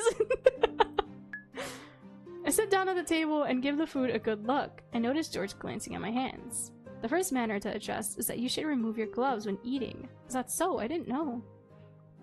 Yes, it's impolite to partake in an official meal with gloves on. George also takes his gloves off. What is it? No, nothing. Please continue. We're just watching! You know, just to learn. When it comes to how much you want to eat, you should neither eat too much nor too little. At the last ball, you nibbled on your food. Such behavior is impolite to the host. What? Not just towards the people who prepared the meal, but in the case of an official ball organized by the Empress, it's impolite towards her as well, yes. Oh no, It's okay. As long as you're willing to learn, I'll teach you what you need to know. Oh, okay. This part you already do correctly. When you eat, you should bring the fork or spoon to your mouth instead of lowering your head towards the food. See, I can't do that because it always falls down my shirt. I always have to like have my head forward or like tuck my hand under the utensil. I swear to God, man. Having boobs where you have leftover crumbs up in there too, in your shirts and your cleavage. You can't just sit there upright, even if you have something tucked into your shirt. Maybe that's why they hate you. I just don't always eat with a napkin or tucked around my shirt, huh? Because that's weird. Now then, as to the exact posture you should hold during the meal, may I? Yes? George adjusts my back and my arms gently to show me how to sit, like this. Alright, I understand. And he's always gentle! He's not rough, he's gentle. Now, what's the correct spoon for the soup? Oh, the big round one! I know that one. He gestures to the table, where far too many utensils for one meal are laid out. I extend my hand to take the biggest spoon. No, that's not right. It's not? You should eat with the small spoon. Ah. Now, which is the correct fork for the salad? It's also the small fork, isn't it?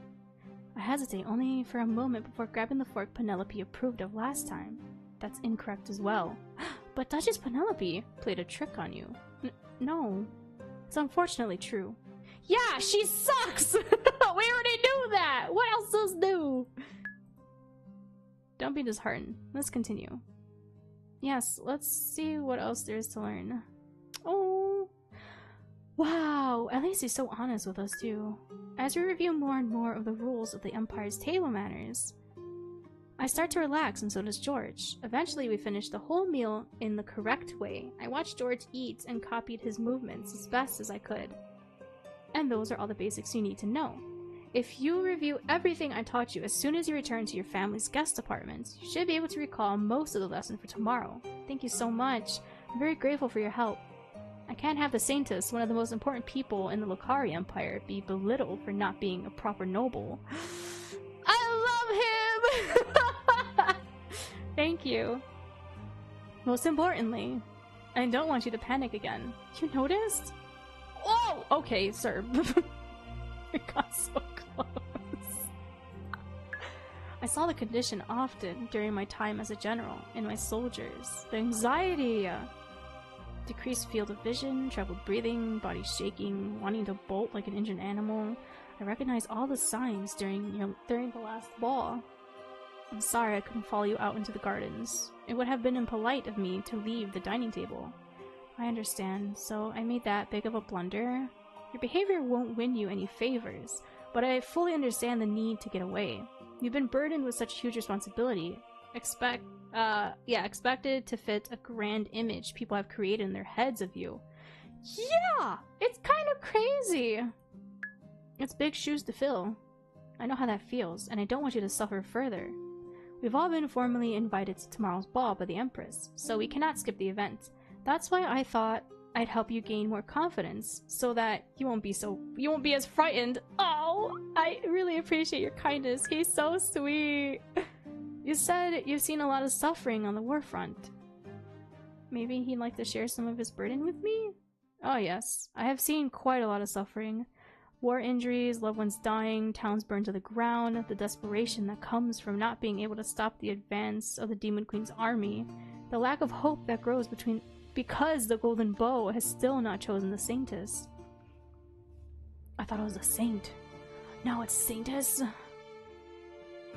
And there's nothing we normal people can do to defeat the Demon Queen. And as long as she doesn't fall, the war will continue, and with it, the destruction of everything we hold dear. The Duke's words sound so dark and ominous, but I suppose war is terrifying that way.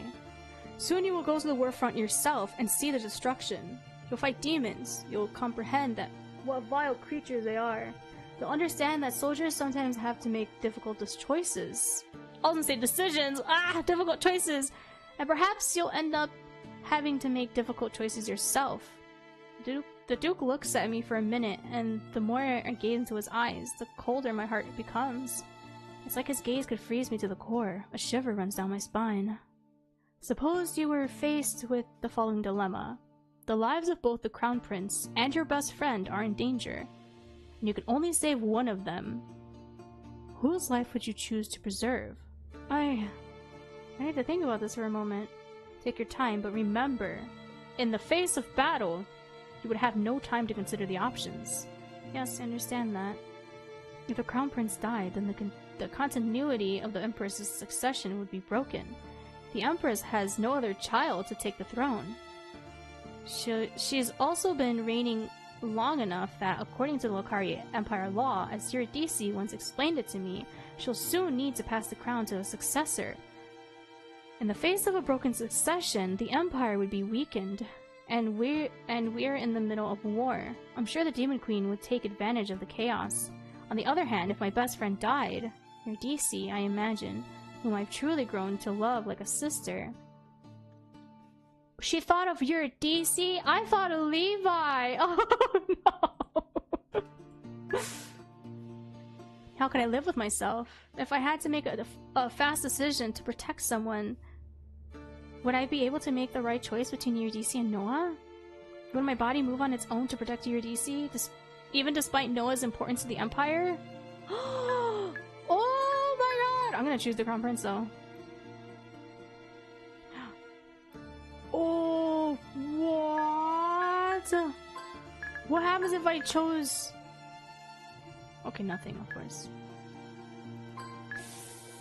Oh, this is tough. Yeah, no, you need to choose a Crown Prince regardless. Oh my god, Noah's affection went up. I was gonna say, we haven't really got George's affection up, like, at all. And I feel like we haven't gotten Noah's affection up that much. But I know we have. It's been like 3 times now, I think. Oh god! That's so much to put on one person, too. I would choose the Crown Prince. I wouldn't want the succession of the throne to be broken because it would throw the Empire into chaos. We can't afford such a difficult situation in the middle of the war. That's a logical reason, but deep down in my heart, I know I would also detest myself if I didn't protect Noah. A world where he's not alive would be painful to live in. I don't examine this feeling because right now George is watching me with scrutiny in his gaze. What about your friend? I would hate myself for not protecting them, but my duty to the Empire would take precedence. So you're that loyal to the crown. Does he not like that? Oh dang, I just don't want the Demon Queen to have any advantages against the Lucari Empire. I see. Was it easy for you to make your choice? Not at all. Well, that is what war is like. He smiles now! Dang, this guy is crazy! Now I understand all this cold-hearted this and that about him. Frag. You can relax now. I only wanted you to see that you might have difficult choices ahead of you. Point taken. When George's smile returns to his face, my body does indeed relax. Phew. I only now realize how difficult this conversation has been for me. Is this what Eurydice meant when she said that George is not always kind? I want to see what happens if I go through... Hold on. Can I save? Hold on. Guys, wait. I want to see what happens. What if I pick my friend? Oh, what do we say? I would pick my friend. At the end of the day, I couldn't live in a world where I couldn't protect the ones I love. Even if it became a world with the Demon Queen and the war no longer existed, I wouldn't want to live in it without my friends. So you value love over duty. You can frame it as such. I'm sorry, Noah, but this is just a theoretical question, and in the face of such scrutiny from from George, I don't want to admit how much I care for you. Oh my god! We care for him! I feel a strange need to be cautious. See. Wait, what? He said more about this. Oh! I think I've taught you everything that I wanted you to learn. Alright, I'll see myself out then. Thank you again. Wait, was that good or bad? Oh no-y. I curtsy and walk towards the conservatory exit. When I turn around in the doorway, George continues to smile at me. I nod and take my leave. The time until the ball passes like a blur. I practice what George taught me with Eurydice. Soon, I find myself seated in the throne room between Duke George and Duchess Penelope again. I take a good look at the cutlery. I think I remember which piece is correct to use for each kind of food. Penelope has a smirk on her face, but I turn my head away and look at George instead. He gives me a small nod. Ah, yay! Go look at your teacher! The Emperor starts the dinner, and I take small bites of my food on my plates. I use the correct forks and spoons. Penelope gives me a side-eye, clearly disappointed when she finds no fault in me. I relax, listening to beautiful music. In no time, the dinner's over. Say Saintess. Oh no. When Lady Penelope strikes up a conversation with me, my breathing quickens again. What if I say something wrong? Lady Celeste, would you like to dance with me? Oh, it's gonna happen, guys! Hold on, it's gonna happen. Watch. I turn my head in the other direction to see George standing next to me with a kind smile. His hand outstretched for me to take it. If I dance with George, I can avoid embarrassing myself in a conversation with Penelope. A conversation that the Empress, who is nearby, may overhear. The only problem is I can't dance. Maybe George will be able to lead me through the dance, though?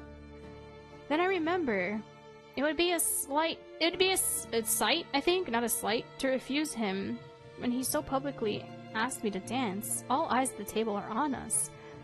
But at the same time, I want to confront Penelope. Even if I say something wrong again, I can't run away from facing her. I can't run away from facing her? Girl, yes you can. Yes you can. Yes. Dance with George. I swallow hard and take George's hand, getting up from my seat with pleasure. That's crazy, that's an option to just yell at her. What the frick? George leads me to the center of the ballroom. He gives the band a small wave, and they change the music to something more suitable for dancing. You worry so hard, your thoughts are etched on your face. Oh, I'm sorry. I'll lead you through the dance. Don't worry. Just leave everything to me. Ah! Look at them! God, I love this moment. I'm sorry. We take a starting position, and George gently moves me through the dance. I follow his lead. The motions are repetitive enough that I find myself relaxing. I wanted to talk to you again. In the privacy of dancing, I can ask you more than I could at the table. The privacy! Sorry, I snoozed that ad. You guys have to see this. I love this. You want to talk to me? Yes, I do. First, I'd like to praise you for your etiquette skills. Yay! They have improved tremendously. Yay! Yippee! You still lack confidence. I always will. But you didn't make any obvious mistakes tonight. Nothing any other noble at the table could scorn you for. Yeah. I'm glad. You still need to improve the way you converse with nobles. But that'll be more of a process to master if you want to put effort into acquiring the skill. Good communication isn't something you learn overnight, after all. True. I understand. True and real. I really... Yes? What is it? I'd like to thank you from the bottom of my heart. It's because of you that I got through the meal without embarrassing myself. You didn't need to help, but you did. Yeah! Oh my god, I love him. You're the kindest person I know. You could just tell he's blushing. The song ends at that moment. George bows to me, takes my hand, and guides me gently back to the table. When I sit down, he leaves to take another lady to dance. Ah! Totally not jealous at all. No, the rest of the ball passes by uneventfully. I strike up conversations with some noble lords and ladies, and thankfully manage not to embarrass myself further. No! Oh, I'm so sad! They cut it from the demo. So, in the last demo update, you could see him get flustered. Like, us thanking him and everything, he genuinely got flustered. Oh, no! You know what? That was enough. Hearing his flustered... that was enough for me. I'm so cooked. Guys, this is so hard. Because I really like George. That made me really like him a ton. Like, I liked him already. But, like, that was so chef's kiss, man. But I also really like Noah. And I also really like Levy. And I also really like Elijah. I like all of them. This is the struggle when there's too many good love interests, man. Oh, God. Why is it so difficult? Eventually, I redirected my attention to practicing horseback riding. Let me come with you. I'm sorry, Levi. Horseback riding is a skill that's less knew well, so I need to practice it alone. If you saw me struggle to ride a horse, you would figure out quickly something's off about me. And in 2 weeks' time, I will have to be in the saddle daily once we head out to face the Demon Queen. I need to figure out how to keep myself on a horse like a confident rider. It's strange enough that I'm leading the horse out of the training grounds instead of riding the animal out of the stables. But I don't want anybody to see how I'll struggle with mounting the animal. On the other hand, if Levi helps me practice horseback riding, I'll learn it much more quickly. which would be tremendous benefits. I'll just need to convince him that I've forgotten how to ride. Oh, really? We could do that? Try to get Levi's help? Oh. I thought that would up his affection because we want him with us. Actually, alright, please come with me, Levi. But I'm not sure I remember how to ride very well. What? Why? It must be the shock of being chosen by the golden bow! Or maybe it's this horse, or the fact that I'll be traveling in the Saintess clothing, which means I have to learn to ride side saddle now. I don't feel very confident in my skills. Could you help me mount the horse? Okay. Levi shakes his head, but gently lifts me up to put me on the horse's saddle. My legs don't cooperate, unfortunately, and I kick the side of the horse and my weight lifting more towards Levi. Oh no! Oh! Is this? Hold on. Levi stumbles and I hold onto him more, afraid we will both tumble over, and we do. Ah! Levi falls to the ground. I land on top of him, my face against his chest. Oh my god! You've only ridden the horse the normal way before, but I thought side saddle can't be that bad. I'm so sorry. No, it's okay. He just likes that we're laying down on top of him. I'm sorry, I'm getting off you right now. You don't have to rush!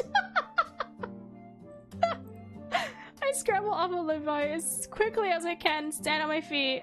Levi gets up from the ground as well. Can we try again? Of course. Levi helps me onto the horse again. And this time we successfully get me mounted. I don't feel very secure up here. You'll get used to it, I suppose. Let me grab another horse, and we'll go outside the Solus through the western gates. There are only fields out there, so we'll have enough space to let the horses run freely. Sounds like a good plan. Oh, really? Okay, this is also new, because we didn't have this in the last update. Oh my god. Levi ends up leading my horse, holding the reins of both our mounts. We practiced all day, and I learned mounting and dismounting under his tutelage. But by the time we're done, I feel worn out. But the next day, we go at it again. After 2 more days of practice, I slowly learned how to ride the horse. I'm sorry, the phrasing. Mounting, and then horses, and then they go at it again. We fell on his chest. My mind is in the gutter. Oh Jesus.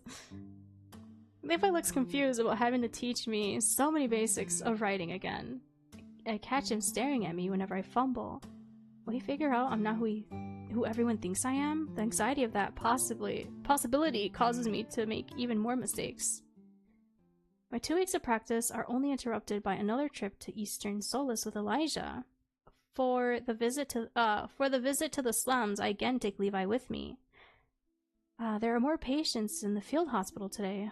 The war front started moving towards Solus a month ago. The refugees from Barwood, the town that was swallowed by the marching demon horde, recently arrived in Solus. Luckily, many managed to escape death. They marched towards the capital on foot for weeks before finally reaching safety. They arrived hungry and in dire need of medical help for festering wounds, barely patched up by the few priests who survived the attack. They were met with the sight of Solus beyond the wall. The truth of the environment they would have to live in from now on hit their resolve hard. Oh, is there anything I can do to raise their spirits? Yes, give them hope as the Saintess. Hope is the commodity that's least in supply. That's least in supply in Eastern Solus? Oh my god. If you don't mind, Celeste, could I seek out Cherry and Lily again? Sure. Oh, do I trust him? I'll stay here and talk to the wounded? Oh, really? And what happens if I go with him? Oh. Frick, who do I want affection more for? So that one can affect both Elijah or Levi? Frick, I have to pee again. And the ad break just ended. The timing. I'm so sorry. I probably should have went to pee before the ad break ended.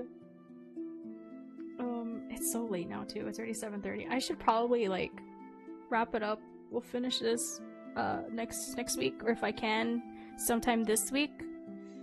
I feel bad I didn't play through all of it, but I'm also a very slow reader. Dang.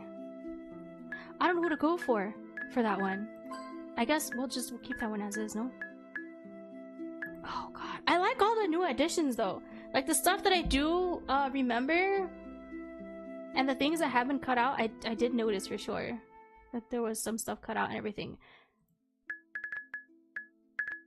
I'll quit, I guess. We'll quit. I'm sorry. Oh my god, my lag! Yeah, my laptop's dying, guys. I need to go. And I also have to pee really bad. So I'll see you guys in 2 days. I'll see you guys on Thursday on the 7th with Love Limit. So if you do want to see the things that were cut out of this game, please check out my VODs on YouTube. I have like a whole playlist for Saintess of the Golden Bow. I've played this game countless times, by the way. So that goes on my social media. And if you want to hang out with us in Discord, you can too. But yeah, it's Saintess of the Golden Bowl is a really fun one. It's a really fun one. It's a really good one. There's a lot to the demo. I'm so curious to see how it's gonna finish flowing through. I'm kind of sad that they got rid of George's blush, but like I get it. That was just us kind of flirting with him, and he's not really a love interest. That's why there's, unless I'm just choosing wrong, I haven't noticed anything about his affection getting like raised or lowered either. So I don't know if that's just a me thing, if I'm choosing wrong, or if there's just none for him. I don't know. We'll find out. Because I feel like I probably have about 2 more hours left for the demo, but I don't have the time right now. I gotta get going, guys. It's late. And then I'm gonna just rest my voice tomorrow. And then Thursday we'll play Love Limit, which is a slice of life rom-com. I don't know if it's slice of life, but I know it's a rom-com. It's a rom-com where you stumble upon an alien. I don't know if you're a human with an alien, and I don't know if you're an alien meeting an alien, but you meet an alien. And you guys know I like monsters, so like...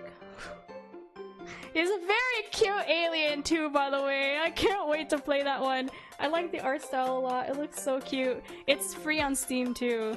So if you guys want to play it, I think it's also like a full game. It's supposed to be about 3 hours long, I think. So we'll try to play through all of that. Try to get as many endings as we can if I have time for that. If not, we'll just do the one ending. And then revisit it another time. Anything that I can't play or can't finish for this week, I will definitely revisit at a later date. I just need my throat to like chill out. So I'll see you guys when I see you guys. Oh wait, let me get a raid going. Should you guys want to raid someone else that's also in the Otome game celebration, or do you guys want to see someone who's also playing Saintess of the Golden Bow? Because I know a lot of y'all are like new to this one, so like you can also see that. Oh, there is somebody like right where I'm at actually, so I might just raid them actually. Yeah, they're exactly like where we left off, I think. Are you? Let me see. Please have an open chat. I get why people like followers only, but I don't. Okay, cool. Yeah. Yeah. They have an open chat. Let's go. They have an open chat. They look very cute. They just finished. Wait. Oh, they're when you first meet. Okay, so they're at the first dinner party for the Saintess celebration. Ah, okay, so they're still in the beginning. Let's go. Yeah. Okay, they just saw the CG of George correcting the etiquette. Let's go. Okay, I'm reading them. Okay, Danny Pixies, we're reading them. Thank you guys so much for hanging out with me. I appreciate it. Thank you so much for all of the lurks and all of the chats, the follows. The bits and the raids. Oh my god, I'm not used to being raided, so I'm sorry if I always get awkward during those times. I'm just an awkward person, okay? Well, I'll see you guys. I'll see you guys Thursday with Love Limit. Take care. Bye bye.